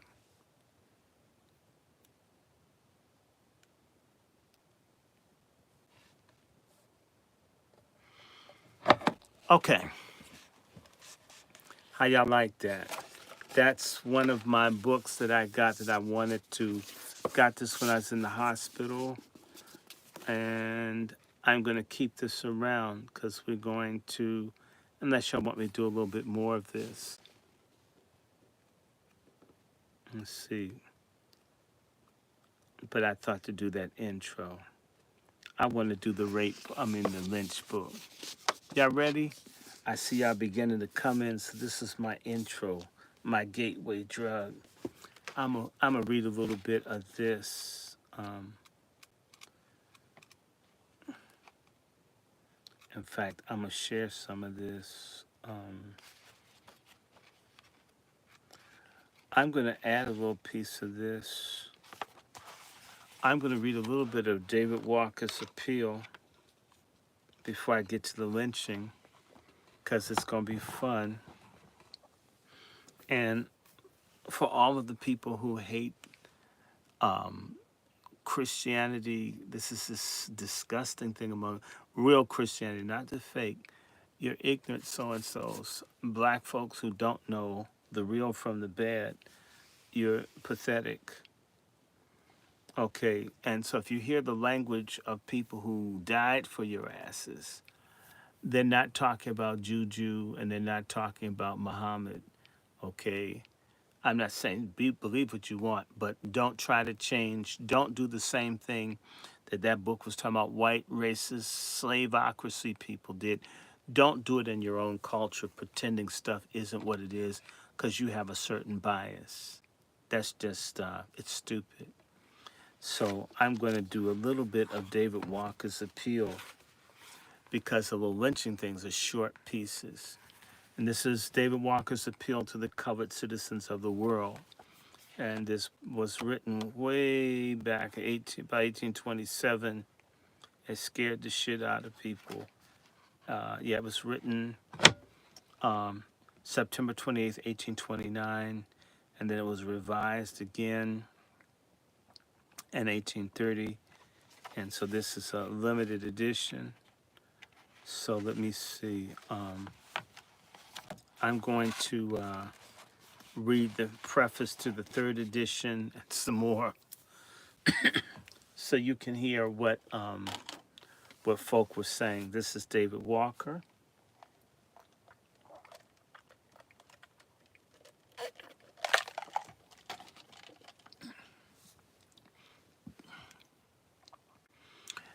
It will be recollected that I, in the first edition of my appeal, promised to demonstrate in the course of which, vis-a-vis, in the course of my appeal to the satisfaction of the most incredulous mind, that we colored people of these United States are the most wretched, degraded, and abject beings that ever lived since the world began, down to the present day, and that the white Christians of America who hold us in slavery, or more properly speaking, pretenders to Christianity, treat us more cruel and more barbarous than any heathen nation did any people whom it had subjected are reduced to the same condition that the Americans, who are notwithstanding looking for the millennium day, have us. All I ask is for a candid and careful perusal of this third and last edition of my appeal, where the world may see that we, blacks, listen to that, blacks, or colored people, are treated more cruel by the white Christians of America than the devils themselves ever treated a set of men, women, or children on this earth. It is expected that all colored men, women, and children who are not deceitful, abject, and servile to resist the cruelties and murders inflicted upon us by the white slaveholders, our enemies by nature. Of every nation, language, and tongue under heaven will try to procure a copy of this appeal, read it, or get someone to read it to them, for it is designed more particularly for them. Let them remember that though our cruel oppressors and murderers may, if possible, treat us more cruel, as the Pharaoh did the children of Israel, yet the God of the Ethiopians has been pleased to hear our moans in consequence of oppression, and the day of our redemption from abject wretchedness draweth near, when we shall be enabled, in the most extended sense of the word, to stretch forth our hands to the Lord our God. But there must be a willingness on our part for God to do these things for us, for we may be assured that he will not take us by the hair of our heads against our will and desire, and drag us from our very mean, low, abject condition.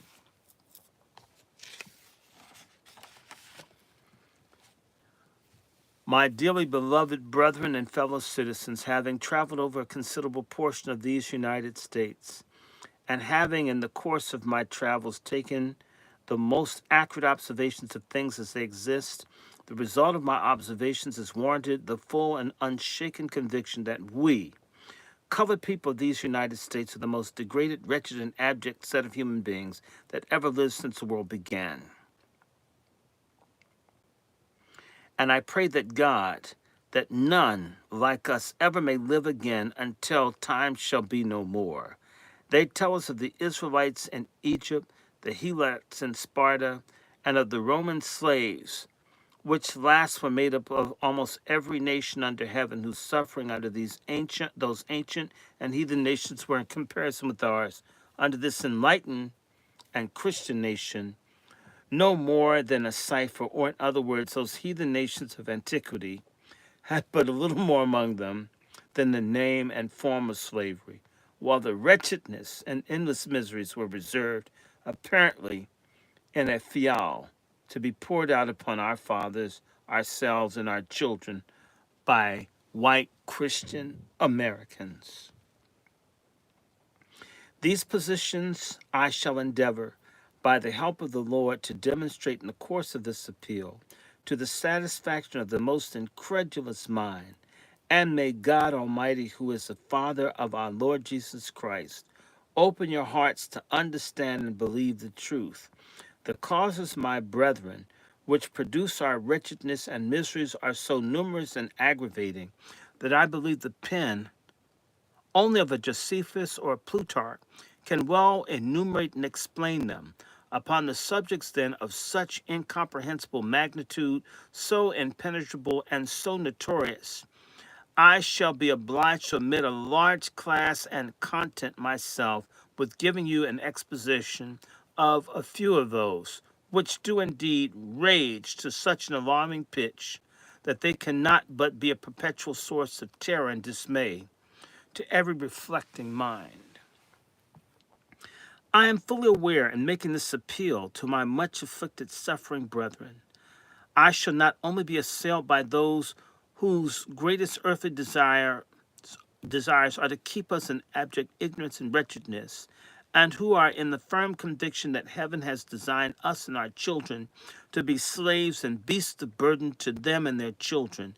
I say, I do not only expect to be held up to the public as an ignorant, imprudent, and restless disturber of the public peace by such an avaricious creatures as well as a mover of insubordination, and perhaps to be put in prison or to death for giving a superficial exposition of our miseries and exposing tyrants. But I am persuaded that many of my brethren, particularly those who are ignorantly in league with the slaveholders or tyrants, who acquire their daily bread by the blood and sweat of their more ignorant brethren, and not a few of those too, he's talking about coons, who are too ignorant to see that an inch beyond their noses, will rise up and call me cursed. Yea, the jealous ones among us will perhaps use more abject subtlety by affirming that this work is not worth perusing, that we are all well situated, and there's no use in trying to better our condition, for we cannot. I will ask one question here. Can our condition be any worse? Can it be any more mean and abject? If there are any changes, will they not be for the better, though they may appear to be for the worst at first? Can they get us any lower? Where can they get us? They are afraid to treat us worse, for they know well the day that they do it, they are gone. But against all accusations which may or can be preferred against me, I appeal to heaven for my motive in writing.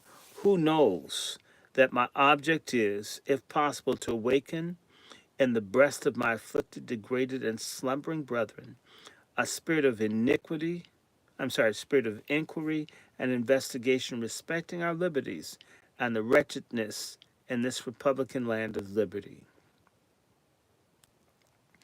The sources from which our miseries are derived, and on which I shall comment, I shall not combine in one, but shall put them under distinct heads to expose them in their turn, and doing which, keeping the truth on my side, and not departing from the strictest rules of morality, I shall endeavor to penetrate, search out, and lay them open for your inspection.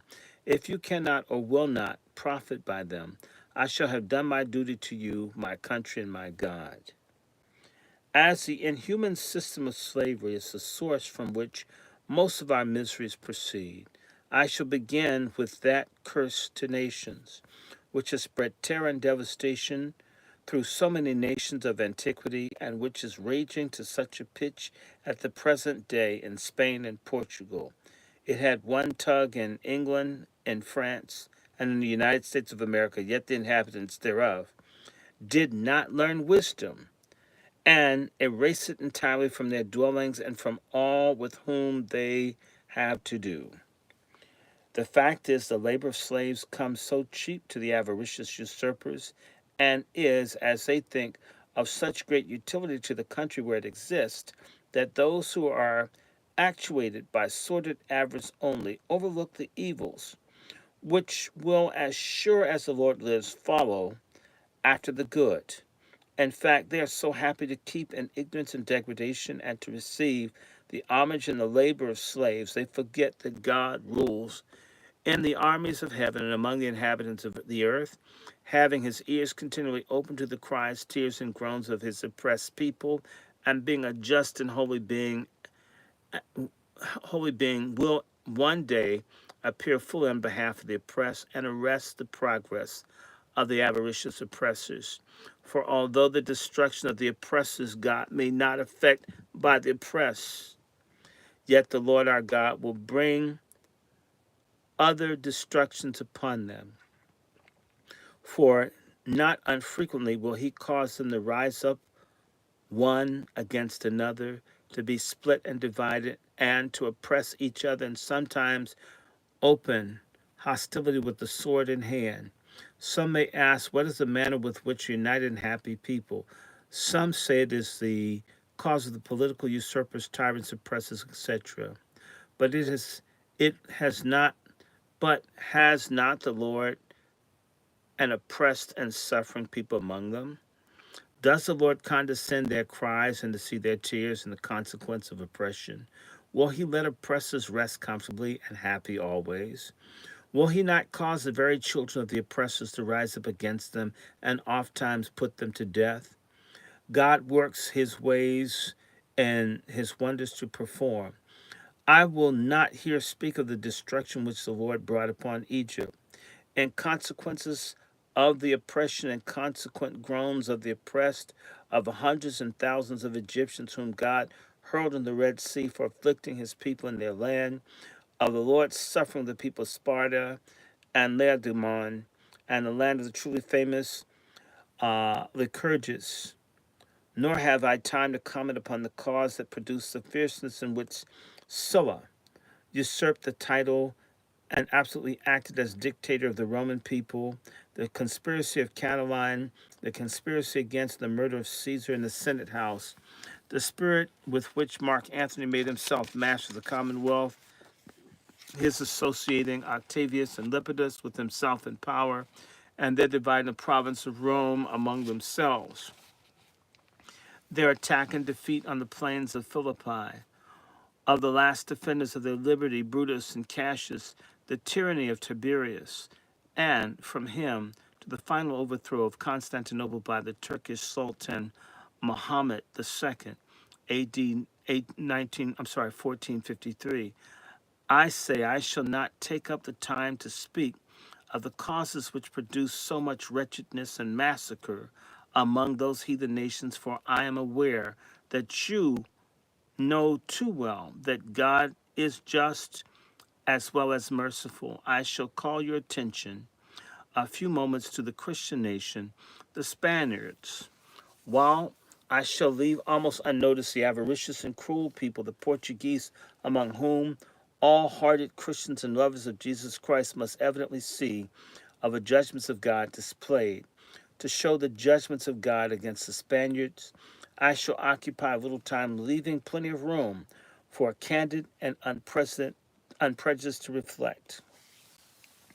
All persons who are acquainted with history, particularly the Bible, who are not blinded by the God of this world and are not actuated solely by avarice, who are able to lay aside prejudice long enough to view candidly and partially things as they are and probably will be, who are willing to admit that God made man to serve him alone, and that man should have no other Lord or lords but himself, that God Almighty is the sole proprietor or master of the whole human family, and will not, on any consideration, admit of a colleague being unwilling to divide his glory with another, and who can despise with prejudice long enough to admit that we are men, notwithstanding our prominent noses and woolly hair, or woolly heads, and believe that we feel for our fathers, mothers, wives, children, as well as the whites do for theirs. I say, all who are permitted to see and believe these things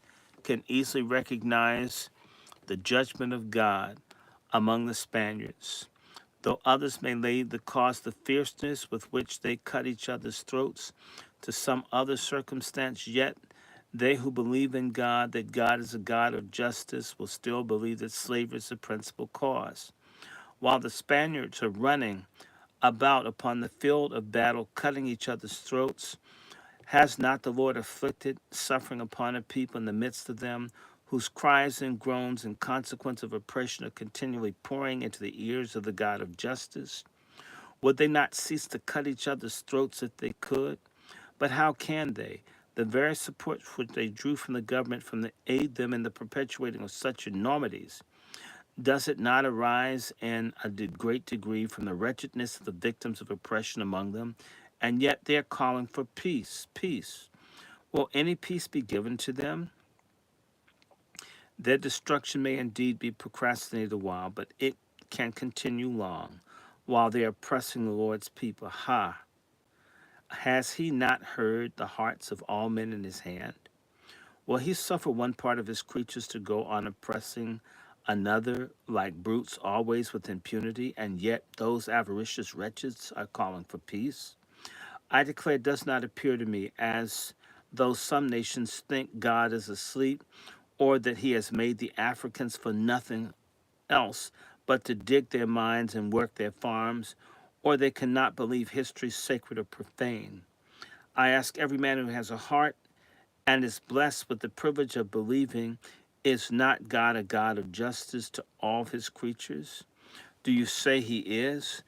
If Then, if he gives peace and tranquility to tyrants and permits them to keep our fathers, our mothers, ourselves, and our children in eternal ignorance and wretchedness to support them and their families, would he not be to us a God of justice? I ask, O ye Christians, who hold us and our children and the most abject ignorance and degradation that ever a people were afflicted with since the world began.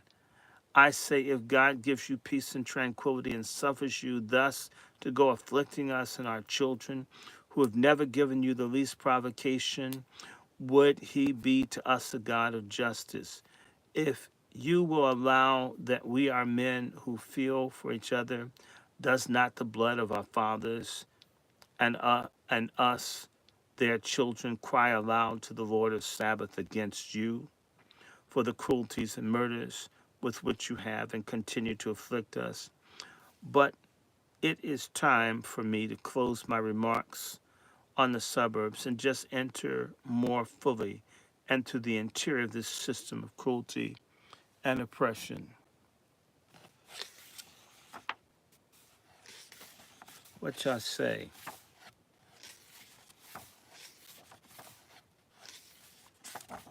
'Cause I'm gonna stay here. I'm gonna start back. When I resume, I'm gonna resume in Article 1. But that's the beginning of David Walker's appeal. I'm gonna come back to Article 1. I want to do my lynching book while I'm fully into it. Comments, thoughts. They're just 6 people. Everybody went to bed early. There must be some sports game. Well, I don't pay attention to sports games. Where's my book on lynching? Where'd I put it? I got so much junk up here. Let me get my lynching book. Yup. Here it is. These are going to be shorter. Wait a minute. That's not the lynching book. Wait 1 second. It's on my side. Where'd I put it?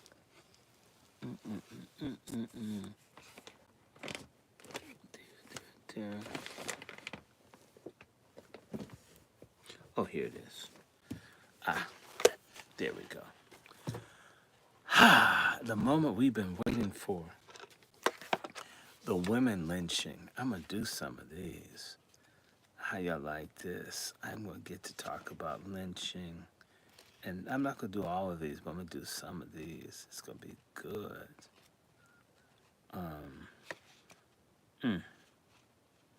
Let me do some of these. I'm going to do the introduction to this. Y'all ready? Y'all ready to talk about women getting lynched? And the feminists don't care. Missing black women being destroyed by Depo Provera, and the feminists don't care. And God, black women, damn, wake the fuck up. I don't care if I make y'all mad. Shit. And yeah, I'll marry a white woman before I put up with this kind of ignorance. Quote me. Starting on my book, and I'm going to do some of this. I'm going to peruse this. And I'm only going to do the black ones. I'm going to be a bigot. Lynchings of women in the United States. The recorded cases 1851 to 1946 by Carrie Seagrave. And please note, they killed plenty and burnt up and dogged lots and lots and lots of black women way before then. Good night, Miss Strouser. I'm going to do the preface introduction, and then we're going to start doing these. Preface. This book is about the lynching of women in America over the last almost 100 years, from 1851 to 1946. That was a period dictated because of the lack of material outside of those dates. There have been no documented cases of women being lynched in America since 1946. That's not true, but you know, she's not honest, right? Okay, there have been black women lynched since then. like that woman whose body was chopped up, remember, within the last 2 years. That's why you have to write your own history. No incidents appear to have been documented in the period of 1800 1850. I bet you if I start looking, I'll find them. But then again, you didn't need lynching. The masses and other people killed folks, beat people to death. You just did what you wanted. You wrote it up as you wanted to do it. Okay, lynching primarily occurred amongst people that were free and or once people, when you own people, you could kill them and do what you want, sell them off. Lynching is something that you do when people, you don't own them. For the purpose of this book, lynching is defined as an extrajudicial murder of someone by a mob, defined herein as three or more people. For a variety of reasons, victims were sometimes taken out of jail cells or removed from the custody of law enforcement officials with justice denied or suborned. Often the lynching was to reinforce something vague and undefined, such as social norms. Often the lynching was to maintain the status quo, as when whites lynched blacks to maintain and reinforce their position of power and dominance, and what they saw as the inferiority of the black race.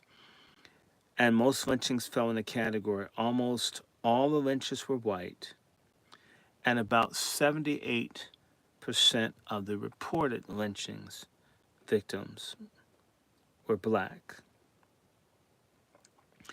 In order for a case to be included in this book, it had to appear on one of several sources, the most important being the National Association for the Advancement of Colored Peoples list, or on the lynching calendar available on the Autopus website. Other sources were used in the various online newspaper databases, such as the ProQuest series on historical newspapers, which included the New York Times, the Chicago Tribune, the Los Angeles Times, the Washington Post, the Atlanta Constitution, and the Chicago Defender, among others. Mind you, black newspapers wouldn't have wanted to publish that because they'd come after them. They don't really know. This is what you can get. Understand, always assume whatever number they have, it's 2, 3, 4, 10 times as many. Also search for various state historical newspapers and databases available online, such as the Missouri State Historical Newspaper website and similar websites for Utah, Colorado, and others. Also used were individual newspaper online historically, such as the Brooklyn Eagle, as well as, I'm going to skip this.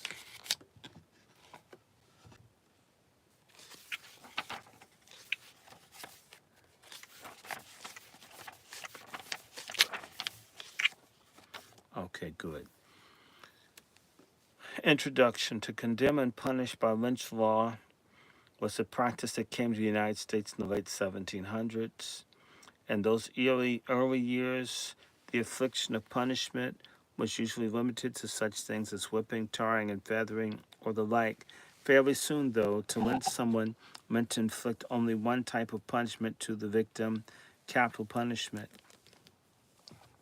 The Old English Dictionary, second edition, defined lynch law as the practice of inflicting summary punishment upon an offender by a self-constituted court armed with no legal authority, but limited to how the summary execution. According to the entry, the origin of the term had not been determined. It was often stated that the expression arose from the activities of Charles Lynch, a justice of the peace in Virginia who in 1782 was indemnified by the Act of Virginia Assembly for having illegally fined and imprisoned certain Tories in 1780. However, Mr. Albert Matthews was said to have shown that there was no evidence to show that Charles Lynch ever concerned in such acts as those from 1718 onward were designated as lynch laws. It was possible that the perpetrators of those acts may have claimed that the infliction of punishment not sanctioned by the laws of the nation, they were following the example of Lynch, or there may have been some other man of that name who organized or was an organizer of such activities. Such speculated the term was derived from the name of Lynch Creek in South Carolina, which was known to have had in 1768 a meeting place of regulators, a band of men whose objective was to supply what they perceived as lacking in the Carolinas a regular administration of criminal justice, who committed many acts of violence and those suspected of Toryism. As far as the Oxford English Dictionary is concerned, particulars supplied by an A. Ellicott, along with evidence, clearly established the fact that the originator of the lynch law was Captain William Lynch of Pittsylvania, Virginia. According to Ellicott, the self-created judicial tribunal was first organized in the state of Virginia about the year 1776. My God. With another piece of evidence giving the date definitively as 1780. According to the the Oxford English Dictionary, the first public appearance of the term lynch law came in 1811, then in 1817, and then in 1819, referring mostly to things that happened in the late 1700s. The lynchment associated with the purpose for punishing crimes in a summary way without tedious technical forms of our court's justice went the 1811 reference. Related terms such as lynch or lyncher or lynch mob or judge lynch, a general description of the practice, all made their first appearance in print in the mid to late 1830s, and the online historical newspaper database, Newspaper Online, which has at least some materials going back to the end of the 1700s. The first appearance of such terms were in 1835 and 1836.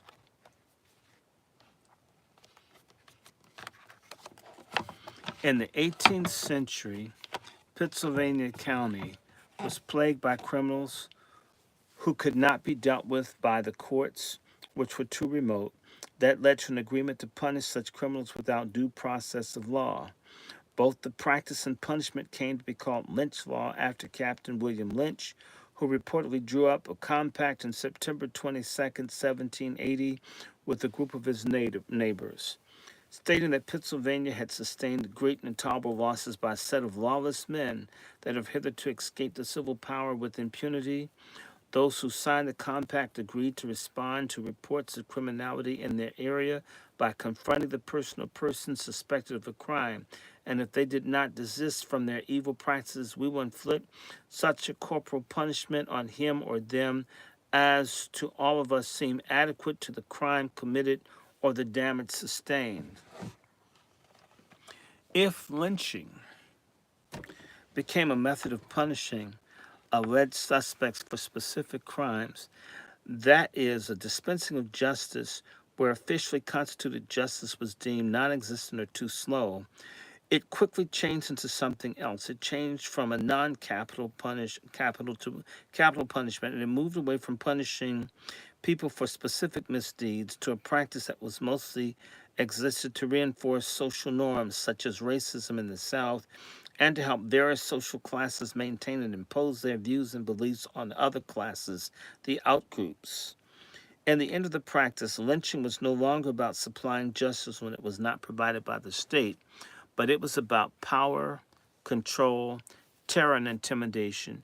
It was about rage and hate, and the unleashing of all that was bestial in humankind. Writing in the Criminal Justice Review, David V. Baker looked at black female executions and historical content and found the lynching of women had an antecedent in legal execution of female slaves. Beginning with the execution of Massachusetts of Maria, a young slave woman for arson, and murder in 1681, the officials executed 58 slave women before 1790 and 126 women from 1790 to emancipation. That is 3 times as many slave women that were executed in antebellum slavery as in colonial slavery. Of the 109 slave women executed for murder, where historical records sufficiently identified the victims, 67 murdered a family member of their master's family, and 35 murdered unrelated victims. White people constituted more than 95% of the victims of slaves condemned to hang in colonial Virginia. An example was Slave Jenny, hanged in chains for poisoning death of her master in Maryland in 1770. It amounted to a punishment of death by starvation. Authorities in Virginia burned alive a slave named Eve for poisoning her master with the spiked glass of milk. After the execution, officials quartered Eve's body and displayed it in public. Sexual brutality often marked a slave woman's life, and later, after emancipation, it was often visited upon the females who were lynched. Celia, who was judicially executed in Missouri in one such case in the slave era, 70-year-old Robert Newsom bought a 14-year-old Celia and forced sexual relations on her immediately after the purchase, and reportedly one night when Newsom went to Celia's cabin to rape her yet again, she hit him with a piece of wood, killing him instantly. Celia was pregnant for the third time by Newsom and quite ill when Newsom approached her for the last time. On the occasion of her trial, the court was concerned only whether Celia had the right to defend herself against her master's assault. The trial judge declared that she had no such right. As far as the court was concerned, Celia had no sexual rights over her own body because she was Newsom's property and she should have submitted to the demands of her master. Celia was found guilty of murder and executed by hanging December 21st, 1855. Baker found that legal and duly constituted jurisdictions executed far fewer black women during Reconstruction than in the colonial and antebellum slavery. Records confirm that 5 black women were hanged for murder between 1866 and 1877, mostly in southern jurisdictions. One incident happened in Kentucky when authorities hung a 12-year-old Eliza in February 1868 for murdering Walter Graves, a 2-year-old white child who was in her care. The babysitter confessed to the killing after the family's white neighbors threatened her with lynching. During the girl's trial, the judge rendered her confession involuntary and inadmissible given the threat she had received. However, a jury still convicted Eliza of murder. By 1866, Southern states had enacted codes to regulate the lives of black people. After 1865, newly emancipated black women swelled the ranks of Southern prison populations, with black females numbering 40 to 70% of all women committed to Southern penitentiaries, contributing to the reduced legal executions of black women during Reconstruction, argued Baker. Was an increase in white violence against black people as a means of imposing punishment. Black lynchings became commonplace during Reconstruction, he wrote. Racial violence was a pervasive feature of everyday life for black people during that period, with Southern whites employing the activities of vigilante groups to terrorize blacks. Thus, the assault, murder, lynching, and politically repression and execution of black people continued through Reconstruction. And Baker's view, the vulnerability of black women to white male sexual violence was greater in the postbellum period than it had been during slavery. Jim Crow segregation came to dominate as an institutional means of subordinating blacks with the collapse of Reconstruction, and by 1890, Southern society had fully established legal separation of black people. That Jim Crow era ushered in another killing period for black people. Judicial and extrajudicial executions killed more than 8,100 black people in the period, reported Baker. The white justice system killed 4,707 black prisoners, while white lynch mobs killed another 3,445 blacks. The killing of black women was particularly heinous. White mobs lynched white females, but there's no confirmation of this.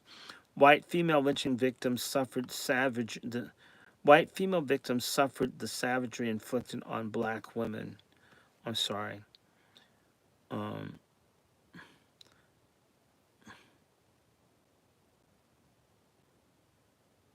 Okay, there's no confirmation that white female victims suffered the savagery inflicted on black women, concluded Baker. Between 1882 and 1960, the Tuskegee Institute recorded 3,437 lynchings of black people and 1,293 lynchings of white people, lynching in the United States. Numbers of the lynchings prior to around 1880 seem to be non existent, although the totals for these years after seem to be reasonably reliable. Dr. Arthur Rapper was commissioned in 1930 to produce a report on lynching. He found about 3,724 people lynched in America from 1889 to 1930. Over 80% of those victims were black. Less than one-sixth had been accused of rape. Practically all of the lynchers were native whites. The fact that the number of the victims that were tortured, mutilated, dragged, or burned suggests the presence of sadistic tendencies among the lynchers. Of the tens of thousands of lynchers and onlookers, only 49 were indicted and only 4 have been sentenced. More or less, the accurate numbers of lynching exist for later years due to the pioneer work in compiling such records was undertaken by the NAACP and was found in the publication of 30 Years of Lynching in the United States. For a period of 1889 to 1918, the NAACP found 3,224 lynching victims across America. 2,522, 78.2% were black victims, and 702, 21.8% were white victims of lynch mobs. Of the total number of lynchings, 390, 12.1% of the lynchings that took place in the north and west of the nation, while 2,834, 87.9% took place in the south. For that period, the NAACP found a total of 61 females. 0.185% were lynched. 50 of them were black, 11 were white women. Thus, white males comprised 98.5% of the 702 white victims, while black men totaled 2,472, 98% of the of the 2,522 black victims. From the NAACP data, women were lynched in the following states in the period from 1889 to 1918. Alabama, 7 black women were lynched, no whites. Arkansas, 5 black women were lynched, no whites. Florida, 2 women were lynched, no whites. Georgia, 5 black women were lynched, no whites. Kentucky, 3 black women, 1 white woman. Louisiana, 4 black women, 1 white woman. Mississippi, 11 black women, 1 white woman. Nebraska, 1 white woman. North Carolina, 1 white woman. Oklahoma, 2 black women, no white woman. South Carolina, 4 black women, no white woman. Tennessee, 1 black woman and 2 white women. In Texas, 6 black women, 3 white women. And Virginia, no black woman, 1 white woman. Figures given in the lynching of women were slightly different. According to this source, the total number of women lynched in the United States from 1889 since 1899 was 83, 66 being black, 17 being white. These victims were spread over 17 states. It goes as follows: Mississippi, 14 blacks, 1 white; 8 blacks in Texas, 2 whites; 9 black women in Alabama, no whites; Georgia, 8 black women, no whites; Arkansas, 6 black women, 1 white; South Carolina, 6 black women, no whites; Louisiana, 4 black women, 1 white; Tennessee, 3 black women, 2 whites; Kentucky, 2 black women and 2 white women; Oklahoma, 2 black women and 2 white women; Florida, but 3 black women, no whites; Missouri, 1 black woman, 1 white woman; North Carolina, 1 white woman, no black woman; Virginia, 1 white woman, no black woman; Nebraska, no black woman, 1 white woman; West Virginia, 1 white woman, no black woman; Wyoming, 1 white woman, no black people. Somewhat different statistics were presented for the state of Mississippi and the lynching of Mississippi, a history 1865 to 1965 by Julius Thompson. For the period from 1890 to 1939, Thompson found 18 black women and no white women were lynched in Mississippi. The totals by decades that followed between 1890 and 1899, 184 black men and 6 black women and 5 white men. Again, 184 black men were lynched, 6 black women were lynched, and 5 white men were lynched. Between 1900 and 1909, 137 black men, 4 black women, 11 white men. 1910 to 1919, 100 black men, 5 black women, 2 white men. 1920 to 1929, 60 black men, 2 black women, 2 white men. 1930 to 1939, 49 black men, 1 black woman, 2 white men. Overall, the entire period, 570 people were lynched in the state. 530 black men, which is 92.9%. Black women, 18, 3.1%. And 22 white men, 4%.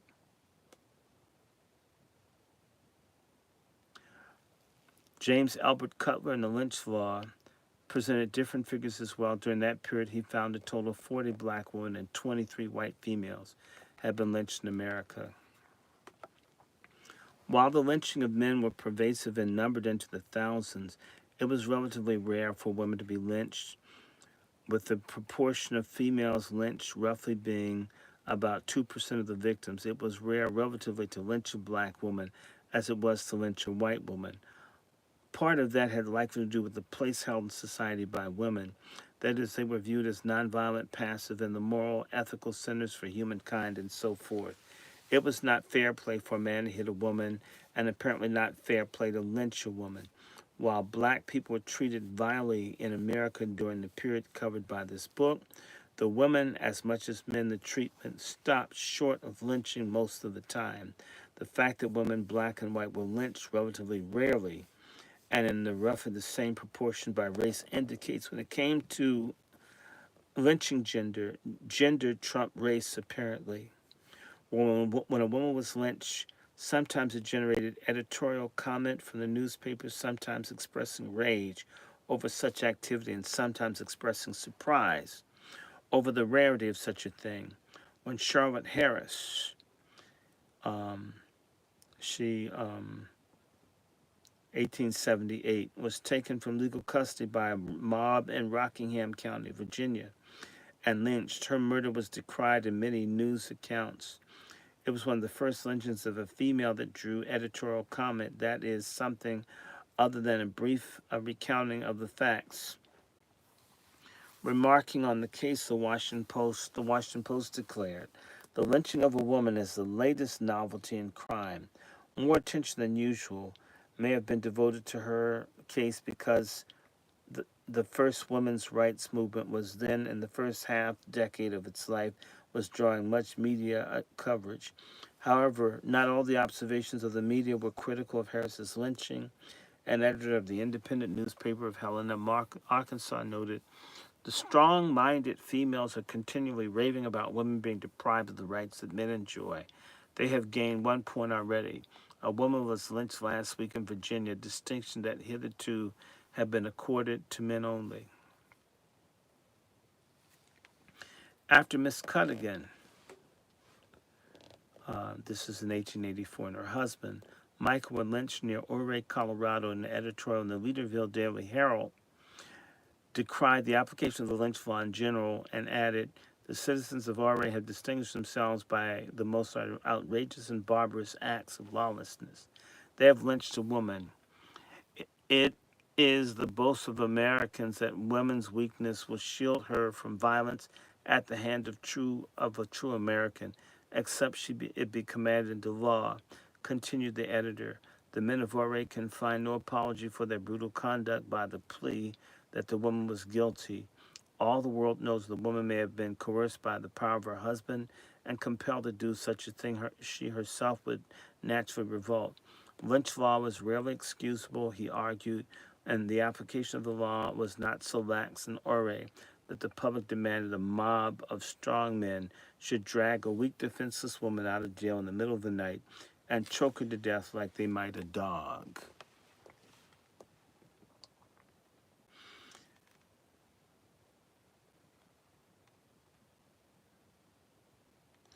I'm going to skip down. Bob Sims led a gang that clashed with the law around Mobile, Alabama in 1891.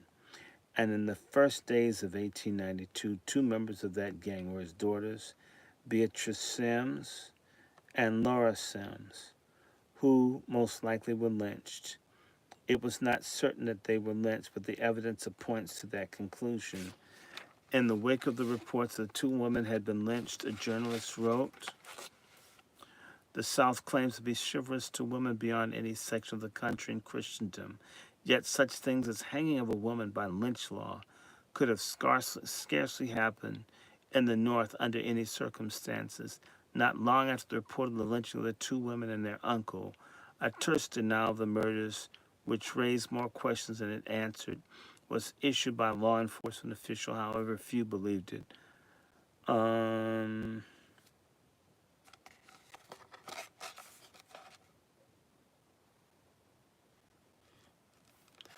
going to get down to here.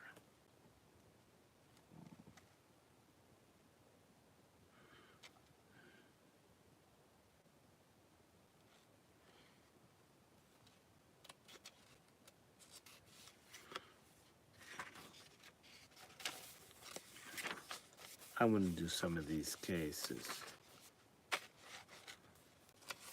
Let's do some cases. This is in the hometown of Henry Truman. This person's name is Tinney. October 27th, 1860. In the house of Mrs. Barnes, some 8 miles outside of Fulton, Missouri, lived a female slave identified only as Tinney, who was described on one account of being irascible and dangerous temper, who had frequently been enraged by one member of the Barnes household, an 18-year-old daughter, Susan Jemima Barnes. On Saturday morning, October 27, 1860, the slave Tinney was sent out to work in the cornfield, and the rest of the Barnes family went off attending a meeting of some sort, leaving Susan alone in the house. Upon returning home that afternoon, the family was horrified to find that Susan had been beaten to death, and the floors and the walls of the dwelling were splattered with blood. The dinner table had been set evidently by Susan, and her knitting work lay disarray on her kitchen floor.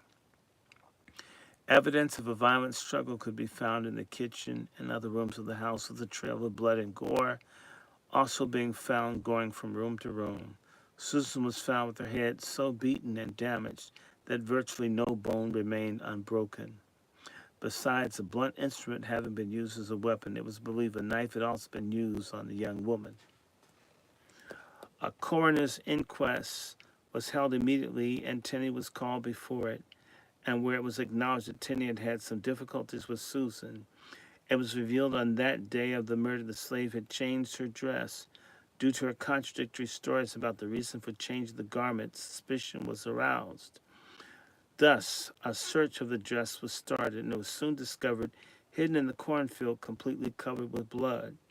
That was sufficient evidence for the coroner's inquest to declare that Tinney had murdered Barnes. As well, a bloody and battered shovel was discovered.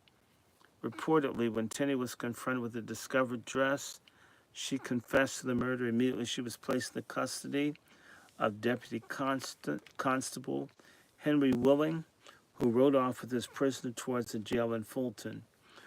Willing was worried by the rumblings among the spectators and neighbors that violence was the answer, so he left for the jail at once as fast as he could. However, he wasn't fast enough. A few miles from Fulton, a pursuing mob overtook Willing and his prisoner. The mob demanded Willing hand over his prisoner, and Willing, surrounded, outnumbered, alone, facing a mob of 40 to 50 men, gave the slave Tinney to the crowd. The mob took Tinney to the nearest tree, where they lynched her by hanging her until she was dead.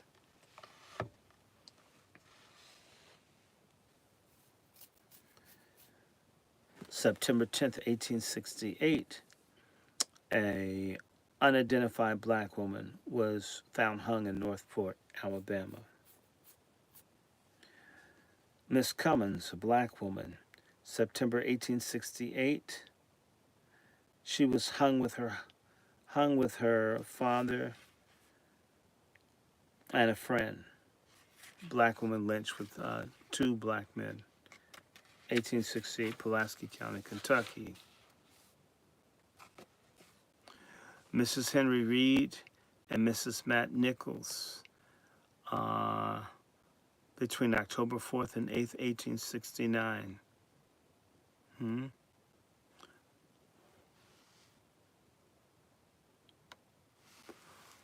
Okay, and we'll just run this down.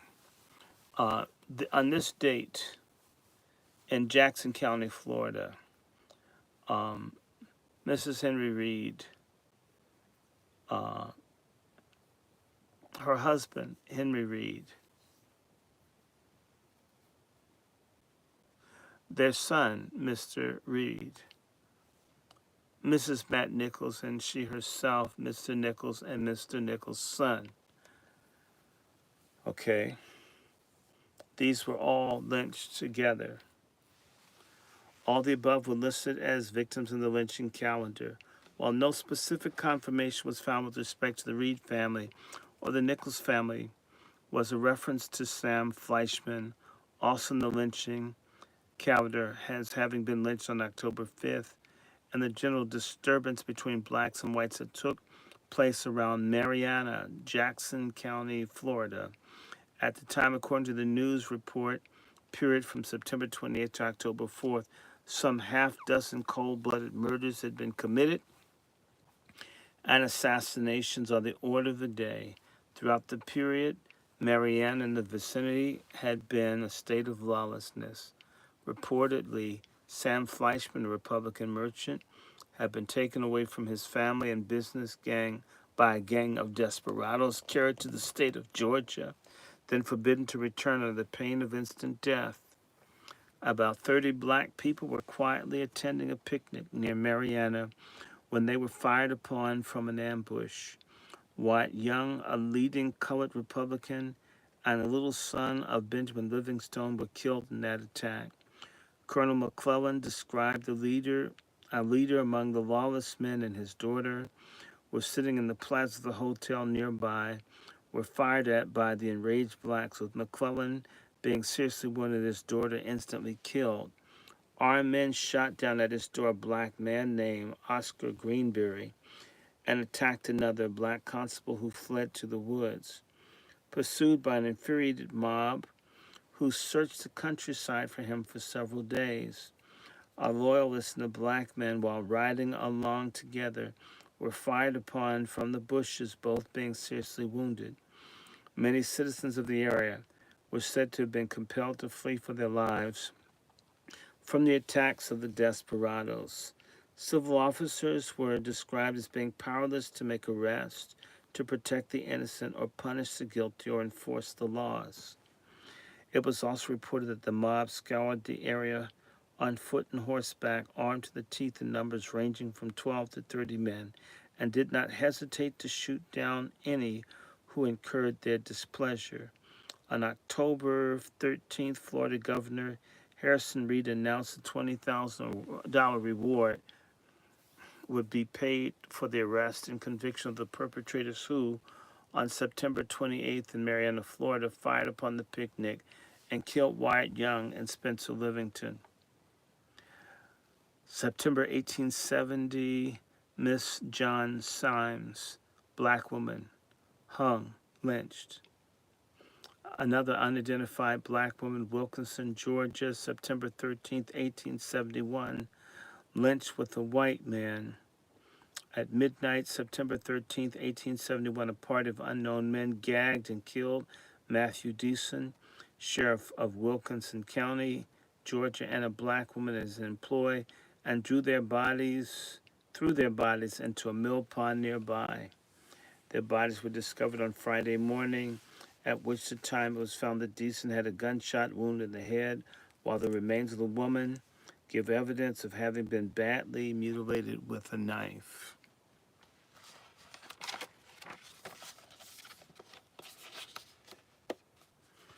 Uh, Mrs. Samuel Hawkins and Miss Hawkins saw a mother and a daughter alongside husband.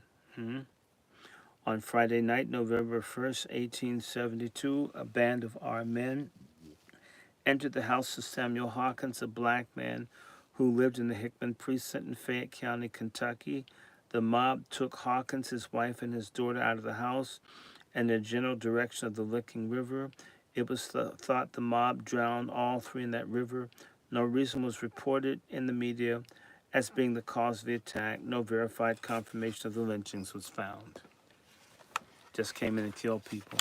I had a judge call me last year to tell me they still come and get black people in the middle of the night in Kentucky. Just pick people up because they want to. We ain't free fools.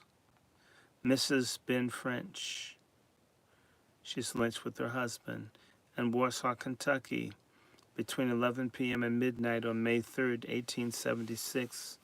Ben French and his wife were taken from the county jail in that city where they had been incarcerated for poisoning an old wealthy black man named Jacob Jones. The couple were taken by a mob of masked men and hanged from the limbs of a tree about 2 miles from town. According to the report, the couple had invited Jones for tea, and while he was eating, Jones was seized with the symptoms of arsenic poisoning. Shortly thereafter, he died. The motive for the murder was thought to be a desire on the part of French's to obtain possession of some of the property owned by Jones. In the words of a reporter, the couple was regarded as bad characters and not probable that any steps would be taken to discover the participants in the hanging. Charlotte Harris, Rockingham County, Virginia, 11 March, 1878. The Harris case started on March 10, 1878, when a black boy named Jim Abergast was placed in jail in Rockingham County, Virginia, on the charge of having barn of Mr. Henry Sipe on February 28th. Because of the destruction of this barn, Sipe lost 2 horses, 2 head of cattle, and all of his agricultural implements.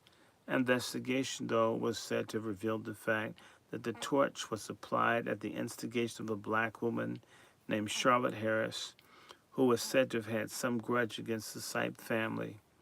A warrant was procured for the arrest of Harris, and on that evening, Sipe and others who had set out to find her arrested her and returned with her in custody. They overtook her about 2 miles east of Earlyville in Albemarle County. I used to live in Albemarle County.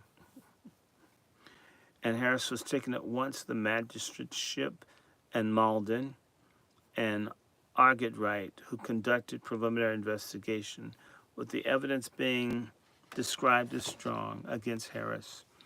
She was ordered committed to jail. At the conclusion of the examination, the hours being late, the woman was placed under strong guard to be maintained through the night, with Harris being to be transported the following morning to the county jail at Harrisburg. Apparently, she was held in someone's private dwelling or perhaps some public building. The guard was composed of 4 men. Things remained quiet for only a brief period of time because around 11 p.m., 2 men with their faces blackened rushed into the building with drawn revolvers and demanded the prisoner be handed over to them. While those 2 groups were talking, there was a sudden rush of many more armed men, all with faces blackened in the building. They seized Harris and dragged her off outside and up the road to some 400 yards to a tree. There, 5 members of the mob bent the tree down, and a rope was attached to them and to the neck of Harris.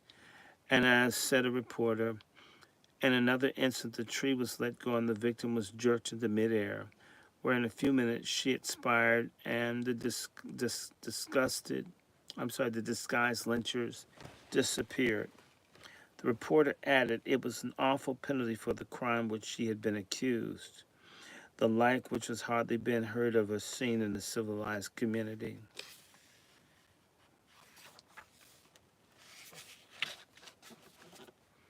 Well, here's one. Something.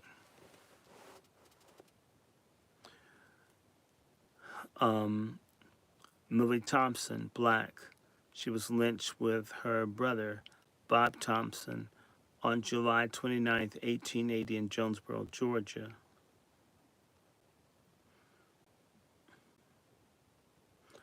On the night of July 29th, 1880 in Jonesboro, Georgia, a black man by the name of Joe Thompson was dragged out of his cabin and severely beaten by a mob of masked men. As well, his wife was seriously beaten, and his 16-year-old son, Bob, was wounded so seriously that he was not expected to live. His married daughter, Millie Thompson, often called Millie Johnson, was shot to death by the same mob.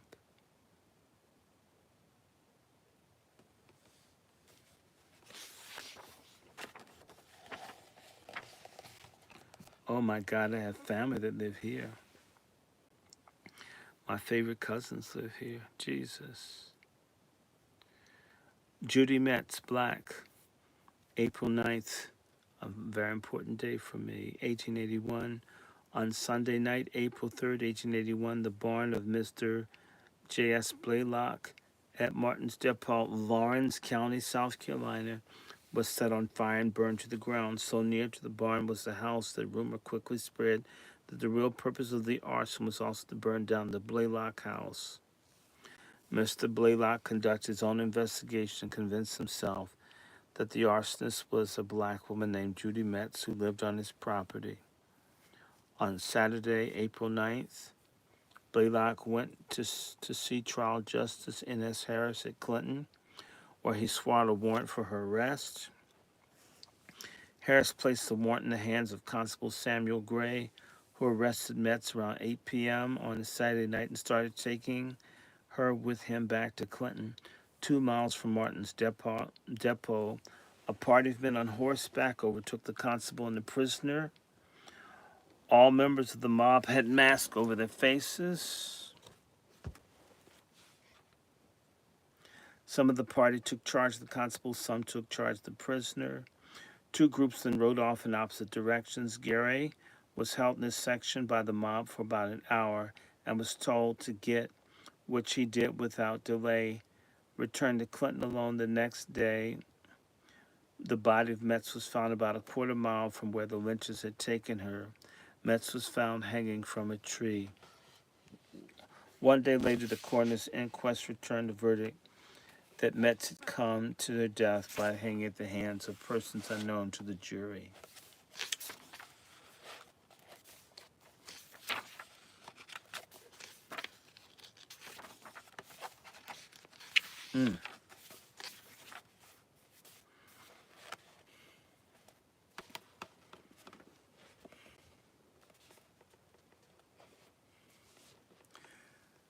Harriet Finch. On the night of Monday, September 29th, 1885, 3 black men and 1 black woman, Jerry Finch and his wife Harriet Finch, Lee Tyson, and John Pattisall, were taken from their jail cell in Pittsboro, Chatham County, North Carolina, where they stood accused of the murder of the Finch and Gunther family by a mob and hung from a tree near the public road 1 mile from town. The lynching was viewed as a sequel to the murder of the Kent Finch family in Chatham on the night of July 4th, 1885.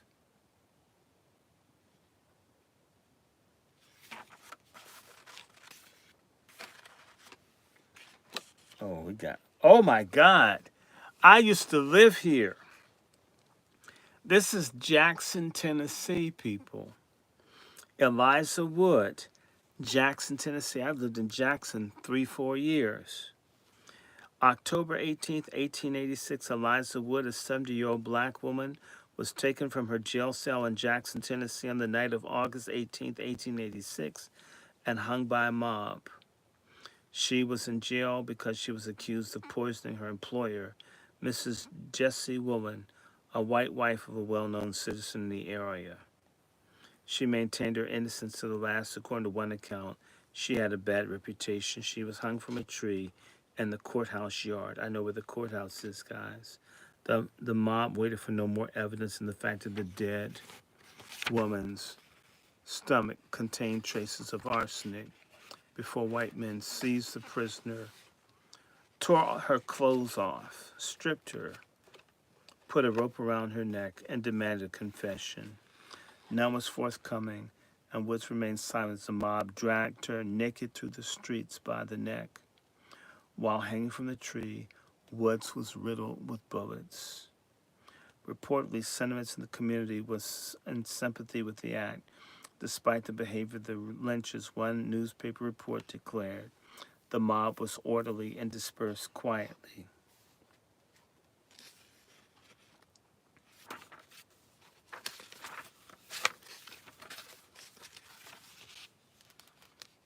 You know, when it's white women, they get a whole lot of detail.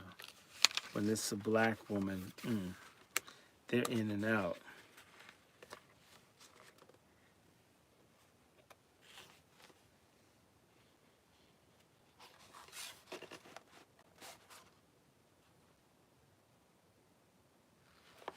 Okay, this is someone passing. I'm going to skip this. Roxy Elliott, killed in Centerville, Bibb County, Alabama, April 15th, 1891. Roxy Elliott was a black school teacher who gave birth to an illegitimate child around the 1st of April, 1891 in Centerville, Bibb County, Alabama. Her efforts to hide her shame, she carried an infant to a dense thicket where she tied a rope around the newborn's neck and hanged it from a tree, killing it. Later, the child was discovered by passing hunters, and the coroner's investigation brought out the facts of the case. Elliott was placed under arrest no later than April 5th. No other reports of the case appeared in the media, but a listing of a lynching calendar said that Roxy was lynched in Centerville April 15th, 1891. Mother of Wesley Lee. John Barentine, Wesley Lee, Monroe Walters, and the mother of Wesley Lee, all blacks, were hanged by a mob in Lowndes County, Mississippi, that happened around May 1st, 1891.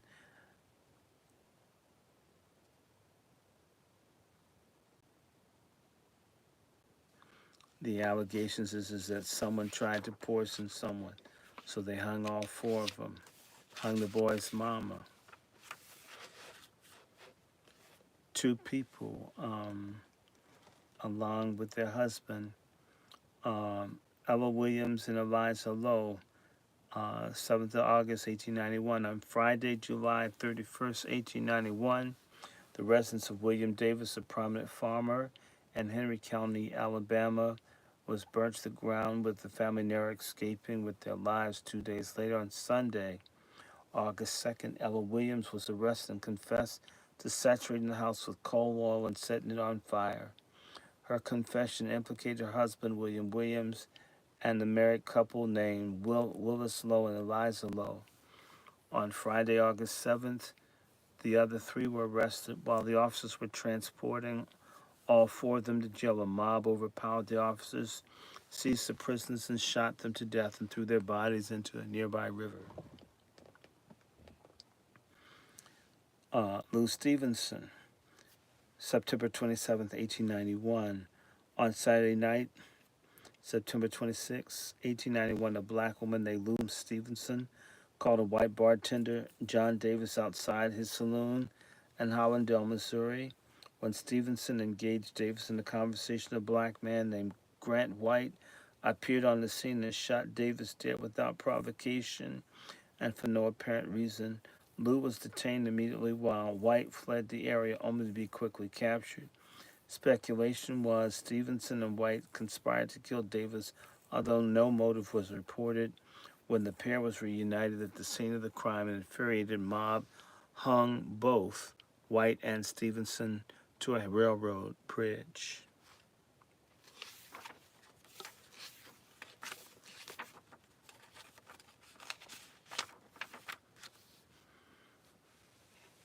Mrs. Martin. During the period of 1890 to 1891, a celebrated barn burning case had excited Sumner County, Tennessee. 8 blacks and white men were charged with burning barns in the county. One black was lynched by a mob near Henderson. I know where Henderson is. One died before trial, and the remaining 7 were brought to trial in Gallatin. However, that trial ended in a hung jury. The second trial took place in the fall of 1891, with 2 of the defendants found guilty and sent to the penitentiary. 2 of them were given a new trial. The remaining 3 were acquitted. Among the latter, 2 black brothers with the surname Martin. The Martins wanted to leave the county for good. However, they returned around Christmas time, 1891. On Tuesday, February 2nd, 1892, the mob went in the cabin where the boys were staying with their mother and ordered them to come out. When the brothers refused to do so, the mob began to fire their weapons through the window and killed Miss Martin, the mother of the 2 men. Miss Hap Briscoe, February 10th, 1892, in Keogh, Arkansas. Hap Briscoe and his wife and son were arrested and placed in a small house in Keogh, Arkansas. All were shot to death by a small group of masked men who stormed into the house on February 10th, 1892. An unidentified black woman was found hanging on the 12th of March, 1892 in Rayville, Louisiana. A lifeless form of a black female was found dangling from a tree on a road leading to Rayville, Louisiana on Saturday, March 12, 1892. It was identified as that of 15-year-old servant of W.R. Helmer, who resided at the Grenwell Place some 20 miles from Rayville. Reportedly, the girl became offended at a black man also employed at the same place, and seeking revenge upon this man, decided to put rough on rats, the trade name of a readily available arsenic-based poison that households use to deal with vermin, in his coffee. However, she put the poison in the coffee intended for the family meal. About 9 persons drank and became very ill, although all did recover. When confronted, the service girl alleged she attempted to kill her target, and she did not care particularly who else suffered. On Friday night, few men set out to escort the girl to jail at Rayville, but they had not gone very far when a party of masked men overtook them and strung the girl up from a tree at the first crossing. November 2nd, 1892, in Calhoun Parish, Louisiana, an unidentified black man, an unidentified black woman, a father, a black man by the name of John Hastings was arrested and jailed on Saturday, October 29th, 1892, for the murder of Zip Norman of Calhoun Parish, Louisiana. A son of Hastings was killed while resisting arrest at the same time. Then on November 2nd, a daughter and another son of Hastings were both lynched. One account noted that neither had any connection to the Norman murder. A few days later, John Hastings was taken from his jail cell in Jonesville, Louisiana, and by mob and hanged.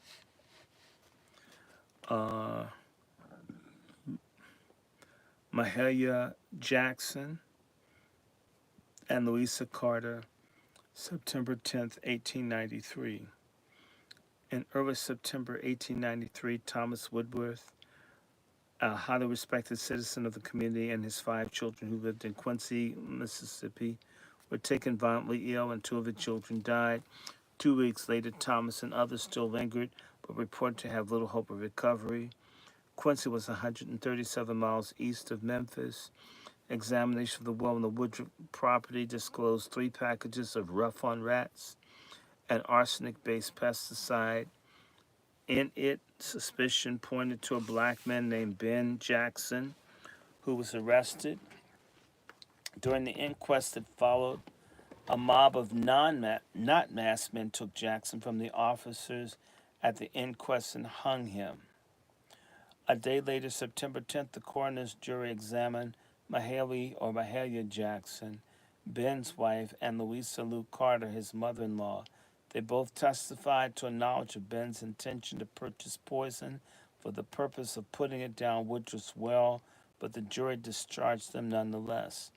Once again, a group of armed men formed up, took two women outside and hanged them as participants in the conspiracy. As well, the woman testified that Rufus Broyles, a well-known black man in the neighborhood, had supplied the money with which to buy the poison. After the first lynching, Broyles hid himself away and avoided detection until September 14th, when he was seen in the community of Woodhall, a few miles from Quincy. Later that day, he was seen again. On that occasion, his dead body was hanging from the limb of a tree.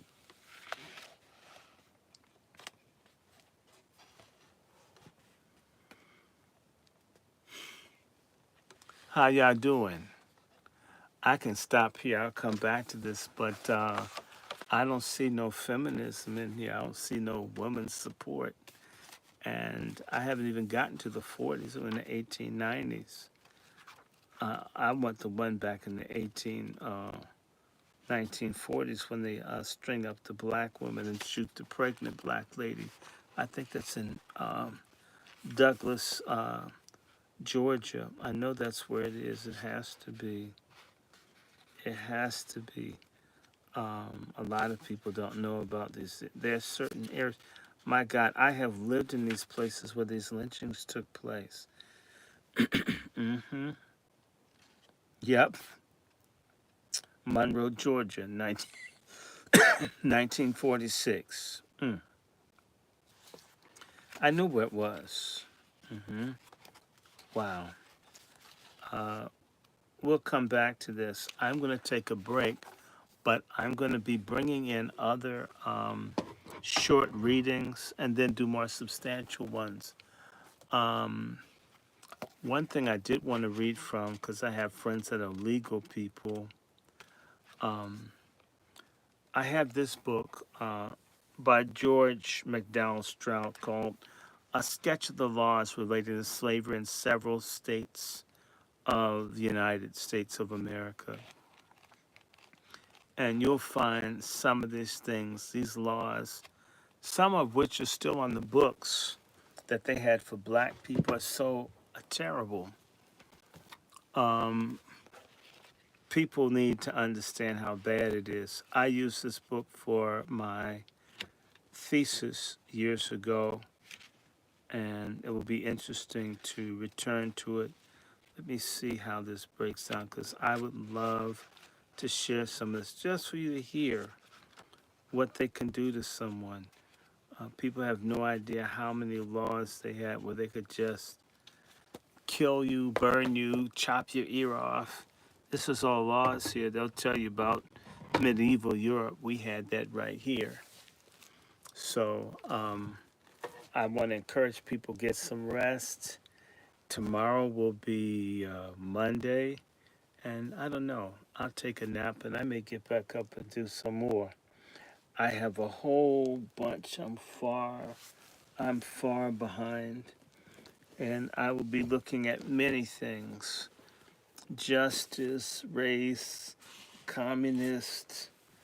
I'll be looking at police, but I'm gonna stop here so we can get back at that. But I hope that was interesting. Lynching of black women, and and I have another book on black women and Jim Crow and how they framed all the black women, put them in jail. We're going to continue to do this because the only way you can get people to leave feminism is to educate them as to why they need to stop. So I'm going to stop for now. You guys know, come back, share this with somebody, and I'll be doing a lot more, doing pieces and more. All right, let me stop here. We'll reconnect a little bit later today.